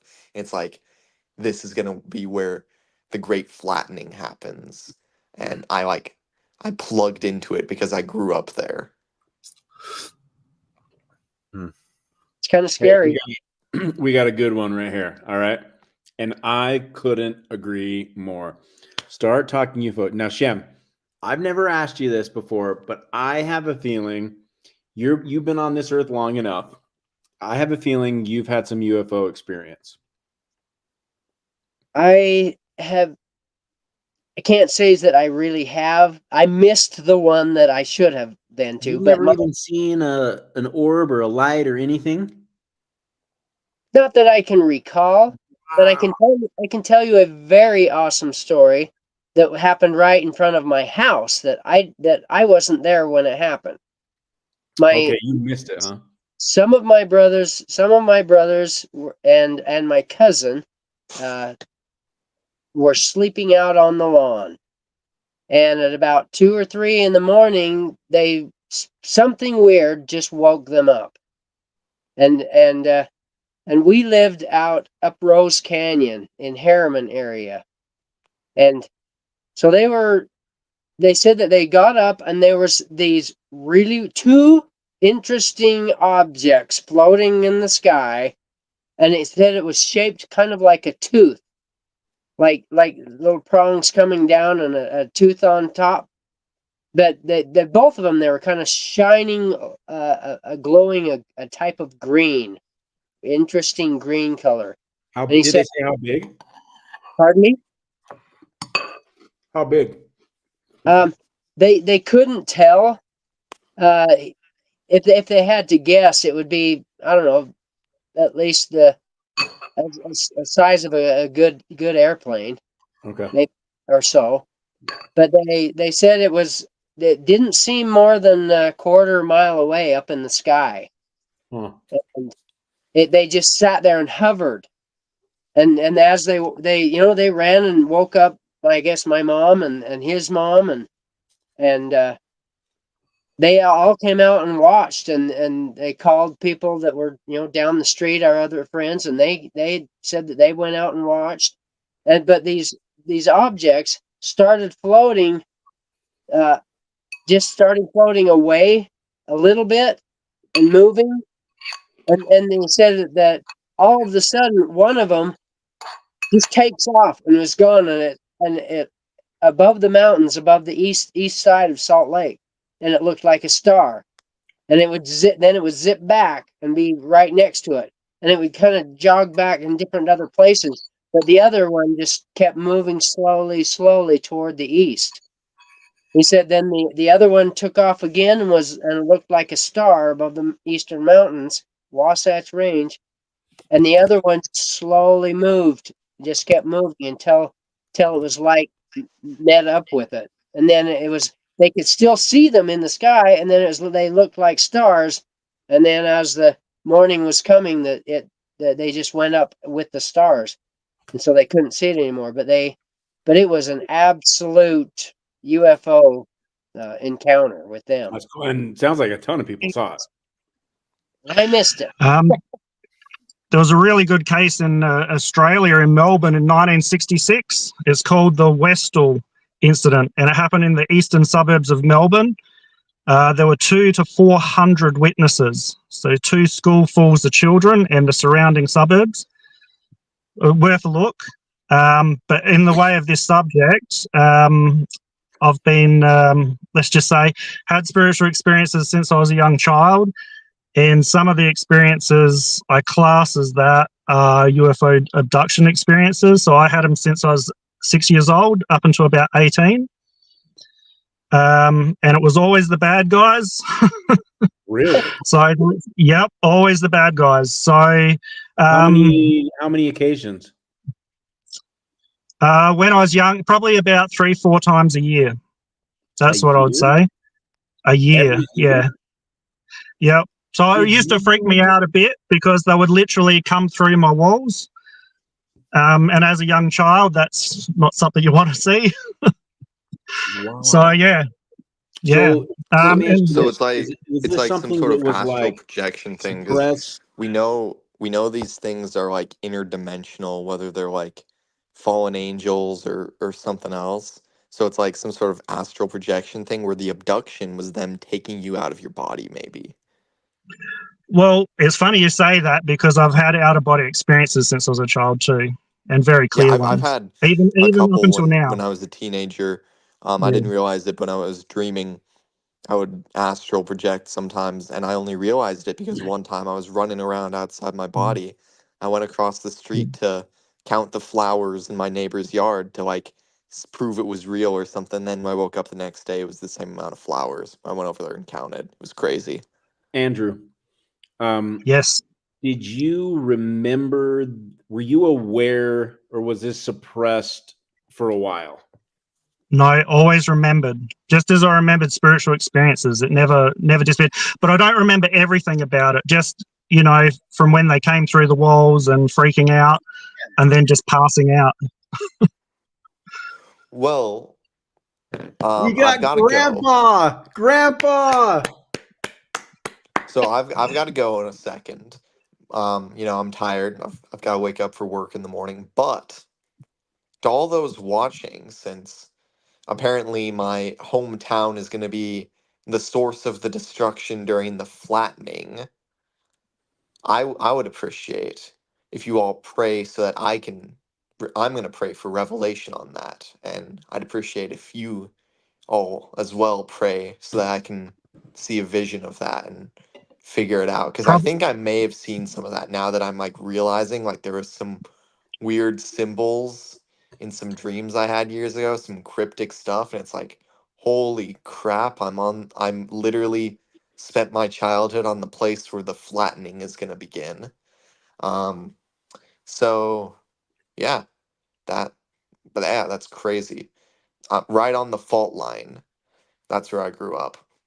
And to the guy who was saying that, like, whenever I'm in Tremont, he'd like to meet up with me, DM me on my Instagram and give me the details there. Andrew, would But yeah, you be later. interested in doing a podcast where we go into these experiences? Oh yeah. Yeah, That'd be I don't awesome. mind. Okay. Just has to be at the right time. And Shem, can you send me the details about like the earthquake and the flooding stuff, like that you have compiled or whatever? Are you talking to Myself? Shem? Are you talking to Shem? Yeah, Shem. I don't have them compiled. I just Okay. have well the stories. Well, if you have that information, I'd love to hear it. So I mean, and they can give you my Instagram or contact details about it, but I'm gonna get ready to bed. So later. Yeah, you get with me. All The right. heck are you guys doing? Andrew, go to our link tree, and there's a contact us form just on YouTube. Go to our YouTube, then click on our name, then click on link tree, and then there's a contact us form. Send us a message where we got like your WhatsApp or email or something, and we'll coordinate. Yeah, Shane, we only have, you're going to be here when we set the world record, Shane. Shane, I'm calling it a world record. It's technically not a world record, but I like saying it. Guys, I was asleep. I go to bed religiously. 10:30, I'm in bed. And I never wake up. I just go to sleep. And I woke up, tried to go back to sleep. I'm tossing and turning. And I just decided to look at my text message, and I saw this thing that said, "Look what this turned into." And I saw this screenshot of guys still on there. I saw Shem Jessup on Zion Media. I'm like, did you see that Mtiga popped on for a long time? No, I don't even know what happened. I just He's in then the I turned it screenshot. on. I'm like, this I thing's sent still it. going. And so then I tried to go back to sleep, and the spirit was like, you need to go down there and see what these guys have done to the YouTube channel called Zion Media. Yeah, So we even changed the name when you were gone. what are we calling it now? Did we jump timelines? It's called the Key of David now. We totally hijacked it. It was a coup d'etat. No more Zion. No, just Key of David. Andrew, who are you? Where'd you come from? I'm from South Australia. What time is it there? It's now 5 o'clock in the evening where I am. I'm halfway across Australia, halfway between Perth and Sydney. So how did you get connected on here? I don't even know who you are. I'm a very curious church member. Okay. And so here's what happened. Here's what we figured out. We had all of this just came impromptu, right? So Dog Bingo called there's in. Hook. Hey, My goodness. Hook. It's 2:43 in the morning where Hook's calling in from. I'm a So Shane, at first we we got some feedback there. Hit mute if you're not talking. At first we had Dog on speakerphone. It didn't work good. And then all of a sudden I thought we can just broadcast the link to the link tree.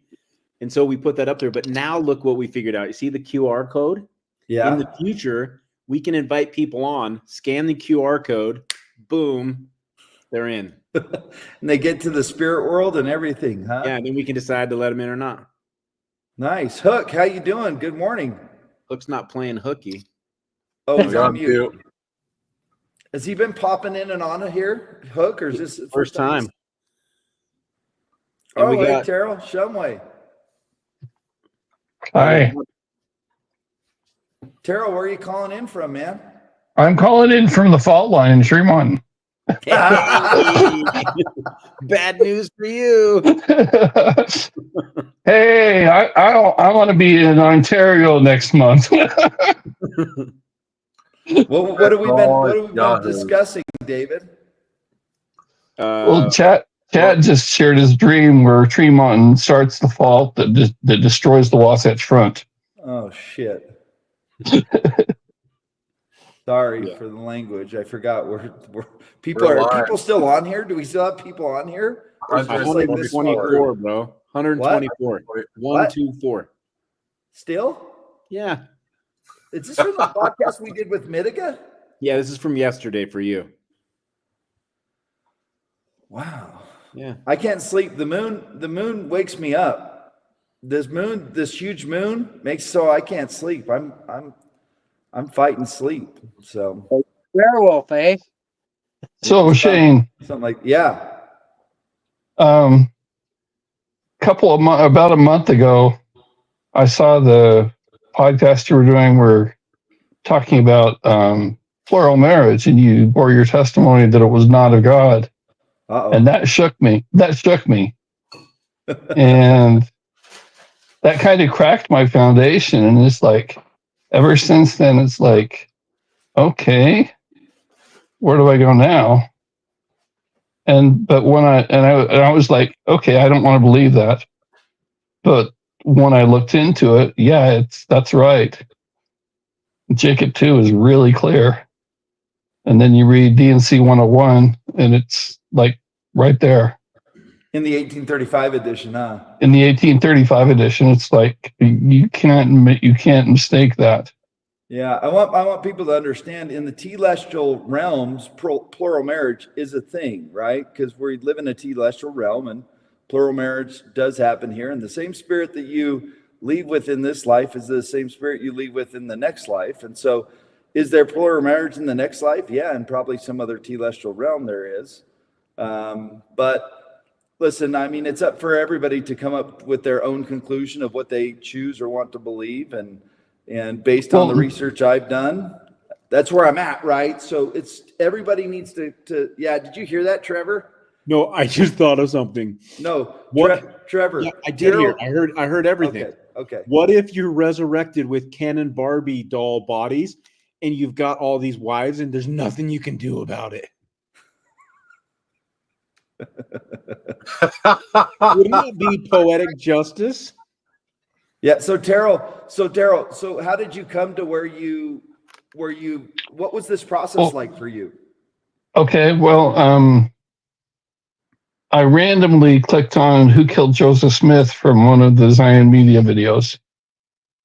It was like in the sidebar. Yeah.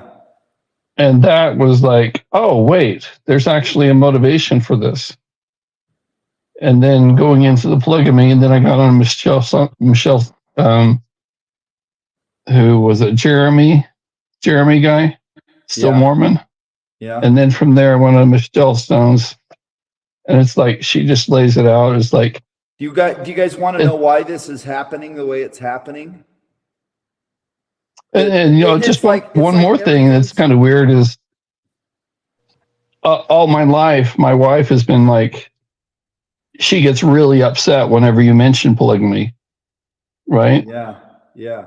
But when I told her what I had learned, she like doubles down and defends the church and the whole narrative, and it was like weird. Okay, so I want she hates polygamy, but she has to defend the narrative. Yeah, it's a hard place for all of us to be, you know, because there's a lot of complications when a person comes to this. But I want everybody to understand that our ancestors did the best job they could with the information they had at the time. Exactly. And the Lord knows our hearts, and everything will be made right at the end of the day with all of this stuff. But as for me in my house, the God that I worship has one wife. And exactly. And that's what I have fasted, I have prayed, I've read the entire Old Testament to know if it was a thing. I often would ask myself the question, how much bigger would the church have grown to or have been if there was never polygamy? And people are like, well, polygamy helped the church grow. And I'm like, you know how many people wouldn't join the church that I've talked to because of polygamy? So the question would be, if there was no polygamy and we never had to have this discussion about it, how much bigger would the church be? And we'll never know, right? We'll never know the answer to that unless we can go to that other timeline where polygamy never happened. But what clicked for me is the prophecy of Joseph Smith in the book of Revelation in chapter 2, where it talks about the angel from Ephesus leaving his first love. And, you know, the goal was to share the gospel. The goal was to restore it. That wasn't part of the restoration.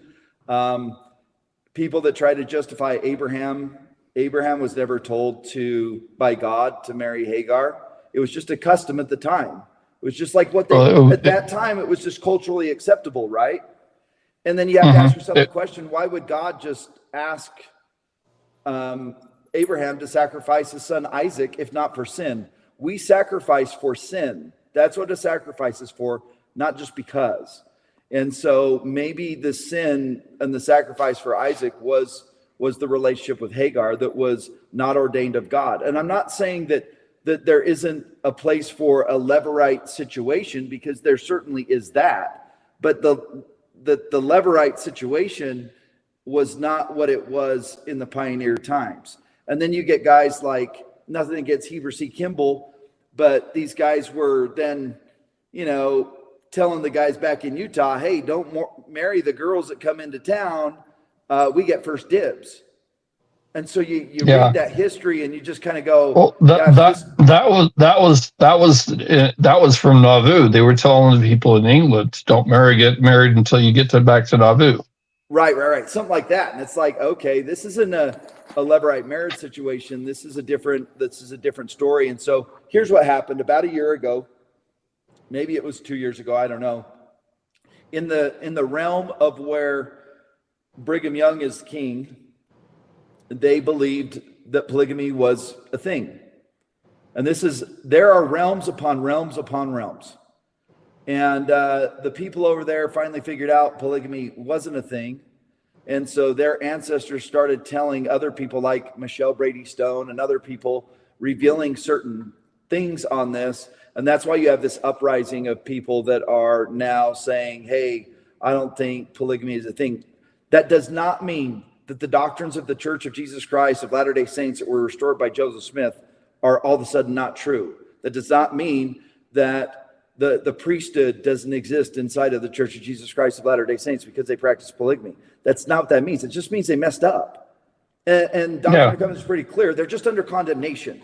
And I can tell you now the sacrifice has been made, and the Church of Jesus Christ of Latter-day Saints today is no longer under condemnation, that the prophet is receiving absolute revelation.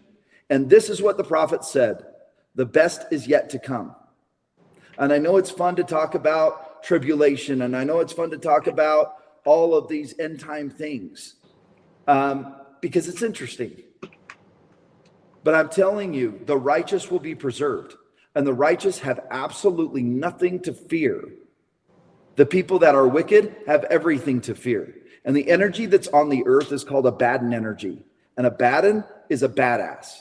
And if you don't know Abaddon, he's in Revelation chapter 9, verse 11, and 9:11, by the way. And Abaddon is the destroyer. He destroys wickedness. And that energy, the stars and everything you're seeing, is that energy that's come to the earth. So, and he's going to destroy and expose. I bet if we can see some of the things the church purchased when they purchased the Kirtland Temple, you'll find some journal entries that kind of expose the truth about the narrative for polygamy. But again, we have challenges with polygamy. There are members of the church that are, in a sense, Church of Jesus Christ of Latter-day Saints still practicing polygamy. And you would say, what? How? Nobody's practicing polygamy. If you're sealed to more than one woman, in that way, you're still practicing polygamy. And there is still a rule that allows a man to be sealed to more than one wife. And so this is a hard thing. These are hard doctrines. These are hard things because they challenge your testimony. But if you know the Book of Mormon is true, then Joseph Smith's a prophet of God, period, the freaking end. And if you got a testimony problem, go read the Book of Mormon over and over and over, and your testimony problem will be solved. I got a testimony of Joseph Smith before I got one of the Book of Mormon. Yeah, exactly. So either way, but once you know he's a prophet, then you also know he can mess up. There's plenty of prophets that have messed up, made mistakes. David messed up. he committed murder and adultery. He messed Well, up. the way I read it, Joseph had nothing to do with polygamy. He condemned it from the very end. Yeah, and I know there's that, and I haven't done the research, so I'm not like all the way there yet. I don't know if Joseph. I don't know. I know something happened with Joseph and Fanny Alger because of Oliver Cowdery's journal entry, where he called it a nasty, filthy affair with Fanny Alger. So I know something happened. Right. Whether he had an affair and tried to say it was polygamy, I don't know, right? We need Joseph Smith to come on. Hey, Joseph, you around here? Can he jump on here and set the record straight? Trevor? What I can do is tell you that there's 32 seconds left until we are reigning champions of the podcast. Longest podcast. Yeah. So. Yes. So that's what this is. This is about being the LDS longest podcast. Yeah. Yes. Yep. Who are we competing against? We're guest Sticky Joseph. How? Wait, 3, 2, 1. Happy New Year. What time is it? It's 4 minutes to 1 in Utah. 12:56. Okay, I got to add those numbers up. And we're at 120. So, David, we need to go back into the live stream, find out who did the 120. I'm going to put you on that because it doesn't take any talking. Oh, did you do some kind of a bet? $50. Yeah. $50. Trevor probably said that I'm going to have to pay for it too. Yeah, I said we're splitting it. Hey, do you guys hear my laugh? I want you to know that the LDS Church is receiving revelation because while I was in prison, they got rid of the term loud laughter. They knew I was getting out of prison and I would need my temple recommend back. And they don't say loud laughter anymore? They don't say loud laughter anymore. No, they got rid of that. Yeah. So loud laughter, totally permissible. I always felt bad. I go to the temple. I'm like, man, I laugh loud all the time. Am I breaking the commandments or the covenant here? You know, I've been praying that the church would receive revelation on that one. So if you're doubting revelation for the church, they got rid of loud laughter. So take that. Yeah. Hey, people in the comments can probably help us find it faster than David. Let's see if you guys can beat him. Who is the closest to 120? Tell us who it is. I don't know if they're up. If they're not up, we'll have to do it later. But yeah, Shane Midegah popped in and he was like so excited. He's like, I'm going to go down and get some snacks. He sneaks into like the snack place, grabs some Gatorade, different stuff, heads back to the room. He was on for like 2 hours. You're kidding me. No, I'm dead serious. Hey, I hope a lot of people are coming out to this thing in Missouri. I wouldn't be surprised if Jesus shows up, just so you guys know. I don't know. One of the three events. Are you being facetious? No, I'm being dead serious. Okay, well, I got a question about Brigham Young and the polygamous thing. Just so you know, K-Star was at 121. Who? K-Star. She's still on. She's still on. So, K-Star, we need you to give us your Venmo in the chat here. We'll pay it right now. Okay, Shane. So here's my question.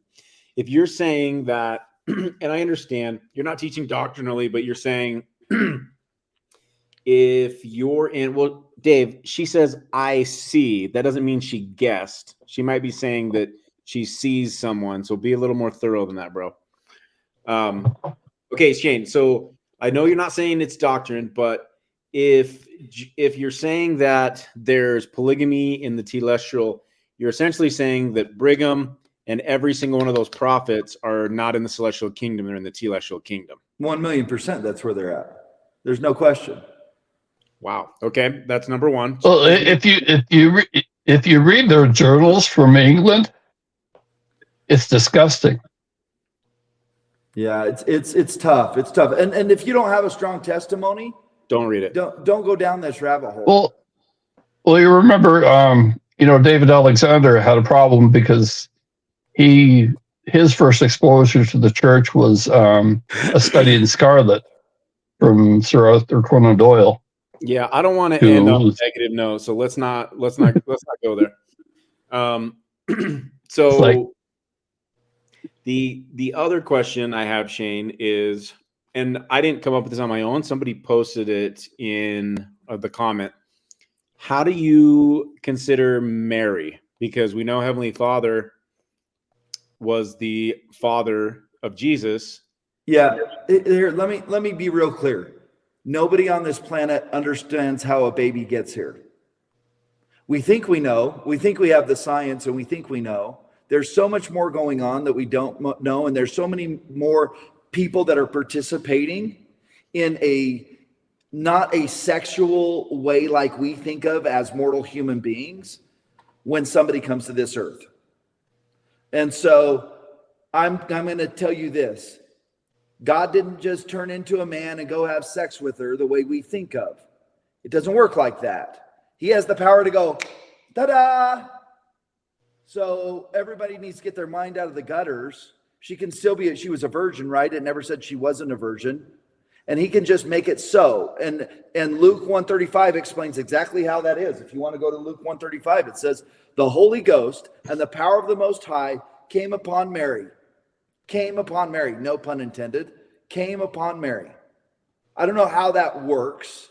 I don't know how that happens, but we're talking about two gods that are creating. And I want you to think of the temple. How was Adam created in the temple? Was it created? How did they create Adam? Who created Adam? God out of clay, and then he blew the breath of life into No, in the temple, what two beings created Adam? Father and mother. Think again, in the temple. You got to go to the temple. Elohim and Jehovah. Yeah, Elohim and Jehovah. That's in the endowment. So does that mean they're gay? I don't know. Clearly not. Okay, so we don't understand creation, do we? We understand creation on a telestial level as mortal human beings.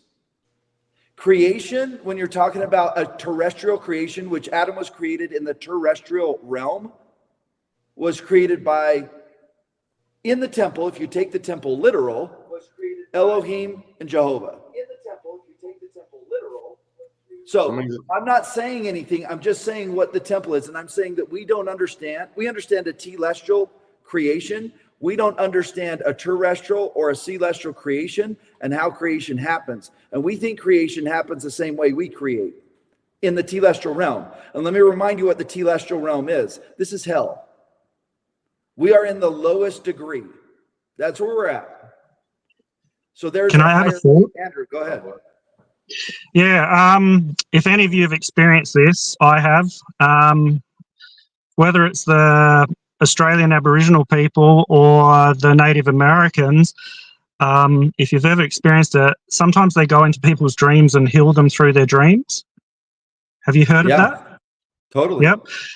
So I had an experience like that a few years ago. So, you know, it just shows that many things are possible. Like, how do you get that physical healing from the spirit? So it affected the physical. Does that make sense? That makes sense. Listen, I'm just saying too that there are more people in the unseen world participating in the creation of life than just one man and one woman. And I want you to think about this. Understand this. Satan has seed. That's not Shane Baldwin teaching that. That's right out of the scriptures. It says Satan has seed. In Genesis chapter 3, verse 15, Satan has seed. And then again, if you take the temple literal, Satan says this, I will take the bodies that thou createst for Adam and Eve, and the spirits that follow me will possess those bodies. He didn't say they maybe will, like they will possess those bodies. So we don't even know what we're made up of. And maybe all of us are made up of a little bit of that unfortunate DNA that we're trying to work out of our system. So I'm just saying that the philosophies of man mingled with scripture are certainly being taught. I'm not mincing words. I'm just saying what Luke 135 says, and I'm saying that we don't clearly understand the process of creation like we think we do. And pretty soon, Trev, I think DNC 121 verse 28 is going to come to fruition, which is nothing shall be withheld from us. You know what I mean? Mm-hmm. And so you have to ask yourself a lot of questions, and these are the deeper things. Trev. So how do you reconcile when we had Michelle Brady Stone on? You guys remember, Dave and Shane, that I never knew that DNC 130 was it 131 or 132? 132. I didn't know it was added after Joseph's death, and I came to the realization on that podcast. And I was like, whoa, wait, what? And that there was DNC 31 before that's very clear. DNC 101 in the 1835 edition. That's what Terrell was talking about. And listen, Terrell's right. I'm just saying literally what the temple endowment looks like. Terrell posted Elohim, its Heavenly Father and Heavenly Mother. And yes, I believe that. But I'm just saying the temple, taking the temple literally, that's what the movie shows. So how do you reconcile what you're saying about Brigham Young? And Daniel posted same thoughts that I have. Like, how do you not say, okay, well then Brigham Young doesn't have the keys? Like, okay, so how do you consider your ordinances? Here's the thing. The keys rest with the body, not the man. Meaning the body of the church was where Brigham Young was. If you counted up wherever the more saints went, that's where the keys traveled. So if the majority of them would have went with James Strang, and if they would have continued good works, the body of the saints, good works, the keys would have remained there. And it's not to say that their priesthood was lost. James Strang priesthood, listen, he could trace his priesthood line right back to Joseph Smith like everybody else could. Yeah. And so do they have authority in priesthood? They can trace it back. And if they're righteous and they're doing the right things, do they have the right to the priesthood? I would say they do. So do the keys and the sealings and the baptism and everything still work even if we're under condemnation? I would say they work when the Holy Spirit of promise seals those things. And so there's a step. You can perform an ordinance just like getting the Holy Ghost. Just because you get the Holy Ghost, do you get the baptism of fire? Well, no. So it's like the ordinances in the temple. Let's say I get sealed in the temple and I don't get along with my wife ever. We fight. We're not nice to each other. We never become one. Do you really think you're going to be sealed to that person eternally because some guy in some room in some temple did that? Come on. No. When the Holy Spirit of promise seals that, so you get the ordinance performed, and then the Holy Spirit seals it, that's when it becomes eternal and effective. But if you hate each other and you're just white knuckling this thing, trying to get to the end, and you think that somehow, some way in the next life, like magically you're going to love each other, that's not the doctrine. The doctrine is the same spirit you have with you in this life will travel with you in the next life. So if you hate your wife now, you're going to hate your wife then. So you might as well just call it a day now and go find somebody that you can truly love, in my opinion. And I know this because my wife divorced me. And there was no way the Holy Spirit of promise ever sealed our relationship. My current wife and I have not gotten sealed yet in the temple, but the Holy Spirit of promise has already sealed that relationship. Now we just have to go do the ordinance. And she's got to do, she has some temple divorce stuff that she's working on. I'm done on my end. We're just waiting for some things. So the Holy Spirit of promise seals those ordinances. Just because you have the ordinance doesn't mean that you're good to go. And when the Holy Spirit of promise seals that ordinance, it's almost like it binds you, and you love that person so much you would do anything for them. And so there is no more of my wife said this to me the other day. She's like, you're me and I'm you. So why would I ever be mean to you? Because why would I ever be mean to me? And it was like the most powerful thing. I'm like, yeah, no kidding. We are one. My mission is her mission. Her mission is my mission. And if you're not there in your relationship with your spouse in that way, then you should sit down with your spouse and say, how do we get there? Do we want to get there? Does it make sense to get there? And I'm happy to give any advice. I feel so fortunate that my first wife divorced me. I went to prison because literally my wife is the bomb. You can ask Trevor, dude. My wife is like the best. She's the best. And I know each one of your wives can be the best if you'll work at it together. But if you're just white knuckling it to the finish line, that's a dumb idea. There are people, I promise you, there are celestial beings here that are in the telestial realm. So they descended from a celestial realm like Jehovah did to a telestial realm. And they got married in the temple, but that's not their husband. I promise. I don't know how it all works. Maybe they just came down to help that person, but that's not their husband. It's their husband here. But this is deep stuff, guys. This is stuff that like is going to cause people to like blow a gasket to think about, because most people are still just doing 2 + 2.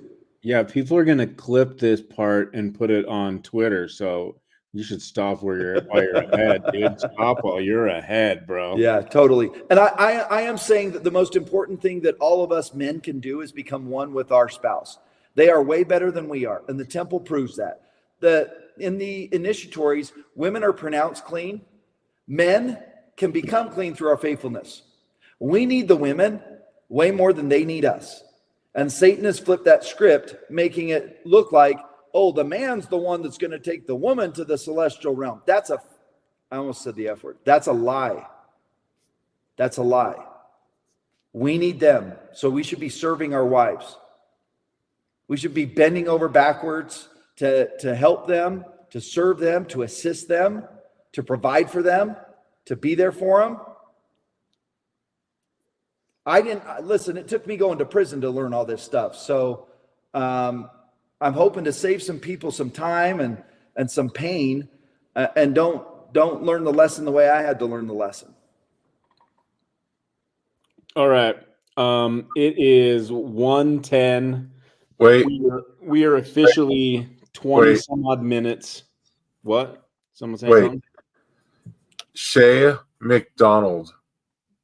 She is the closest that has guessed the number. It was Shay McDonald. She guessed 101. Nobody else came close. Nobody said 121? Yeah, nobody said 121 or 120 but she was the closest one. 101. She was 19 away. Shay McDonald? Shay McDonald. Can you find out what her handle is and post it? Yeah, as we're wrapping up. Okay, cool. Sure. So in wrapping up, we are excited to do this. I thought there was going to be 33 people, and Shane, we were having people open up their kids' iPads, open up YouTube on their computers. How many people did you have on at once? I mean, we were sitting at 180 for a while, and then we hovered at 150 for. But I mean, on the show like this, like where you have people on. We're at 111 right now. Yeah, it's time to end. It's time to end. It's time to end. It is time to end. I gotta say one thing. I came home before this podcast, in between the Michael B. Rush, which that was such a good show. Oh my gosh, that was so good. And I opened up Twitter. I still love calling it Twitter. And I saw like 3 clips of the Brett Baer, Kamala Harris interview. Oh my goodness. I heard it was a disaster for Kamala. She's donezo. And then you circulated the Vegas odds. Forever, the Vegas odds have been like 52%, 53% for Trump. They're at over 60% now. Yeah, Trump's going to win this thing in a landslide. And listen, that tells you the timeline we're on. There was a timeline where Kamala wins. We end up in global warfare, and it's a nightmare. If you've read Visions of Glory, that can either be literal or that can be more spiritual. And hopefully it's more spiritual. The earthquake and the earth-shattering things are new information about things like polygamy. It creates an earthquake in people's spiritual lives. And so think of maybe the stuff we read in the scriptures not being literal, but maybe being spiritual, and what that potentially looks like and what that potentially means. Yeah, I'm just worried that something bad's gonna happen to him because I sure hope he gets in. It's total divine, like hand of God type stuff. If he does, God has been with Donald Trump, and anybody that says otherwise, I mean, this Brandon Biggs predicted in March that he would get hit in the ear by a bullet. I mean, come on. And then we got all this stuff going on in the sky, and we got Mtiga showing up we got Samuel the Lamanite showing up. We got guys like Hook showing up, just powerful testimonies, rise of the seed of Lehi happening all over the place. Like, it's happening whether you like it or not. So you better like it and jump on board with it, unite with it. That's why I love our boy Shem. Like, Shem's a unifier, total unifier. 100%. Great example of somebody who unifies. So let's just unify. Hey, I want to end at exactly 5:15. In 10, we're ending. In 9. Hopefully who's PK? Somebody said, I have thoughts about what you're talking about, but I don't know if PK. I know PK. Here we go. We're ending. Did it work? Done. Oh.